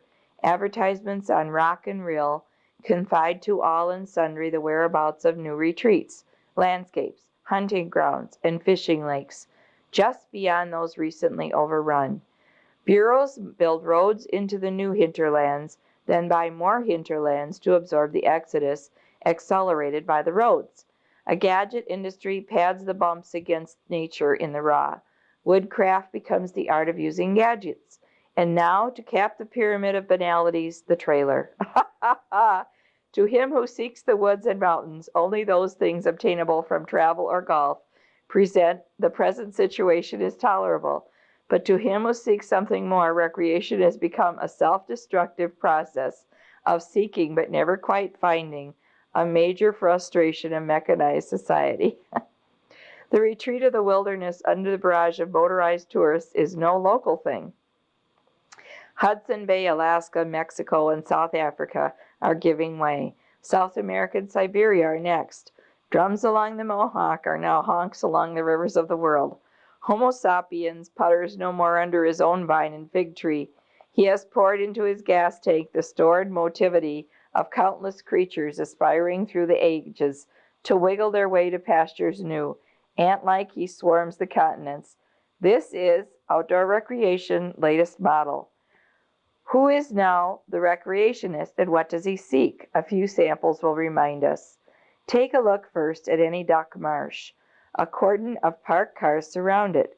Crouched on each point of its reedy margin is some pillar of society, automatic ready, trigger finger itching to break if need be, every law of commonwealth or commonweal to kill a duck.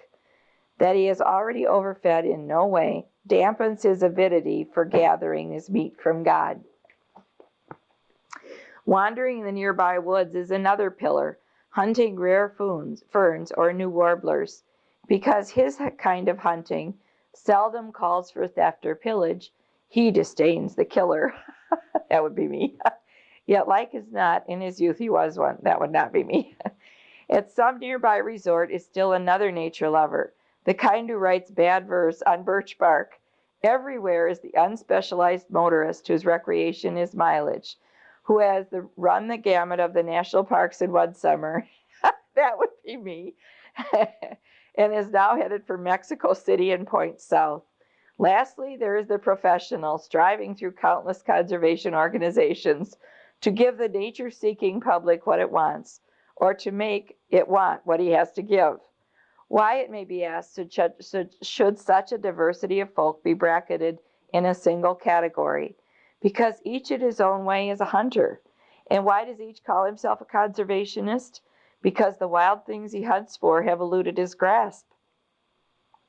And he hopes by some necromancy, I guess is the word, necromancy of laws, appropriations, regional plans, reorganization of departments, or other form of mass wishing to make them stay put. Recreation is commonly spoken of as an economic resource. Senate committees tell us in reverent ciphers how many millions the public spends in its pursuit. It has indeed an economic aspect. A cottage on a fishing lake, or even a duck point on a marsh, may cost as much as the entire adjacent farm. It is also an ethical aspect. In the scramble for unspoiled places, codes and decalogues evolve. In the scramble for unspoiled places, codes and decalogues evolve. We hear of outdoor manners. We indoctrinate youth. We print definitions of what is a sportsman and hang a copy on the wall of whosoever will pay $1 for the propagation of the faith. It is clear, though, that these economic and ethical manifestations are results, not causes, of the motive force. We seek contracts with nature because we derive pleasure from them. As in opera, economic machinery is employed to create and maintain facilities.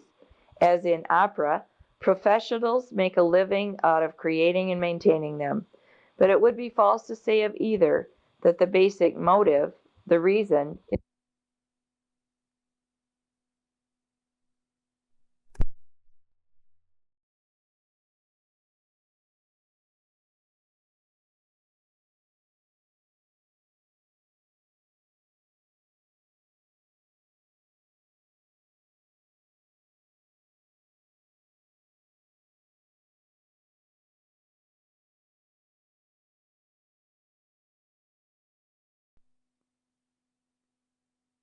side B, and I have just started at the end of side A, the third section of the book, which is the upshot, is conservation ethic. And so I'm continuing to read about conservation ethic.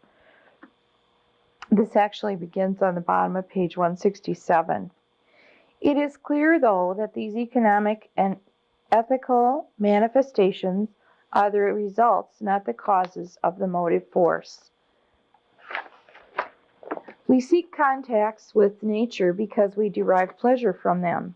As in opera, machinery is employed to create and maintain facilities. As in opera, professionals make a living out of creating and maintaining them. But it would be false to say of either that the basic motive, the reason, is economic. The duck hunter in his blind and the operatic singer on the stage, despite the disparity of their accoutrements, are doing the same thing. Each is reviving, in a play, a drama formerly inherent in daily life. Both are, in the last analysis, aesthetic exercises. Public policies for outdoor recreation are controversial. Equally conscientious citizens hold opposite views on what is and what should be done to conserve its resource base. Thus, the Wilderness Society seeks to exclude roads from the hinterlands, and the Chamber of Commerce to extend them, both in the name of recreation. The game farmer kills hawks, and the bird lover protects them in the name of shotgun and field glass hunting, respectively. Such factions commonly label each other with short and ugly names, when in fact each is considering a different component of the recreational process. These components differ wildly in their characteristics or properties. A given policy may be true for one but false for another. It seems timely, therefore, to segregate the components and to examine the distinctive characteristics or properties of each.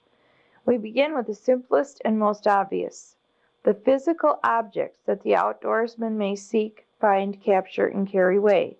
In this category are wild crops such as game and fish, and the symbols or tokens of achievement such as heads, hides, photographs, and specimens. All these things rest on the idea of trophy, the pleasure they give or should be in the seeking as well as the getting. The trophy, whether it be a bird's egg or a mess of trout, a basket of mushrooms, the photograph of a bear, a pressed specimen of a wildflower, or a note tucked into the cairn on a mountain peak, is a certificate. It attests that the owner has been somewhere and done something, that he has exercised skill, persistence, or discrimination in the age-old feat of overcoming, outwitting, or reducing to possession. These connotations which attach to the trophy usually far exceed its physical value, but trophies differ in their reactions to mass pursuit. The yield of game and fish can, by means of propagation or management, be increased so as to give each hunter more or to give more hunters the same amount. During the past decade, a profession of wildlife management has sprung into existence. A score of universities teach its techniques, conduct research for bigger and better wild animal crops. However, when carried too far, this stepping up of yields is subject to a law of diminishing returns. Very intensive management of game or fish lowers the unit value of the trophy by artificializing it. Consider, for example, a trout raised in a hatchery and newly liberated in an overfished stream. The stream is no longer capable of natural trout production. Pollution has fouled its waters, or deforestation and trampling have warmed or silted them. No one would claim that this trout has the same value as a wholly wild one caught out of some unmanaged stream in the high Rockies. Its aesthetic connotations are inferior, even though its capture may require skill. Its liver, one authority says, is also so degenerated by hatchery feeding as to forebode an early death. Yet several overfished states now depend almost entirely on such man-made trout. All intergrades of artificiality exist, but as mass use increases, it tends to push the whole gamut of conservation techniques toward the artificial end, and the whole scale of trophy values downward. To safeguard this expensive, artificial, and more or less helpless trout, the Conservation Commission feels impelled to kill all herons and terns visiting the hatchery where it was raised, and all mergansers and otters inhabiting the stream in which it is released. The fisherman perhaps feels no loss in this sacrifice of one kind of wildlife for another, but the ornithologist is ready to bite off 10-penny nails. Artificialized management has, in effect, brought fishing at the expense of another and perhaps higher recreation. It has paid dividends to one citizen out of capital stock belonging to all. The same kind of biological wildcatting prevails in game management. In Europe, where wild crop statistics are available for long periods, we even know the rate of exchange of game for predators. Thus, in Saxony, one hawk is killed for each 7 game birds bagged, and one predator of some kind for each 3 head of small game. Damage to plant life usually follows artificialized management of animals. For example, damage to forests by deer. One may see this in North Germany, in northeast Pennsylvania, in the Kaibab, and in dozens of other less publicized regions. In each case, overabundant deer, when deprived of their natural enemies, have made it impossible for deer food plants to survive or reproduce. Beech, maple, and yew in Europe, ground hemlock and white cedar in the eastern states, mountain mahogany and cliff rose in the west, are deer foods threatened by artificialized deer. The composition of the flora, from wildflowers to forest trees, is gradually impoverished, and the deer in turn are dwarfed by malnutrition. There are no stags in the woods today like those on the walls of feudal castles. On the English heaths, reproduction of trees is inhibited by rabbits, overprotected in the process of cropping partridge and pheasants. On scores of tropical islands, both flora and fauna have been destroyed by goats introduced for meat and sport. It would be hard to calculate the mutual injuries by and between mammals, deprived of their natural predators, and ranges stripped of their natural food plants. Agricultural crops caught between these upper and nether millstones of ecological mismanagement are saved only at the cost of endless indemnities and barbed wire. We generally stand by saying that mass use tends to dilute the quality of organic trophies, like game and fish, and to introduce damage to other resources such as non-game animals, natural vegetation, and farm crops. The same dilution and damage is not apparent in the yield of indirect trophies such as photographs. Broadly speaking, a piece of scenery snapped by a dozen tourist cameras daily is not physically impaired thereby, nor does any other resource suffer when the rate increases to 100. The camera industry is one of the few innocuous parasites on wild nature. We have then a basic difference in reaction to mass use, as between 2 categories of physical objects pursued as trophies. Let us now consider another component of recreation, which is more subtle and complex: the feeling of isolation in nature.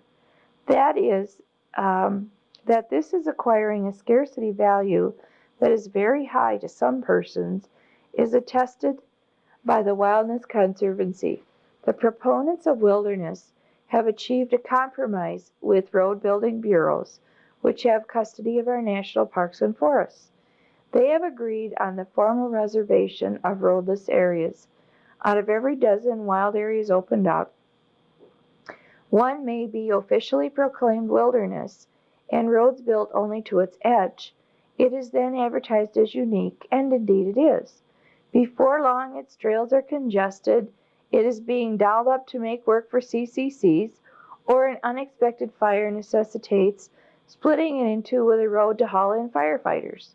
Or the congestion induced by advertising may whip up the price of guides and packers, whereupon somebody discovers that the wilderness policy is undemocratic, or the local chamber of commerce, at first quiescent at the novelty of a hinterland, officially labeled as wild, tastes its first blood of tourist money. It then wants more, wilderness or no wilderness. In short, the very scarcity of wild places, reacting with the mores of advertising and promotion, tends to defeat any deliberate effort to prevent their growing still more scarce. It is clear without further discussion that mass use involves a direct dilution of the opportunity for solitude, that when we speak of roads, campgrounds, trails, and toilets as the development of recreational resources, we speak falsely in respect of this component. Such accommodations for the crowd are not developing in the sense of adding or creating anything.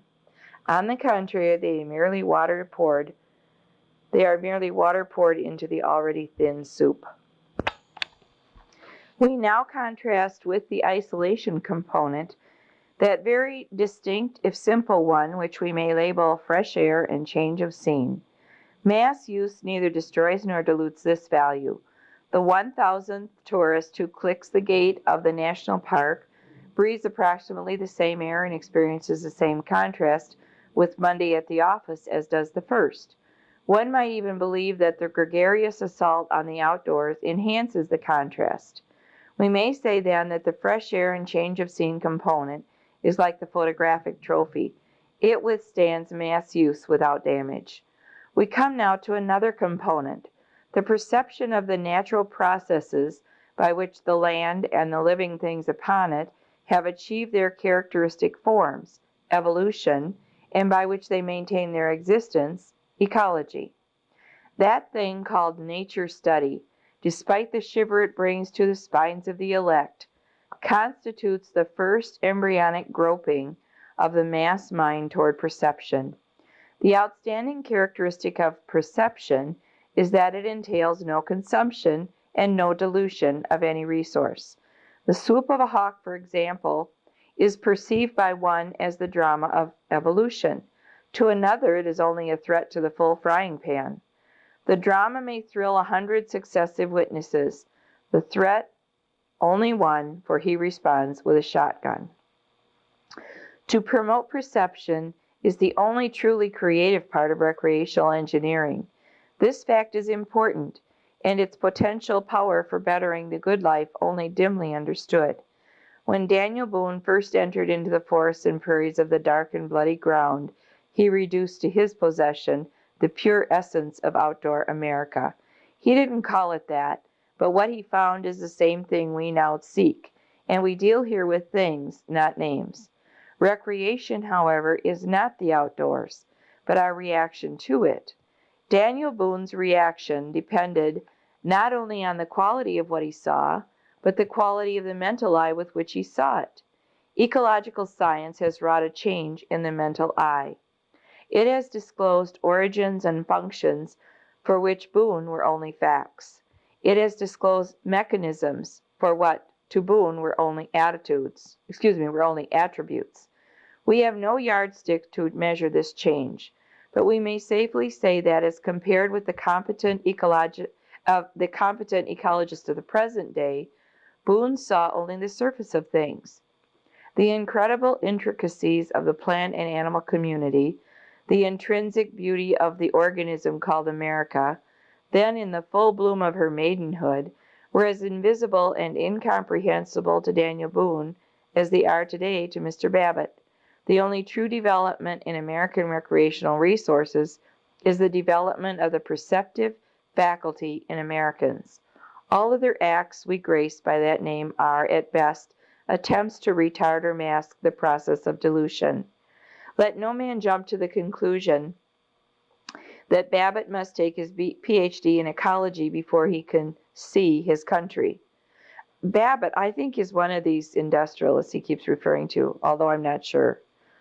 It's, 60 years ago, who knows who Babbitt was. On the contrary, the PhD may become as callous as an undertaker to the mysteries at which he officiates. Like all real treasures of the mind, perception can be split into infinitely small fractions without losing its quality. The weeds in a city lot convey the same lesson as the redwoods. The farmer may see in his cow pasture what may not be vouchsafed to the scientist adventuring in the South Seas. Perception, in short, cannot be purchased with either learned degrees or dollars. It grows at home as well as abroad, and he who has little may use it to as good advantage as he who has much. As a search for perception, the recreational stampede is footless and unnecessary. There is lastly a fifth component, the sense of husbandry. It is unknown to the outdoorsman who works for conservation with his boat rather than with his hands. It is realized only when some art of management is applied to land by some person of perception. That is to say, its enjoyment is reserved for landholders too poor to buy their sport and land administrators with a sharp eye and an ecological mind.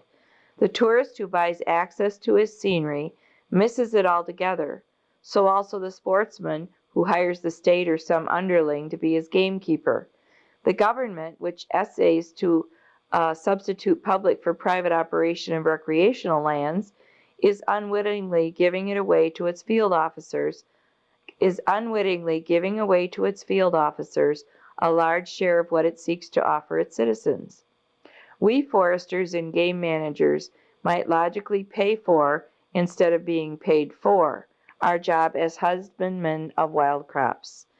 That a sense of husbandry exercised in the production of crops may be quite as important as the crops themselves is realized to some extent in agriculture, but not in conservation. American sportsmen hold in small esteem the intensive game cropping of the Scottish moors and the German forests, and in some respects rightly, but they overlook entirely the sense of husbandry developed by the European landholder in the process of cropping. We have no such thing as yet. It is important. When we conclude that we must bait the farmer with subsidies to induce him to raise a forest, or with gate receipts to induce him to raise game, we are merely admitting that the pleasures of husbandry in the wild are as yet unknown both to the farmer and to ourselves. Scientists have an epigram: ontogeny repeats phylogeny. What they mean is that the development of each individual repeats the evolutionary history of the race. This is true of mental as well as physical things. The trophy hunter is the caveman reborn. Trophy hunting is the prerogative of youth, racial or individual, and nothing to apologize for. The disquieting thing in the modern picture is the trophy hunter who never grows up, in whom the capacity for isolation, perception, and husbandry is undeveloped, or perhaps lost. He is the motorized ant who swarms the continent before learning to see his own backyard, who consumes but never creates outdoor satisfactions. For him, the recreational engineer dilutes the wilderness and artificializes its trophies in the fond belief that he is rendering a public service. The trophy recreationist has peculiarities that contribute in subtle ways to his own undoing. To enjoy, he must possess, invade, appropriate. Hence, the wilderness that he cannot personally see has no value to him. Hence, the universal assumption that an unused hinterland is rendering no service to society. To those devoid of imagination, a blank place on the map is a useless waste. To others, the most valuable part. Is my share in Alaska worthless to me because I shall never go there? Do I need a road to show me the Arctic prairies, the goose pastures of the Yukon, the Kodiak bear, the sheep meadows behind McKinley? It would appear, in short, that the rudimentary grades of outdoor recreation consume their resource base. The higher grades, at least to a degree, create their own satisfactions with little or no attrition of land or life. It is the expansion of transport without a corresponding growth of perception that threatens us with a qualitative bankruptcy in the recreational process.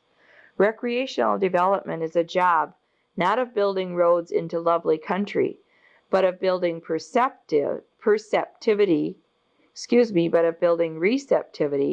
into the still unlovely human mind. I'll go back over that sentence again. Recreational development is a job not of building roads into lovely country, but of building receptivity into the still unlovely human mind.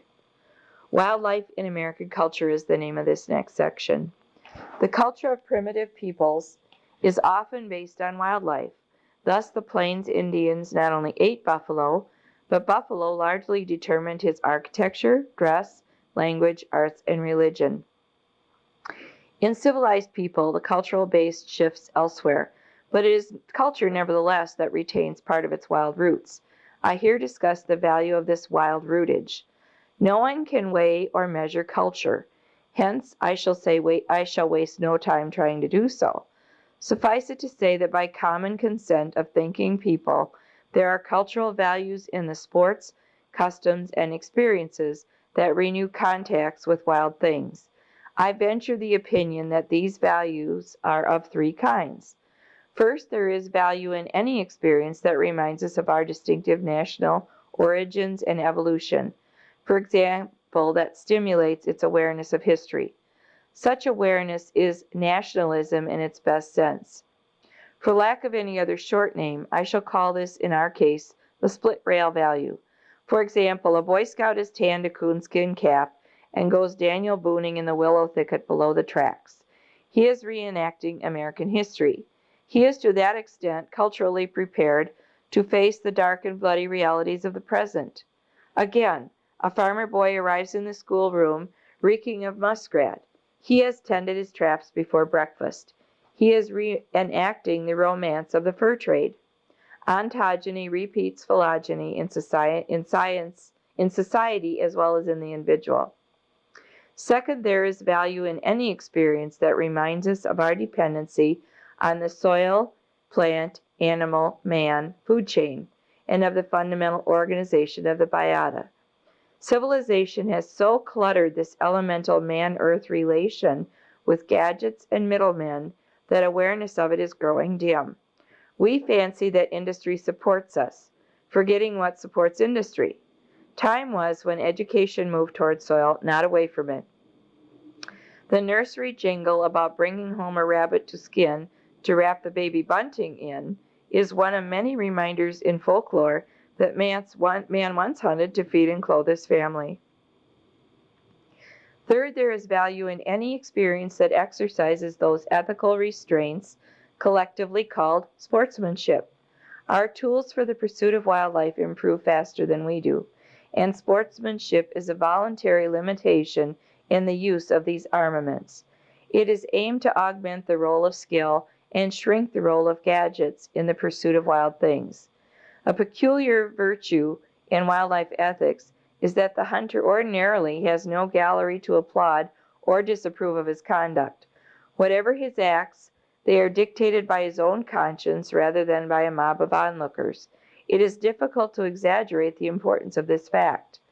Voluntary adherence to an ethical code elevates the self-respect of the sportsman, but it should not be forgotten that voluntary disregard of the code denigrates and depraves him. For example, a common denominator of all sporting codes is not a waste of good meat, is to not waste good meat. Yet now it is a demonstrable fact that Wisconsin deer hunters, in their pursuit of a legal buck, kill and abandon in the woods at least one doe, fawn, or spike buck for every 2 legal bucks taken out. In other words, approximately half the hunters shoot any deer until a legal deer is killed. The illegal carcasses are left where they fall. Such deer hunting is not only without social value, but constitutes actual training for ethical depravity elsewhere. It seems then that split rail and man-earth experiences have 0 or plus values, but that ethical experiences may have minus values as well.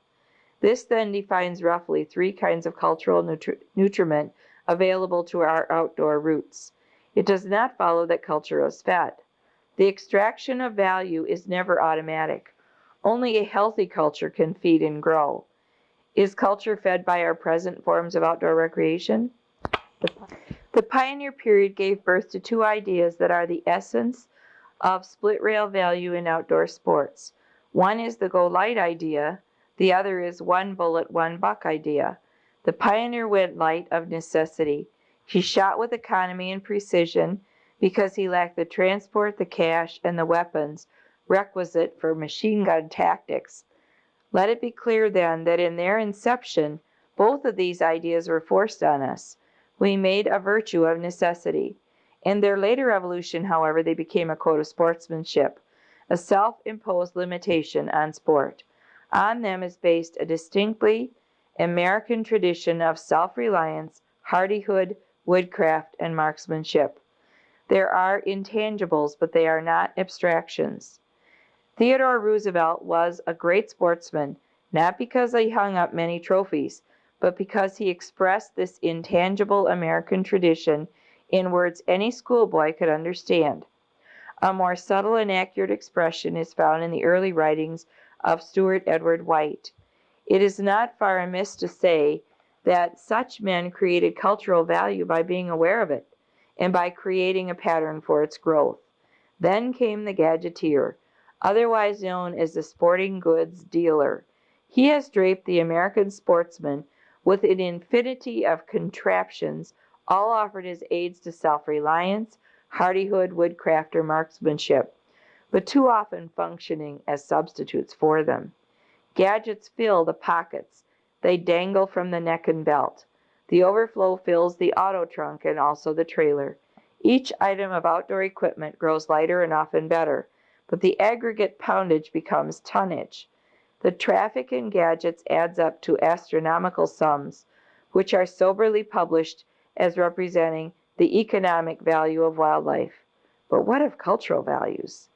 As an end case, consider the duck hunter sitting in a steel boat behind composition decoys. A putt-putt motor has brought him to the blind without exercise. Canned heat stands by to warm him in case of a chilling wind. He talks to the passing flocks on a factory caller in what he hopes are seductive tones. Home lessons from a phonograph record have taught him how. These decoys work despite the caller. A flock circles in. It must be shot at before it circles twice, for the marsh bristles with other sportsmen, similarly accoutred, who might shoot first. He opens up at 70 yards, for his polychoke is set for infinity, and the advertisements have told him that Super Z shells, and plenty of them, have a long reach.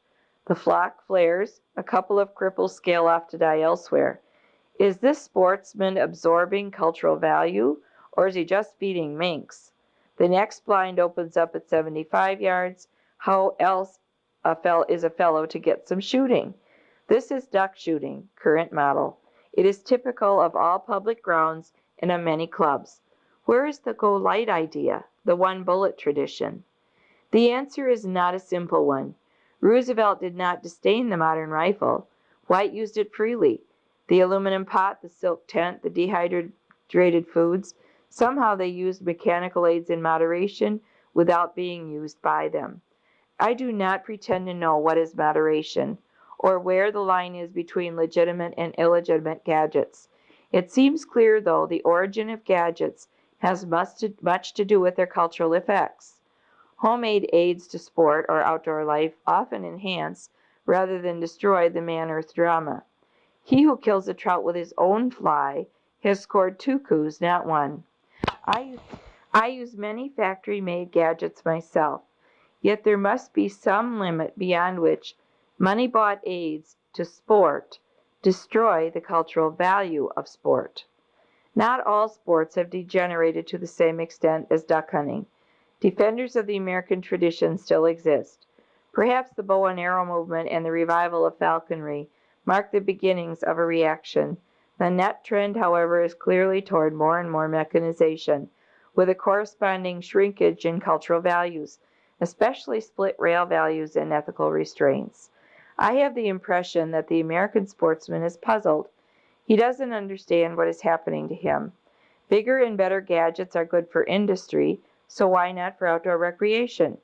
It has not dawned on him that outdoor recreations are essentially primitive, atavistic, that their value is a contrast value, that excessive mechanization destroys contrasts by moving the factory to the woods or to the marsh. The sportsman has no leaders to tell him what is wrong. The sporting press no longer represents sport. It has turned billboard for gadgeteer.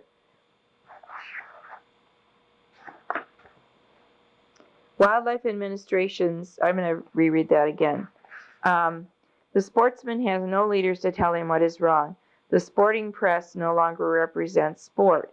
It has turned billboard for the gadgeteer. Wildlife administrators are too busy producing something to shoot at to worry much about the cultural value of the shooting. Because everybody from Xenophon to Teddy Roosevelt said that sport has value, it is assumed that this value must be indestructible. Among non-gunpowder sports, The impact of mechanization has had diverse effects. The modern field glass, the camera, and the aluminum bird band have certainly not deteriorated the cultural value of ornithology. Fishing, but for outboard motors and aluminum canoes, seems less severely mechanized than hunting. That isn't true now with all the depth finders and all the rest of that. On the other hand, motorized transport has nearly destroyed the sport of wilderness travel by leaving only fly specks of wilderness to travel in. Fox hunting with hounds, backwoods style, presents a dramatic instance of partial and perhaps harmless mechanized invasion. This is one of the purest sports. It has real split rail flavor, but it has man-earth drama of the first water. The fox is deliberately left unshot, hence ethical restraint is also present. But now we follow the chase in forts. The voice of the bugle Ann mingles with the honk of the flivver. However, no one is likely to invent a mechanical foxhound or to screw a polychoke on the hound's nose. No one is likely to teach dog training by phonograph or by other painless shortcuts. I think the gadgeteer has reached the end of his tether in dogdom. The one sport, this is my view anyhow, the one sport that's really gone the wrong route is bear hunting. The sportsmen, quote unquote, sit or stand around their trucks on the road with those monster antennae on them. And then they send, and often, from what I see in Wisconsin, they stand around drinking beer. And then they send the dog in to tree or chase the bear. Once the dog has cornered the bear, then they also have an antenna or some kind of a transmitter device on the dog. So when the dog has treed or chased the bear or cornered the bear, then the men go in and shoot it. Oh, I hate that. And if I'm driving up north in Wisconsin or Minnesota, I see those guys standing by the side of the road. I really have a strong inclination to shoot them, but that's another whole story. It's not quite accurate to ascribe all the ills of sport to the inventor of physical aids to sport. The advertiser invents ideas, and ideas are seldom as honest as physical objects, even though they may be equally useless. One such deserves special mention, the where-to-go department. Knowledge of the whereabouts of good hunting or fishing is a very personal form of property. It's like rod, dog, or gun, a thing to be loaned or to given as a personal courtesy. But to hawk it in the marketplace of the sports column as an aid to circulation seems to me to be another matter. To hand it to all and sundry as free public service seems to me distinctly another matter. Even in conservation departments now, they tell Tom, Dick, and Harry where the fish are biting and where a flock of ducks has ventured to alight for a meal. Wouldn't Leopold hate these sportsman shows where they not only tell you where to go but have the latest in gadgetry? I think he'd be shocked to see the way things have developed in this area. All of these organized promiscuities tend to depersonalize one of the essentially personal elements in outdoor sports. I do not know where the line lies between legitimate and illegitimate practice. I am convinced, though, that where-to-go service has broken all bounds of reason. If the hunting or fishing is good, the where-to-go service suffices to attract the desired excess of sportsmen. But if it is no good, the advertiser must resort to more forcible means. One such thing is the fishing lottery, in which a few hatchery fish are tagged, and a prize is offered for the fisherman catching the winning number. This curious hybrid between the techniques of science and of the pool hall ensures the overfishing of an already exhausted lake, and brings a glow of civic pride to many a village chamber of commerce. It is idle for the professional wildlife managers to consider themselves aloof from these affairs. The production engineer and the salesman belong to the same company, and both are tarred with the same stick. Wildlife managers are trying to raise game in the wild by manipulating its environment, and thus to convert hunting from exploiting to cropping. If the conversion takes place, how will it affect natural values? It must be admitted that split rail flavor and free-for-all exploitation are historically associated. Daniel Boone had scant patience with agricultural cropping, let alone wildlife cropping. Perhaps the stubborn reluctance of the Juan Gallus sportsman to be converted to the cropping idea is an expression of his split rail inheritance. Probably cropping is resisted because it is incompatible with one component of the split rail tradition, pre-hunting.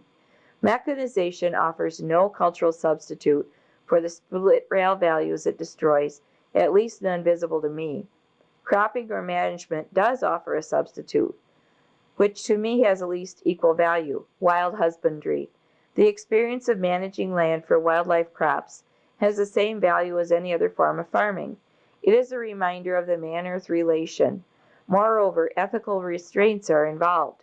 Thus, managing game without resorting to the predator control calls for ethical restraint of a higher order. It must be concluded then that game cropping shrinks one value, split rail, but enhances both of the others. If we regard outdoor sports as a field of conflict between an immensely vigorous process of mechanization and a wholly static tradition, then the outlook for cultural values is indeed dark. But why cannot our concept of sport grow with the same vigor as our list of gadgets? Perhaps the salvation of cultural value lies in seizing the offensive. I, for one, believe that the time is ripe. Sportsmen can determine for themselves the shape of things to come.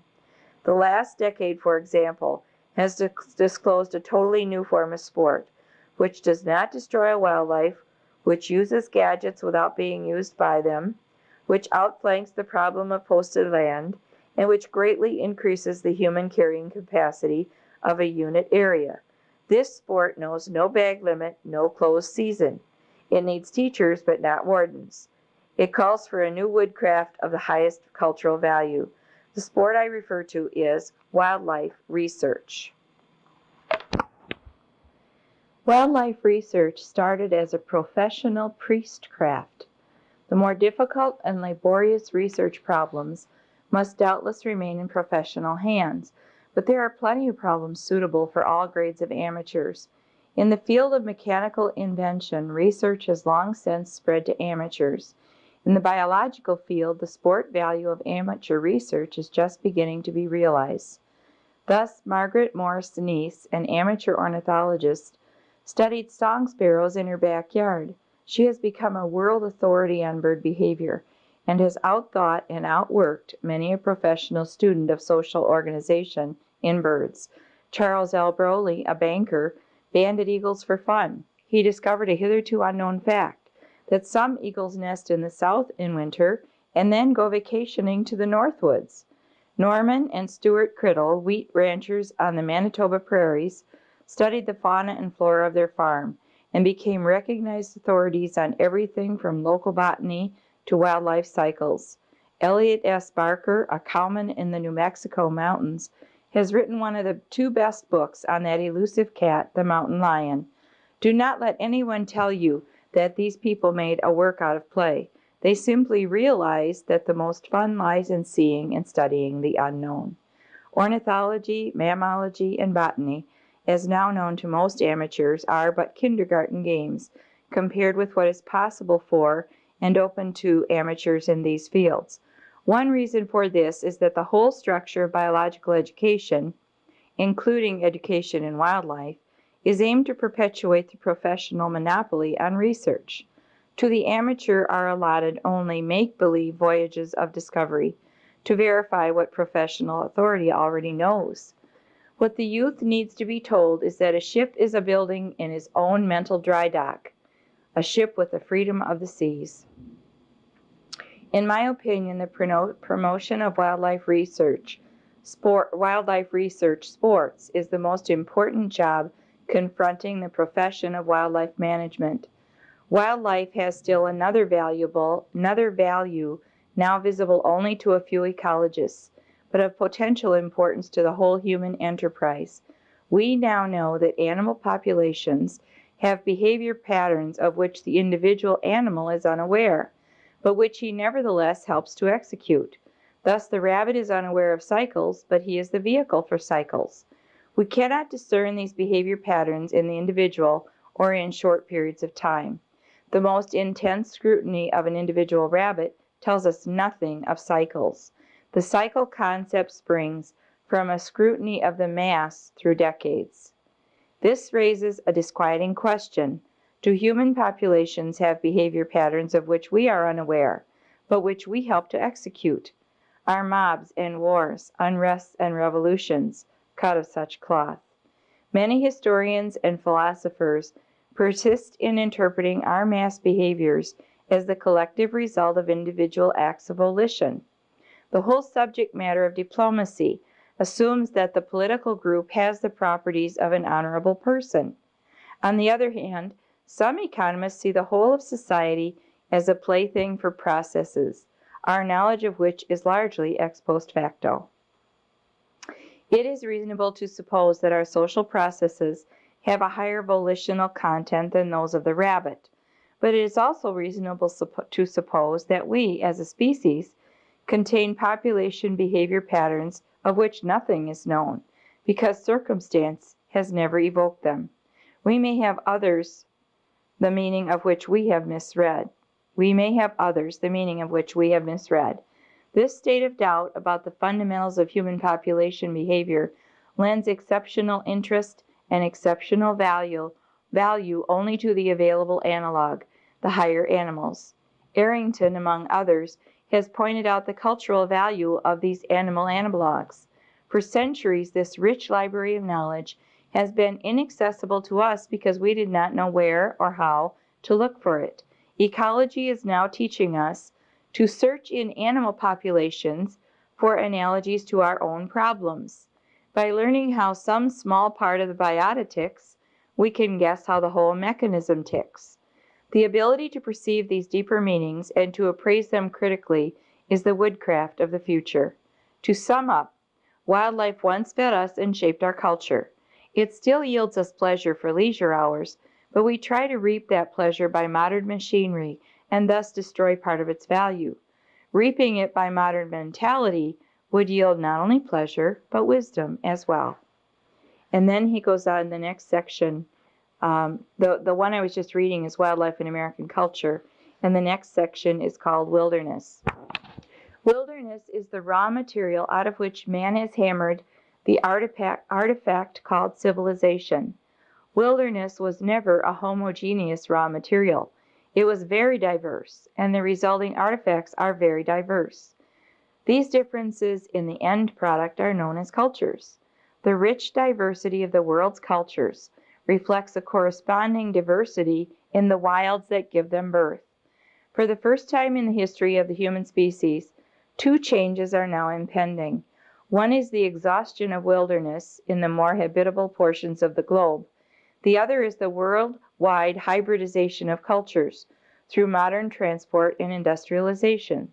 Neither can be prevented and perhaps should not be, but the question arises whether, by some slight amelioration of the impending changes, certain values can be preserved that would otherwise be lost. To the laborer in the sweat of his labor, the raw stuff on his anvil is an adversary to be conquered. So was wilderness an adversary to the pioneer. But to the laborer in repose, able for a moment to cast a philosophical eye on his world, that same raw stuff is something to be loved and cherished, because it gives definition and meaning to his life. There is a plea for the preservation of some tag ends of wilderness as museum pieces for the edification of those who may one day wish to see, feel, or study the origins of their cultural inheritance. The next section is called Remnants. Many of the diverse wildernesses out of which we have hammered America are already gone.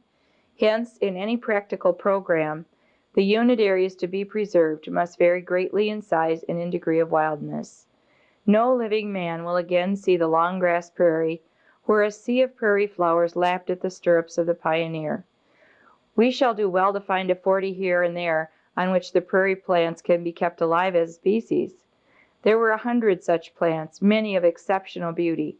Most of them are quite unknown to those who have inherited their domain. But the shortgrass prairie, where Cabeza de Vaca saw the horizon under the bellies of the buffalo, is still extant in a few spots of 10,000-acre size, albeit severely chewed up by sheep, cattle, and dry farmers. If the 49ers are worth commemorating on the walls of state capitals, is not the scene of their mighty Hegira, Hegira, Hegira? worth commemorating in several national prairie reservations. Of the coastal prairie, there is one block in Florida and one in Texas. But oil wells, onion fields, and citrus groves are closing in. Armed to the teeth with drills and bulldozers, it is last call.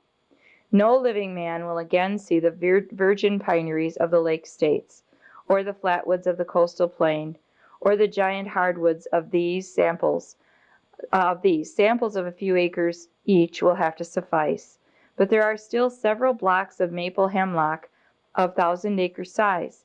There are similar blocks of Appalachian hardwoods, of southern hardwood swamp, of cypress swamp, and of Adirondack spruce.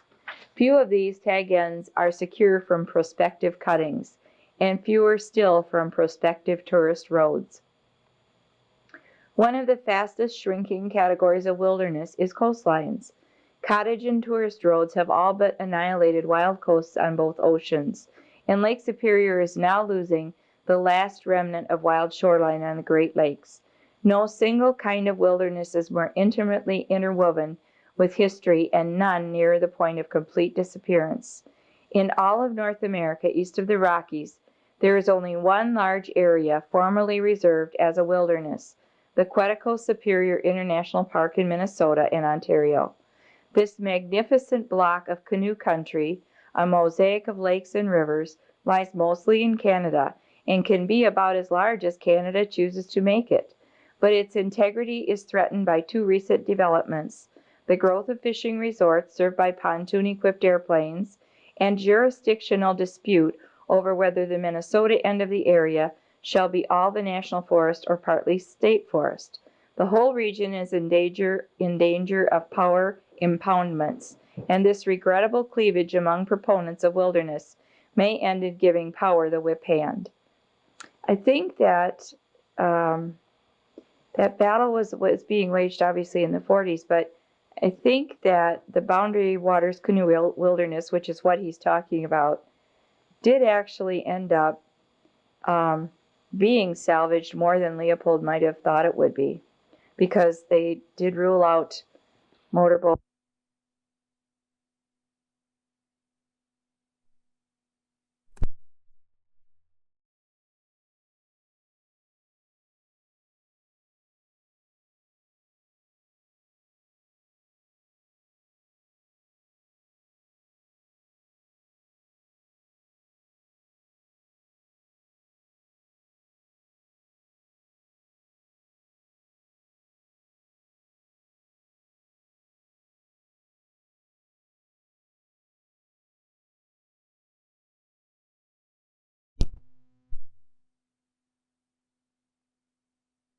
I'm beginning tape 5, side A, and in the book it's 190.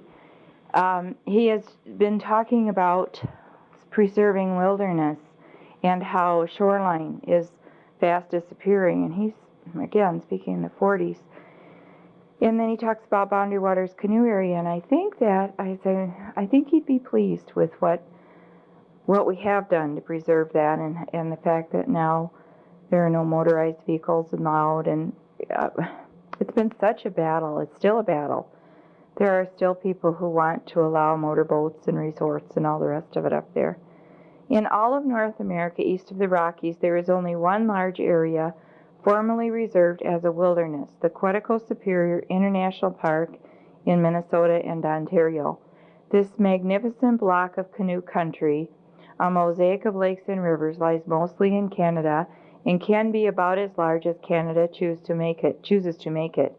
But its integrity is threatened by two recent developments: the growth of fishing resorts served by pontoon-equipped airplanes, and a jurisdictional dispute whether the Minnesota end of the area shall be all national forest or partly state forest. The whole region is in danger of power impoundments, and this regrettable cleavage among proponents of wildness may end in giving power the whip hand. In the Rocky Mountain states, a score of areas in the national forests, varying in size from 100,000 to 500,000 acres, are withdrawn as wilderness and closed to roads, hotels, and other inimical uses. In the national parks, the same principle is recognized. but no specific boundaries are delimited. Collectively, these federal areas are the backbone of the wilderness program, but they are not so secure as the paper record might lead one to believe. Local pressures for new tourist roads knock off a chip here and a slab there. There is perennial pressure for extension of roads for forest fire control, and these, by slow degrees, become public highways. Idle CCC camps presented a widespread temptation to build new and often needless roads. Lumber shortages during the war gave the impetus of military necessity to many road extensions, legitimate and otherwise. At the present moment, ski tows and ski hotels are being promoted in many mountain areas, often without regard to their prior designation as wilderness. One of the most insidious invasions of wilderness is via predator control. It works thus. Wolves and lions are cleaned out of a wilderness area in the interest of big game management. The big game herds, usually deer, elk, then increase to the point of overbrowsing the range. Hunters must then be encouraged to harvest the surplus, but modern hunters refuse to operate far from a car. Hence a road must be built to provide access to the surplus game. Again and again, wilderness areas have been split by this process, but it still continues. The Rocky Mountain system of wilderness areas covers a wild gamut of forest types, from the juniper breaks of the Southwest to the illimitable woods where rolls the Oregon. It is lacking, however, in desert areas, probably because of that underaged brand of aesthetics, which limits the definition of scenery to lakes and pine trees. In Canada and Alaska, there are still large expanses of virgin country, where nameless men by nameless rivers wander, and in strange valleys die strange deaths alone. A representative series of these areas can and should be kept. Many are negligible or negative value for economic use. It will be contended, of course, that no deliberate planning to this end is necessary, that adequate areas will survive anyhow. All recent history belies so comforting an assumption. Even if wild spots do survive, what of their fauna? The woodland caribou, the several races of mountain sheep, the pure form of woods buffalo, the barren ground grizzly, and the freshwater seals. The whales are even now threatened. The freshwater seals and the whales are even now threatened. Of what use are wild areas destitute of their distinctive faunas? The recently organized Arctic Institute has embarked on the industrialization of the Arctic wastes, with excellent chances of enough success to ruin them as wilderness. It is last call even in the far north. To what extent Canada and Alaska will be able to see and grasp their opportunities is anybody's guess. Pioneers usually scoff at any effort to perpetuate pioneering. You know, it makes me think, with Al Gore talking about the critical loss of polar ice caps, wouldn't Leopold have been amazed at the global warming concept? I mean, I don't think, as far-reaching as his mind was, I don't think it occurred to him that the Earth is warming to a point where we won't have the ice caps and the glaciers. Wilderness for recreation. Physical combat for the means of subsistence was for unnumbered centuries an economic fact. When it disappeared as such, a sound instinct led us to preserve it in the form of athletic sports and games. Physical combat between men and beasts was, in like manner, an economic fact, now preserved as hunting and fishing for sport. Public wilderness areas are, first of all, a means of perpetuating in sport form the more virile and primitive skills in pioneering travel and subsistence. Some of these skills are of generalized distribution. The details have been adapted to the American scene, but the skill is worldwide. Hunting, fishing, and foot travel by pack are examples. Two of them, however, are as American as a hickory tree. They have been copied elsewhere, but they were developed to their full perfection only on this continent. One of these is canoe travel, and the other is travel by pack train. Both are shrinking rapidly. Your Hudson Bay Indian now has a putt-putt, and your mountaineer a Ford. If I had to make a living by canoe or pack horse, I should likely do likewise, for both are grueling labor. But we who seek wilderness travel for sport are foiled when we are forced to compete with mechanized substitutes. It is footless to execute a portage to the tune of motor launches, or to turn out your bell mare in the pasture of a summer hotel. It is better to stay home. Wilderness areas are first of all a series of sanctuaries for the primitive arts of wilderness travel, especially canoeing and packing. I suppose some will wish to debate whether it is important to keep these primitive arts alive. I shall not debate it. Either you know it in your bones or you are very, very old. European hunting and fishing are largely devoid of the thing that wilderness areas might be the means of preserving in this country. I'm going to read that again. European hunting and fishing are largely devoid of the thing that wilderness areas might be the means of preserving in this country. Europeans do not camp, cook, or do their own work in the woods if they can avoid doing so. Work chores are delegated to beaters and servants, and a hunt carries the atmosphere of a picnic rather than of pioneering. The test of skill is confined largely to the actual taking of game or fish. There are those who decry wilderness sports as undemocratic, because the recreational carrying capacity of a wilderness is small as compared with golf links or a tourist camp. The basic error in such argument is that it applies the philosophy of mass production to what is intended to counteract mass production. The value of recreation is not a matter of ciphers. Recreation is valuable in proportion to the intensity of its experience and to the degree to which it differs from and contrasts with workaday life. By these criteria, mechanized outings are at best a milk and water affair. Mechanized recreation already has seized 9/10 of the woods and mountains. A decent respect for minorities should dedicate the other tenth to wilderness. Wilderness for Science is the name of the next chapter. The most important characteristic of an organism is that capacity for internal self-renewal known as health. There are two organisms whose process of self-renewal have been subjected to human interference and control. One of these is man himself, medicine and public health. The other is land, agriculture and conservation. The effort to control the health of land has not been very successful. It is now generally understood that when soil loses fertility or washes away faster than it forms, and when water systems exhibit abnormal floods and shortages, the land is sick. Other derangements are known as facts, but are not yet thought of as symptoms of land sickness. The disappearance of plants and animal species without visible cause, despite efforts to protect them, and the eruption of others as pests, despite efforts to control them, must, in the absence of simpler explanations, be regarded as symptoms of sickness in the land organism. Both are occurring too frequently to be dismissed as normal evolutionary events. The status of thought on these ailments of the land is reflected in the fact that our treatments for them are still prevailingly local.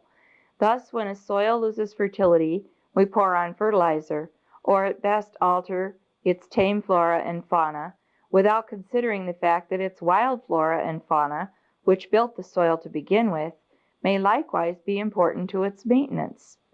It was recently discovered, for example, that good tobacco crops depend, for some unknown reason, on the preconditioning of the soil by wild ragweed.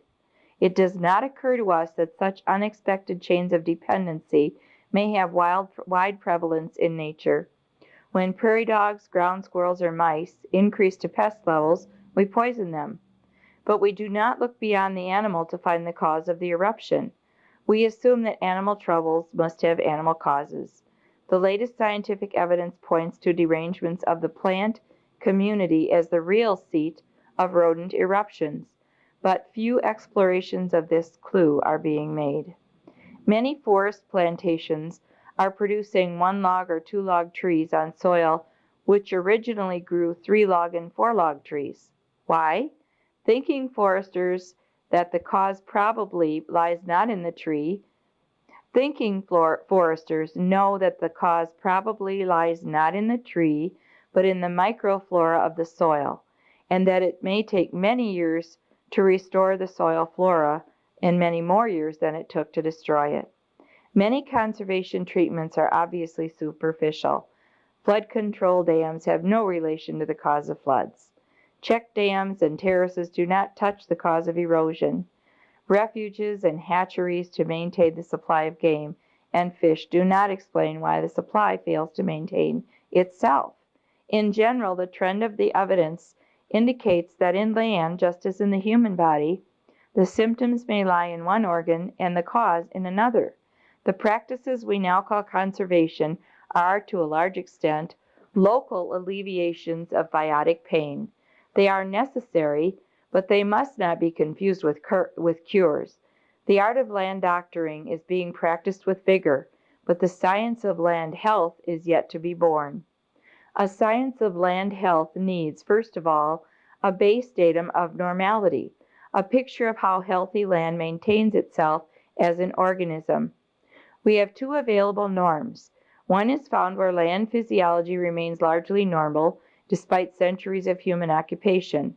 I know of only one such place, northeastern Europe. It is not likely that we shall fail to study it. The other and most perfect norm is wilderness.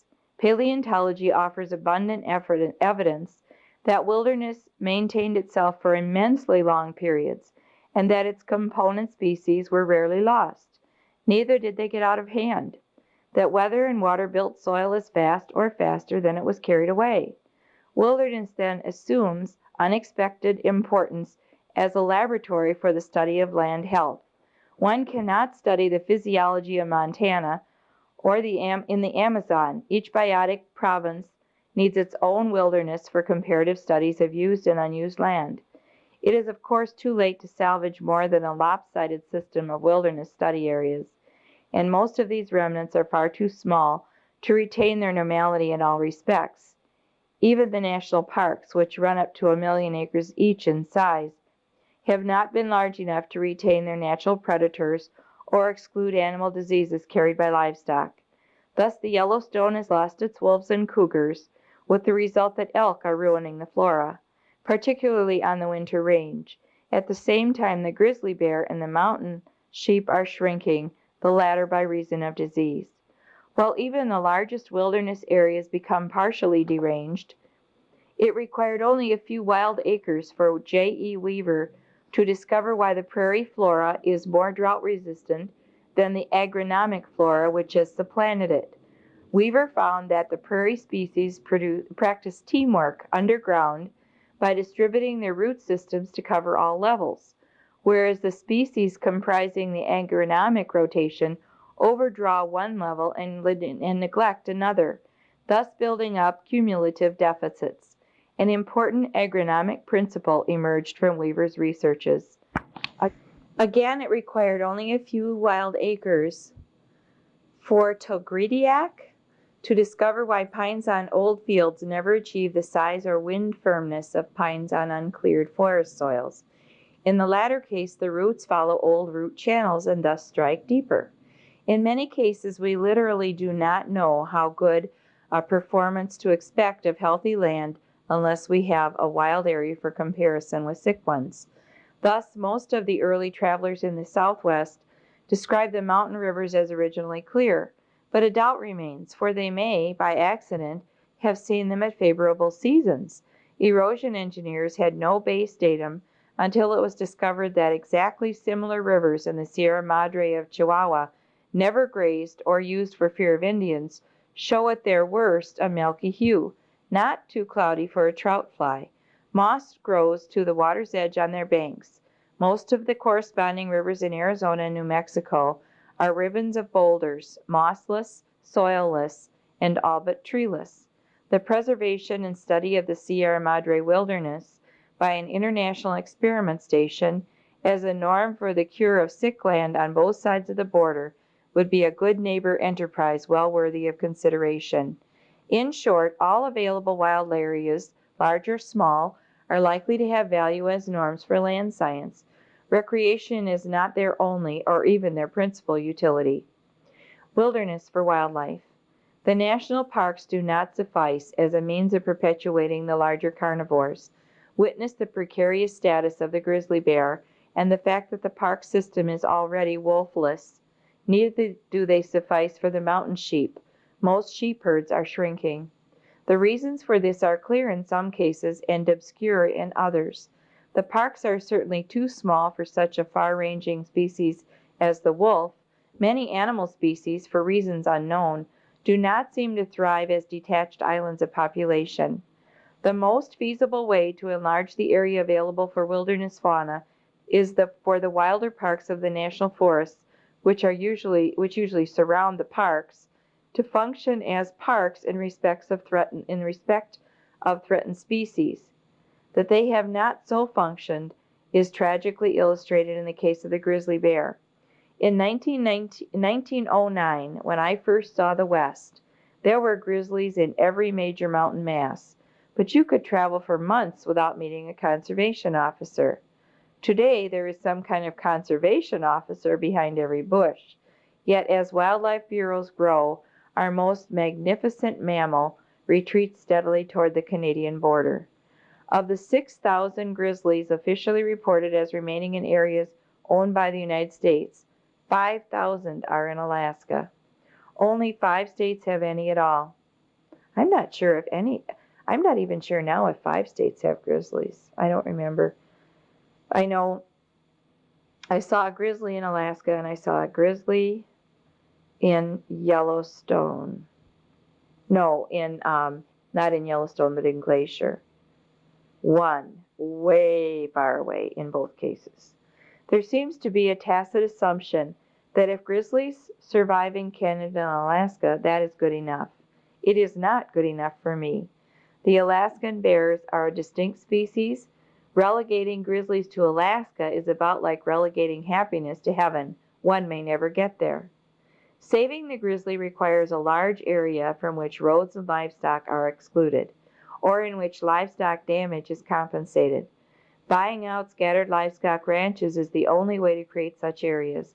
But despite large authority to buy and exchange lands, the conservation bureaus have accomplished virtually nothing toward this end. The Forest Service, I am told, has established one grizzly range in Montana, but I know of a mountain range in Utah in which the Forest Service actually promoted a sheep industry, despite the fact that it harbored the sole remnant of grizzlies in that state. Permanent grizzly ranges and permanent wilderness areas are, of course, two names for one problem. Enthusiasm about either requires a long view of conservation and a historical perspective. Only those able to see the pageant of evolution can be expected to value its theater, the wilderness, or its outstanding achievement, the grizzly. But if education really educates, there will in time be more and more citizens who understand that relics of the Old West add meaning and value to the new. Youth yet unborn will pole up the Missouri with Lewis and Clark, or climb the Sierras with James, Cape, and Adams, and each generation will in turn ask, "Where is the big white bear?" It will be a sorry answer to say, "He went under when conservationists weren't looking." Defenders of the wilderness. Wilderness is a resource which can shrink but not grow. Invasions can be arrested or modified in a manner to keep an area usable either for recreation or for science or for wildlife. But the creation of new wilderness in the full sense of the word is impossible. It follows then that any wilderness program is a rearguard action through which retreats are reduced to a minimum. The Wilderness Society was organized in 1935 for the one purpose of saving the wilderness remnants in America. It does not suffice, however, to have such a society. Unless there be wilderness-minded men scattered through all the conservation bureaus, society may never learn of new invasions until the time for action has passed. Furthermore, a militant minority of wilderness-minded citizens must be on watch throughout the nation and available for action in a pinch. In Europe, where wilderness is now retreated to the Carpathians and Siberia, every thinking conservationist bemoans its loss. Even in Britain, which has less room for land luxuries than most of any other civilized countries, there is a vigorous if belated movement for saving a few small spots of semi-wild land. Ability to see the cultural value of wilderness boils down in the last analysis to a question of intellectual humility. The shallow-minded modern who has lost his rootage in the land assumes that he has already discovered what is important. It is such who prate of empires, political or economic, that will last 1,000 years. It is only the scholar who appreciates that all history consists of successive excursions from a single starting point, to which man returns again and again to organize yet another search for a durable scale of values. It is only the scholar who understands why the raw wilderness gives definition and meaning to human enterprise. And then this next section is called the land ethic. When godlike Odysseus returned from the wars in Troy, he hanged all on one rope 12 slave girls of his household, whom he suspected of misbehavior during his absence. This hanging involved no question of propriety. The girls were property. The disposal of property was then, as now, a matter of expediency, not right and wrong. Concepts of right and wrong were not lacking from Odysseus' Greece. Witness the fidelity of his wife through the long years before at last his black prowed galleys clove the wine-dark seas for home. The ethical structure of that day covered wives, but had not yet been extended to human chattels. During the 3,000 years which have since elapsed, ethical criteria have been extended to many fields of conduct, with corresponding shrinkages in those judged by expedience only. The ethical sequence is the next section. This extension of ethics, so far studied only by philosophers, is actually a process in ecological evolution. Its sequences may be described in ecological as well as in philosophical terms. An ethic, ecologically, is a limitation on freedom of action in the struggle for existence. An ethic, philosophically, is a differentiation of social from antisocial conduct. These are two definitions of one thing. The thing has its origin in the tendency of the interdependent individuals or groups to evolve modes of cooperation. The ecologist calls these symbioses. Politics and economics are advanced symbioses in which the original free-for-all competition has been replaced in part by cooperative mechanisms with an ethical content. The complexity of cooperative mechanisms has increased with population density and with the efficacy of tools. It was simpler, for example, to define the antisocial uses of sticks and stones in the days of the mastodons than of bullets and billboards in the age of motors. The first ethics dealt with the relation between individuals. The Mosaic Decalogue is an example. Later accretions dealt with the relation between the individual and society. The Golden Rule tries to integrate the individual to society. Democracy to integrate social organization to the individual. There is as yet no ethic dealing with man's relation to the land, and to the animals and to the plants which grow upon it. Land, like Odysseus' slave girls, is still property. The land relation is still strictly economic, entailing privileges but not obligations. The extension of ethics to this third element in human environment is, if I read the evidence correctly, an evolutionary possibility and an ecological necessity, is the third step in a sequence, the first two having already been taken. Individual thinkers, since the days of Ezekiel and Isaiah, have asserted that the despoilation of land is not only inexpedient but wrong. Society, however, has not yet affirmed their belief. I regard the present conservation movement as the embryo of such an affirmation. An ethic may be regarded as a mode of guidance for meeting ecological situations so new or intricate, or involving such deferred reactions, that the path of social expediency is not discernible to the average individual. Animal instincts are modes of guidance for the individual in meeting such situations. Ethics are possibly a kind of community instinct in the making. The community concept. All ethics so far evolved rests upon a single premise, that the individual is a member of a community of interdependent parts. His instincts prompt him to compete for his place in that community, but his ethics prompt him also to cooperate, perhaps in order that there may be a place to compete for. The land ethic simply enlarges the boundaries of the community to include soils, waters, plants, animals, or collectively, the land. This sounds simple. Do we not already sing our love for and obligation to the land of the free and the home of the brave? Yes, but just what and whom do we love? Certainly not the soil, which we are sending helter-skelter downriver, certainly not the waters, which we assume have no function except to turn turbines, float barges, and carry off sewage. Certainly not of the plants, of which we exterminate whole communities without batting an eye. Certainly not the animals, of which we have already extirpated many of the largest and most beautiful species.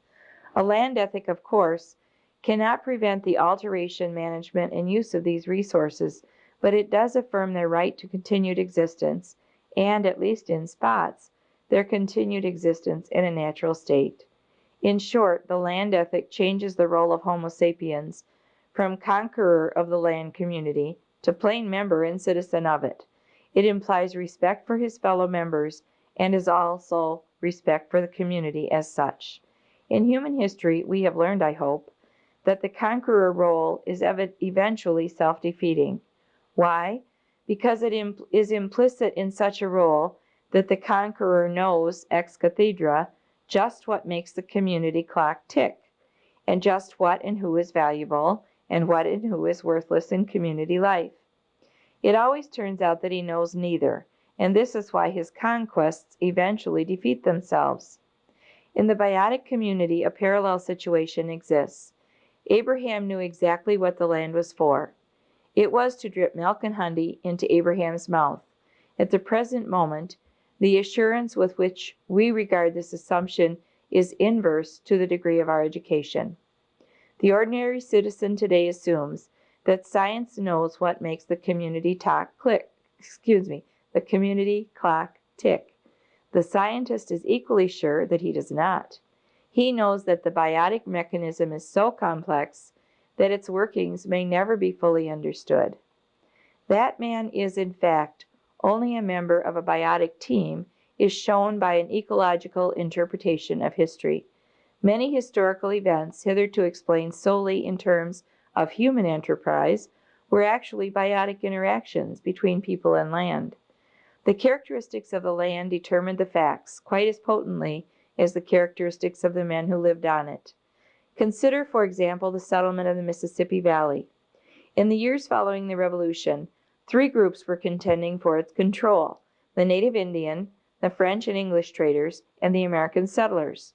Historians wonder what would have happened if the English at Detroit had thrown a little more weight into the Indian side of those tipsy scales which decided the outcome of the colonial migration into the cane lands of Kentucky.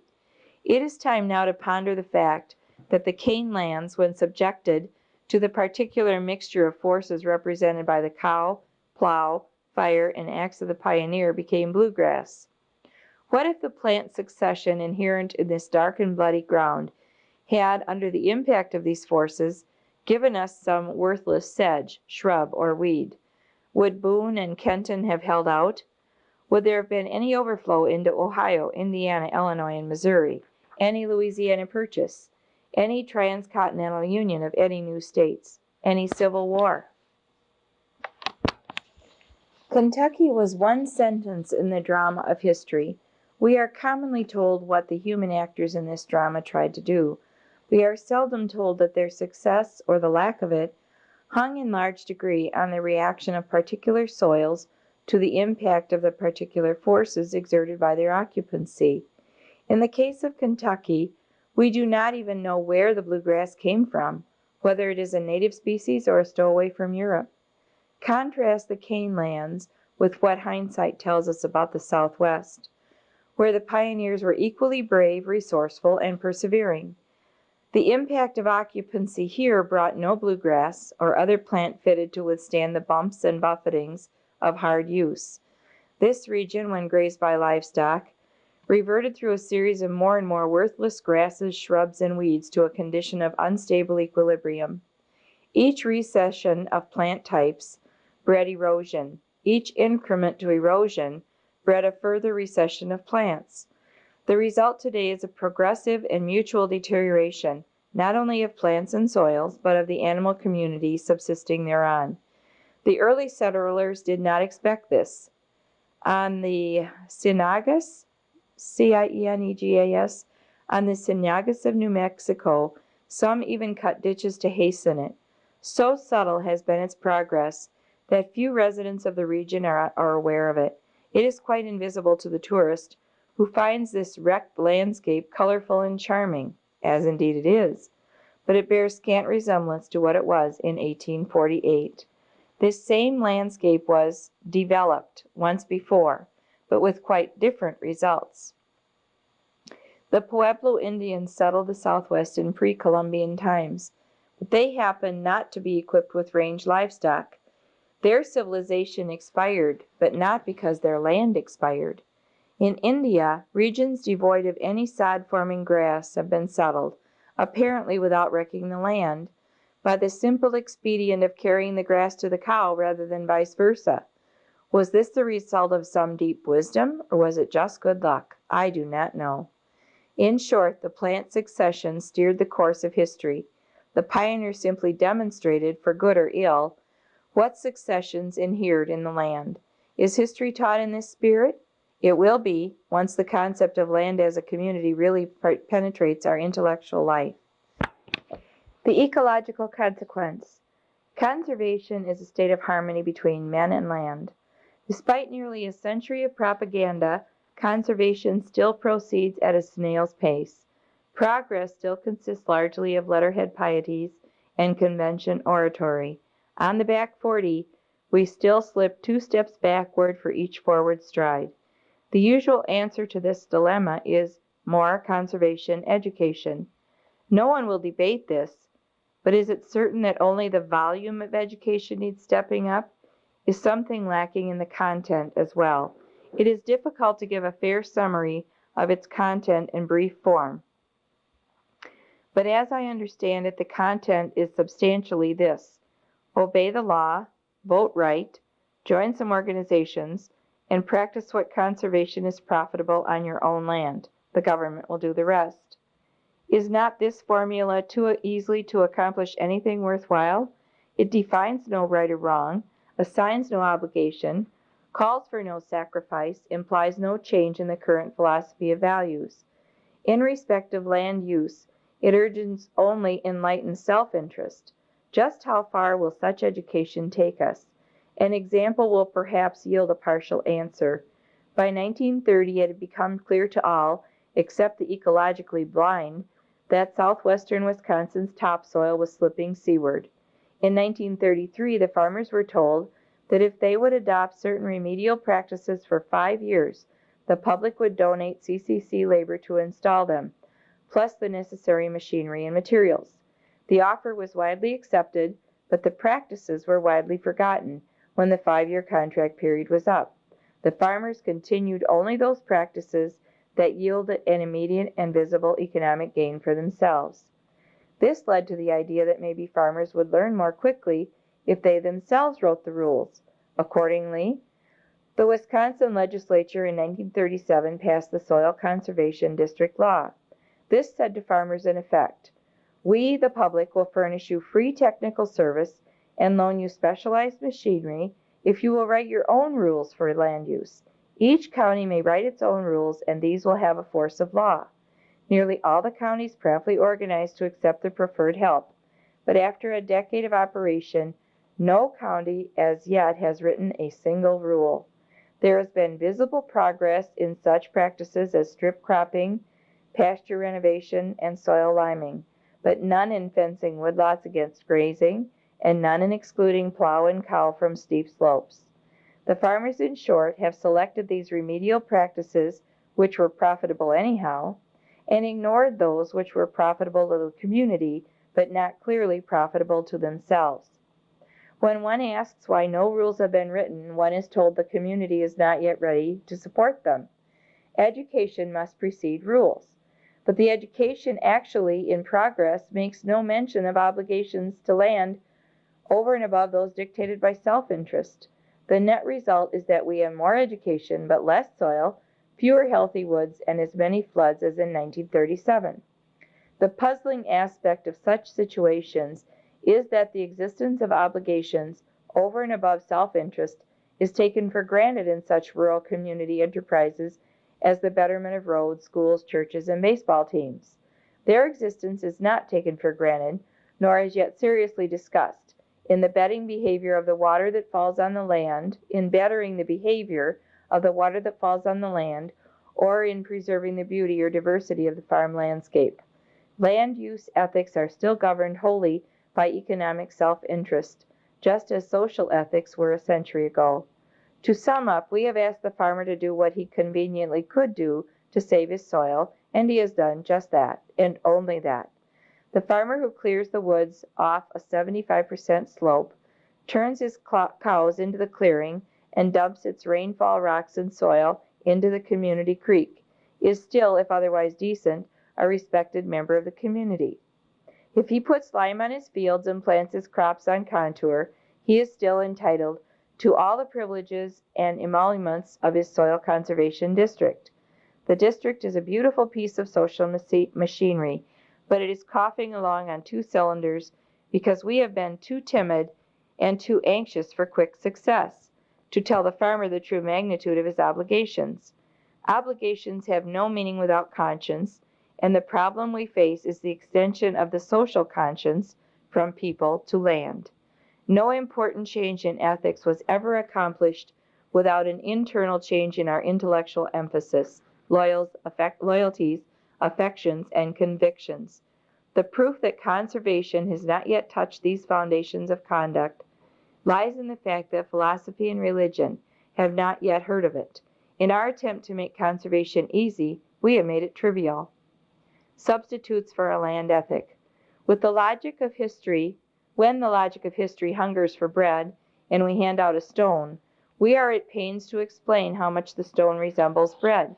I now describe some of the stones which serve in lieu of a land ethic. One basic weakness in a conservation system based wholly on economic motives is that most members of the land community have no economic value.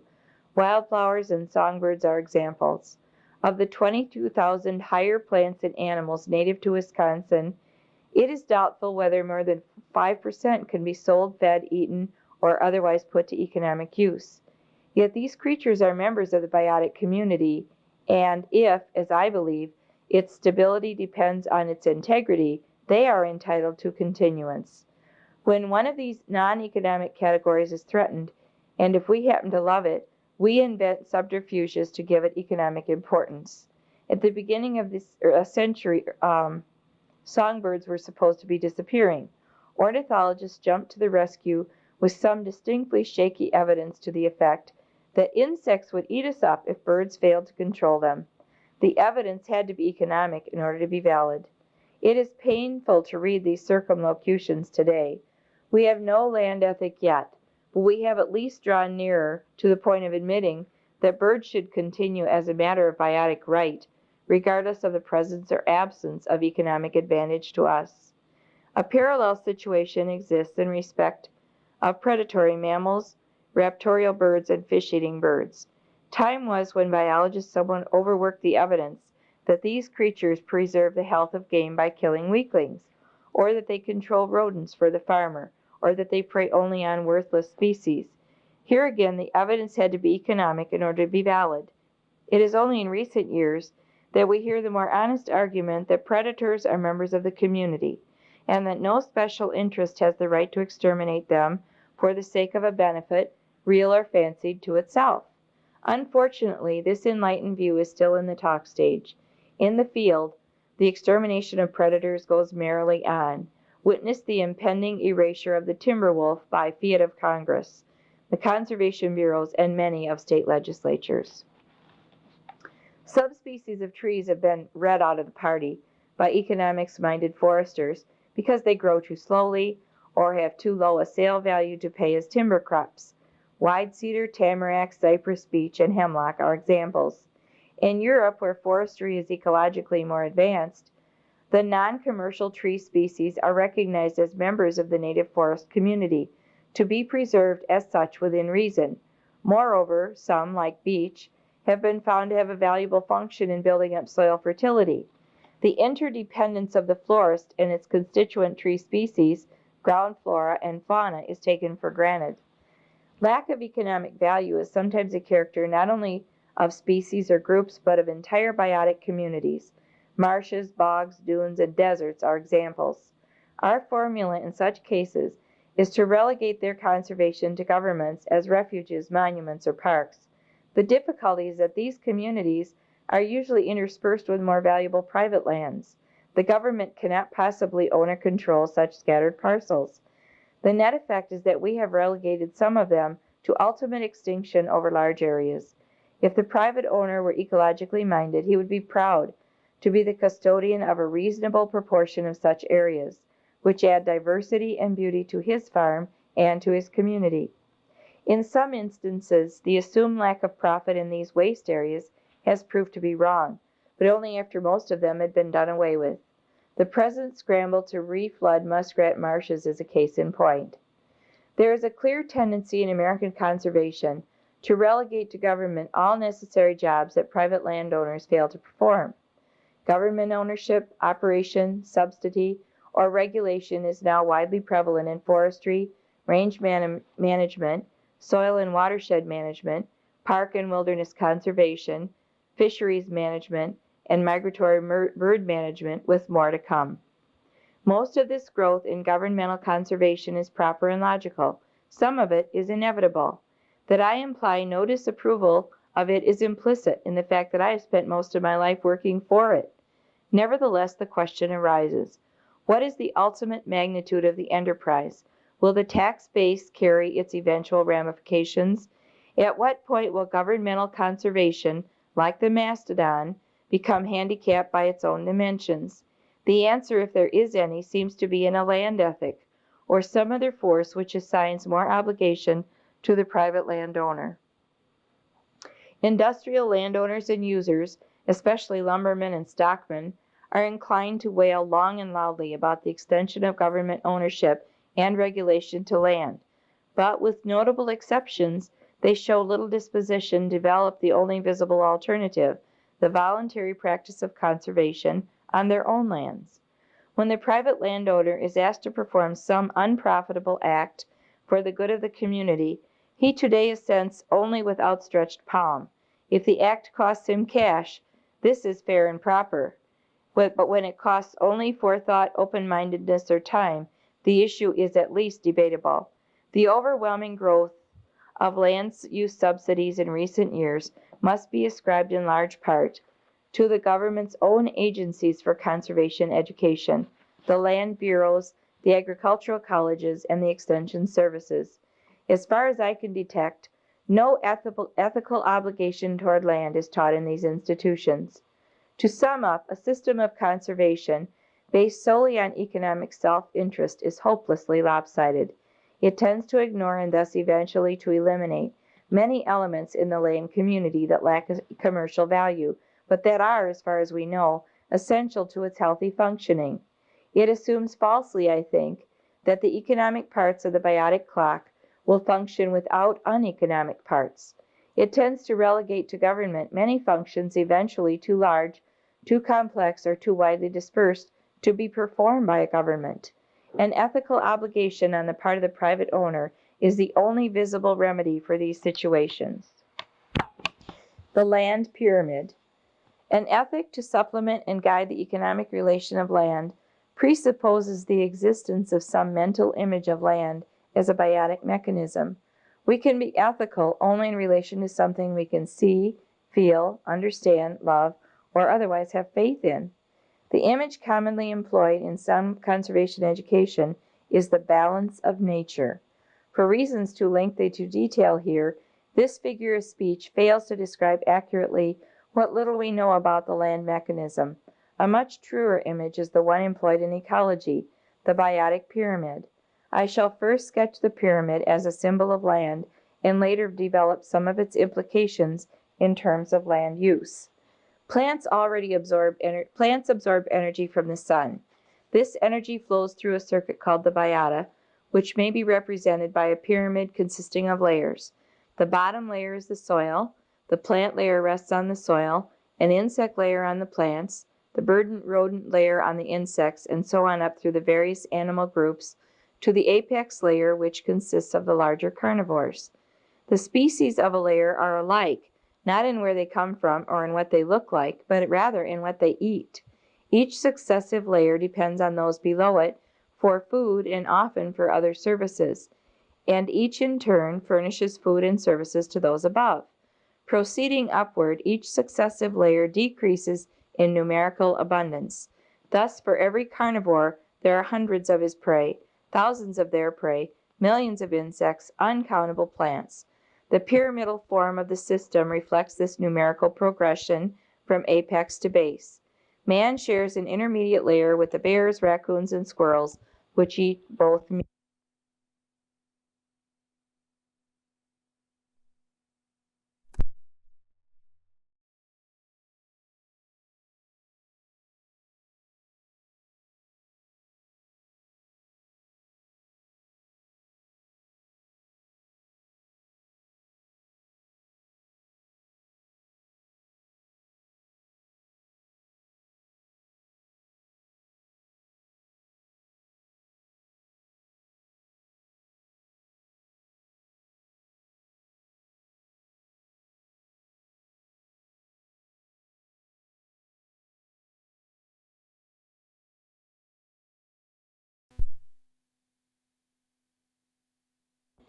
And it's toward the very end of the book where he's talking about his land ethic. And he's talking right now about the land pyramid. The lines of dependency for food and other services are called food chains. Thus, soil, oak, deer, Indian is a chain that has now been largely converted to soil, corn, cow, farmer. Each species, including ourselves, is a link in many chains. The deer eats 100 plants other than oak, and the cow is 100 plants other than corn. Both, then, are links in 100 chains. The pyramid is a tangle of chains so complex as to seem disorderly, yet the stability of the system proves it to be a highly organized structure. Its functioning depends on the cooperation and the competition of its diverse parts. In the beginning, the pyramid of life was low and squat, the food chain short and simple. Evolution has added layer after layer, link after link. Man is one of thousands of accretions to the height and complexity of the pyramid. Science has given us many doubts, but it has given us at least one certainty. The trend of evolution is to elaborate and diversify the biota. Land, then, is not merely soil. It is a fountain of energy flowing through a circuit of soils, plants, and animals. Food chains are the living channels which conduct energy upward. Death and decay return it to the soil. The circuit is not closed. Some energy is dissipated in decay. Some is added by absorption from the air. Some is stored in soils, peats, and long-lived forests. But it is a sustained circuit, like a slowly augmented revolving fund of life. There is always a net loss by downhill wash, but this is normally small and offset by the decay of rocks. It is deposited in the ocean and in the course of geological time raised to form new lands and new pyramids. The velocity and character of the upward flow of energy depends on the complex structure of the plant and animal community, much as the upward flow of sap in a tree depends on its complex cellular organization. Without this complexity, normal circulation would presumably not occur. Structure means the characteristic numbers as well as the characteristic kinds and functions of the component species. This interdependence between the complex structure of the land and its smooth functioning as an energy unit is one of its basic attributes. When a change occurs in one part of the circuit, many other parts must adjust themselves to it. Change does not necessarily obstruct or divert the flow of energy. Evolution is a long series of self-induced changes, the net result of which has been to elaborate the flow mechanism and to lengthen the circuit. Evolutionary changes, however, are usually slow and local. Man's invention of tools has enabled him to make changes of unprecedented violence, rapidity, and scope. One change is in the composition of flora and faunas. The larger predators are lopped off the apex of the pyramid. Food chains, for the first time in history, become shorter rather than longer. Domesticated species from other lands are substituted for wild ones, and wild ones are moved to new habitats. In this worldwide pooling of faunas and floras, some species get out of bounds as pests and diseases, others are extinguished. Such effects are seldom intended or foreseen. They represent unpredicted and often untraceable readjustments in the structure. Agricultural science is largely a race between the emergence of new pests and the emergence of new techniques for their control. Another change touches the flow of energy through plants and animals and its return to the soil. Fertility is the ability of the soil to receive, store, and release energy. Agriculture, by overdrafts on the soil, or by too radical a substitution of domestic for native species in the superstructure, may derange the channels of flow or deplete storage. Soils depleted of their storage or of their organic matter which anchors it wash away faster than they form. This is erosion. Waters, like soil, are part of the circuit energy. Industry, by polluting waters or obstructing them with dams, may exclude plants and animals necessary to keep energy in circulation. Transportation brings about another change. The plants or animals grown in one region are now consumed and returned to the soil in another. Transportation taps the energy stored in rocks and in the air and uses it elsewhere. Thus, we fertilize the garden with nitrogen gleaned by the guano birds from the fishes of the seas on the other side of the equator. Thus, the formerly localized and self-contained circuits are pooled on a worldwide scale. The process of altering the pyramid for human occupation releases stored energy, and this often gives rise, during the pioneering period, to a deceptive exuberance of plant and animal life, both wild and tame. This releases of biotic capital tend to becloud or postpone the penalties of violence. This thumbnail sketch of land as energy circuit conveys three basic ideas. 1, that land is not merely soil. 2, that the native plants and animals kept the energy circuit open, others may or may not. 3, that man-made changes are of a different order than evolutionary changes and have effects more comprehensive than is intended or foreseen. These ideas collectively raise two basic issues. Can the land adjust itself to a new order? Can the desired alterations be accomplished with less violence? Biotas seem to differ in their capacity to sustain violent conversion. Western Europe, for example, carries a far different pyramid than Caesar found there. Some large animals are lost. Swampy forests have become meadows or plowland. Many new plants and animals are introduced, some of which escape as pests.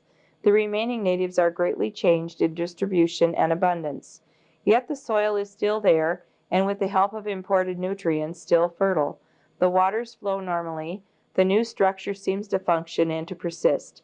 There is no visible stoppage or derangement of the circuit. Western Europe, then, has a resistant biota. Its inner processes are tough, elastic, resistant to strain. No matter how violent the alterations, the pyramid so far has developed some new modus vivendi which preserves its habitability for man and for most of the other natives. Japan seems to present another instance of radical conversion without disorganization. Most other civilized regions, and some as yet barely touched by civilization, display various stages of disorganization, varying from initial symptoms to advanced wastage. In Asia Minor and North Africa, diagnosis is confused by climatic changes, which may have been either the cause or the effect of advanced wastage. In the United States, the degree of disorganization varies locally. It is worst in the Southwest, the Ozarks, and parts of the South, and least in New England and the Northwest. Better land uses may still arrest it in the less advanced regions. In parts of Mexico, South America, South Africa, and Australia, a violent and accelerating wastage is in progress, but I cannot assess the prospects. This almost worldwide display of organization in the land seems to be similar to disease in an animal, except that it never culminates in complete disorganization or death. The land recovers, but at some reduced level of complexity, and with a reduced carrying capacity for people, plants, and animals. Many biotas currently regarded as lands of opportunity are in fact already subsisting on exploitive agriculture.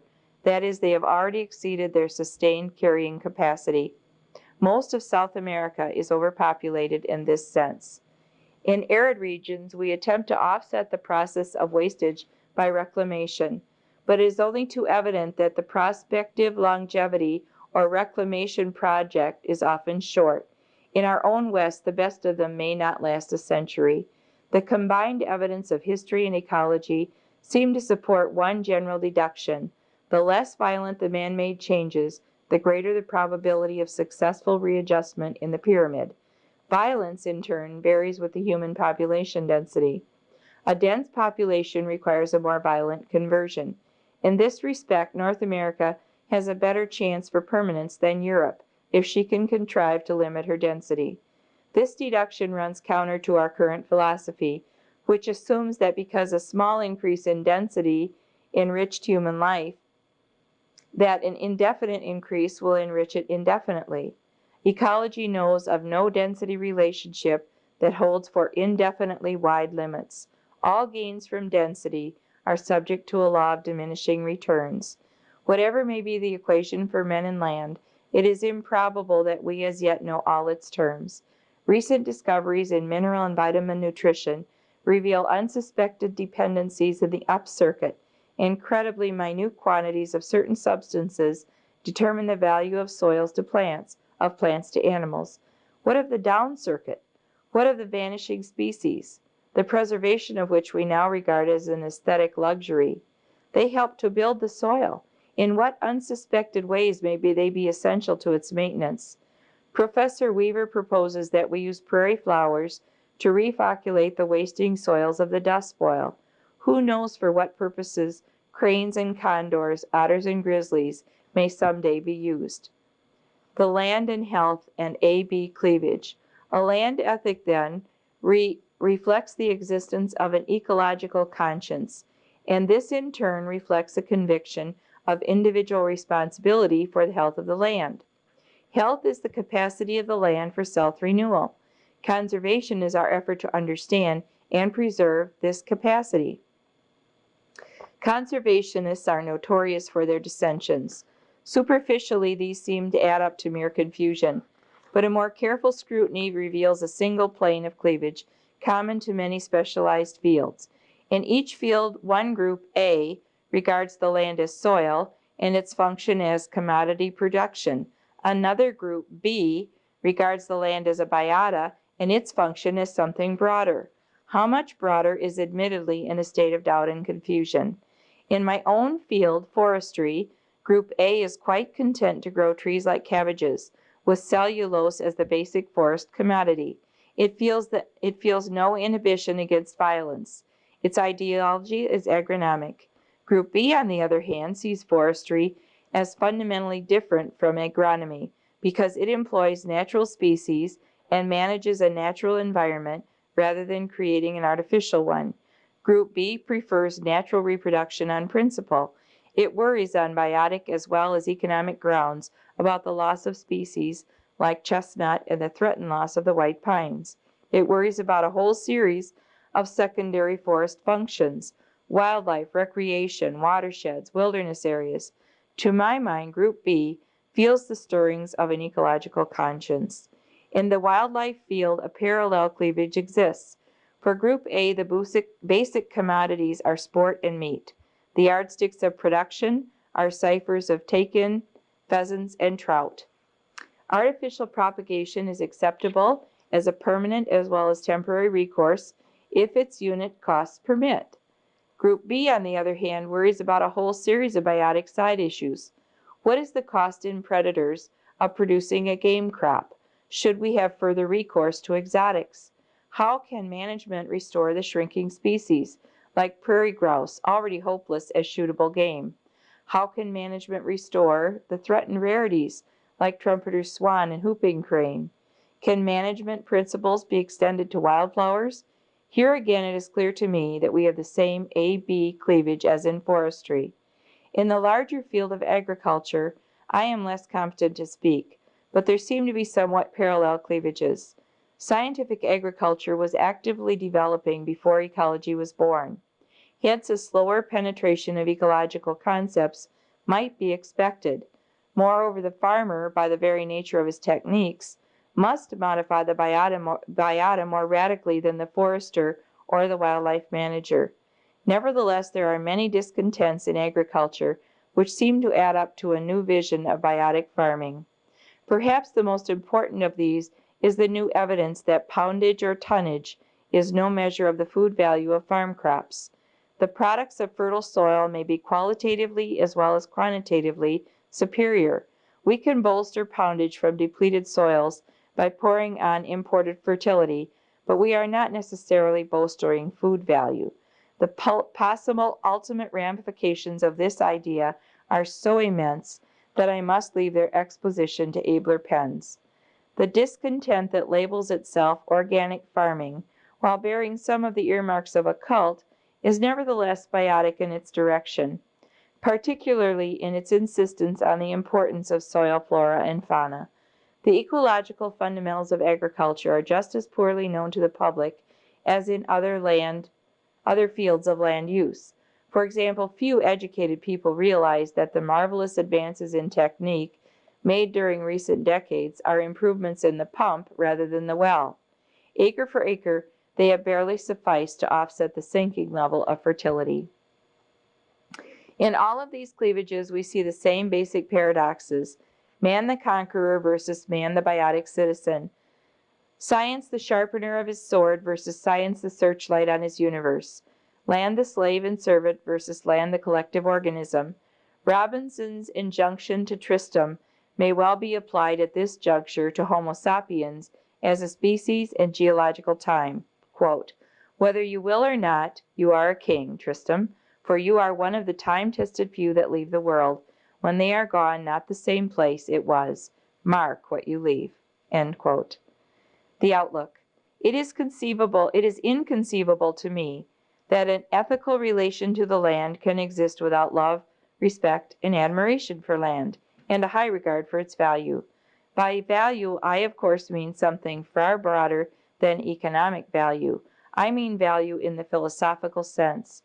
Perhaps the most serious obstacle impeding the evolution of a land ethic is the fact that our educational and economic system is headed away from, rather than toward, an intense consciousness of land. Your true modern is separated from land by many middlemen and by innumerable physical gadgets. He has no vital relation to it. To him it is the space between cities on which crops grow. Turn him loose for a day on the land, and if the spot does not happen to be a golf links or a scenic area, he is bored stiff. If crops could be raised by hydroponics instead of farming, it would suit him very well. Synthetic substitutes for wood, leather, wool, and other land products suit him better than the originals. In short, land is something he has outgrown. Almost equally serious as an obstacle to a land ethic is the attitude of the farmer, for whom the land is still an adversary or a taskmaster that keeps him in slavery. Theoretically, the mechanization of farming ought to cut the farmer's chains, but whether it really does is debatable. One of the requisites for an ecological comprehension of land is an understanding of ecology, and this is by no means coextensive with education. In fact, much higher education seems deliberately to avoid ecological concepts. An understanding of ecology does not necessarily originate in courses bearing ecological labels. It is quite as likely to be labeled geography, botany, agronomy, history, or economics. That is as it should be, but whatever the label, ecological training is scarce. The case for a land ethic would appear hopeless, but for the minority which is in obvious revolt against these modern trends. The key log which must be moved to release the evolutionary process for an ethic is simply this: quit thinking about decent land use solely as an economic problem. Examine each question in terms of what is ethically and aesthetically right, as well as what is economically expedient. A thing is right when it tends to preserve the integrity, stability, and beauty of the biotic community. It is wrong when it tends otherwise. It, of course, goes without saying that economic feasibility limits the tether of what can or cannot be done for the land. It always has, and it always will. The fallacy the economic determinists have tied around our collective neck, and which we now need to cast off, is the belief that economics determine all land use. This is simply not true. An innumerable host of actions and attitudes, comprising perhaps the bulk of all land relations, is determined by the land user's tastes and predilections rather than its purse. The bulk of all land relations hinges on investments of time, forethought, skill, and faith, rather than on investments of cash. As a land user thinketh, so is he. I have purposely presented the land ethic as a product of social evolution, because nothing so important as a land ethic is ever written. Only the most superficial study of history supposes that Moses wrote the Decalogue.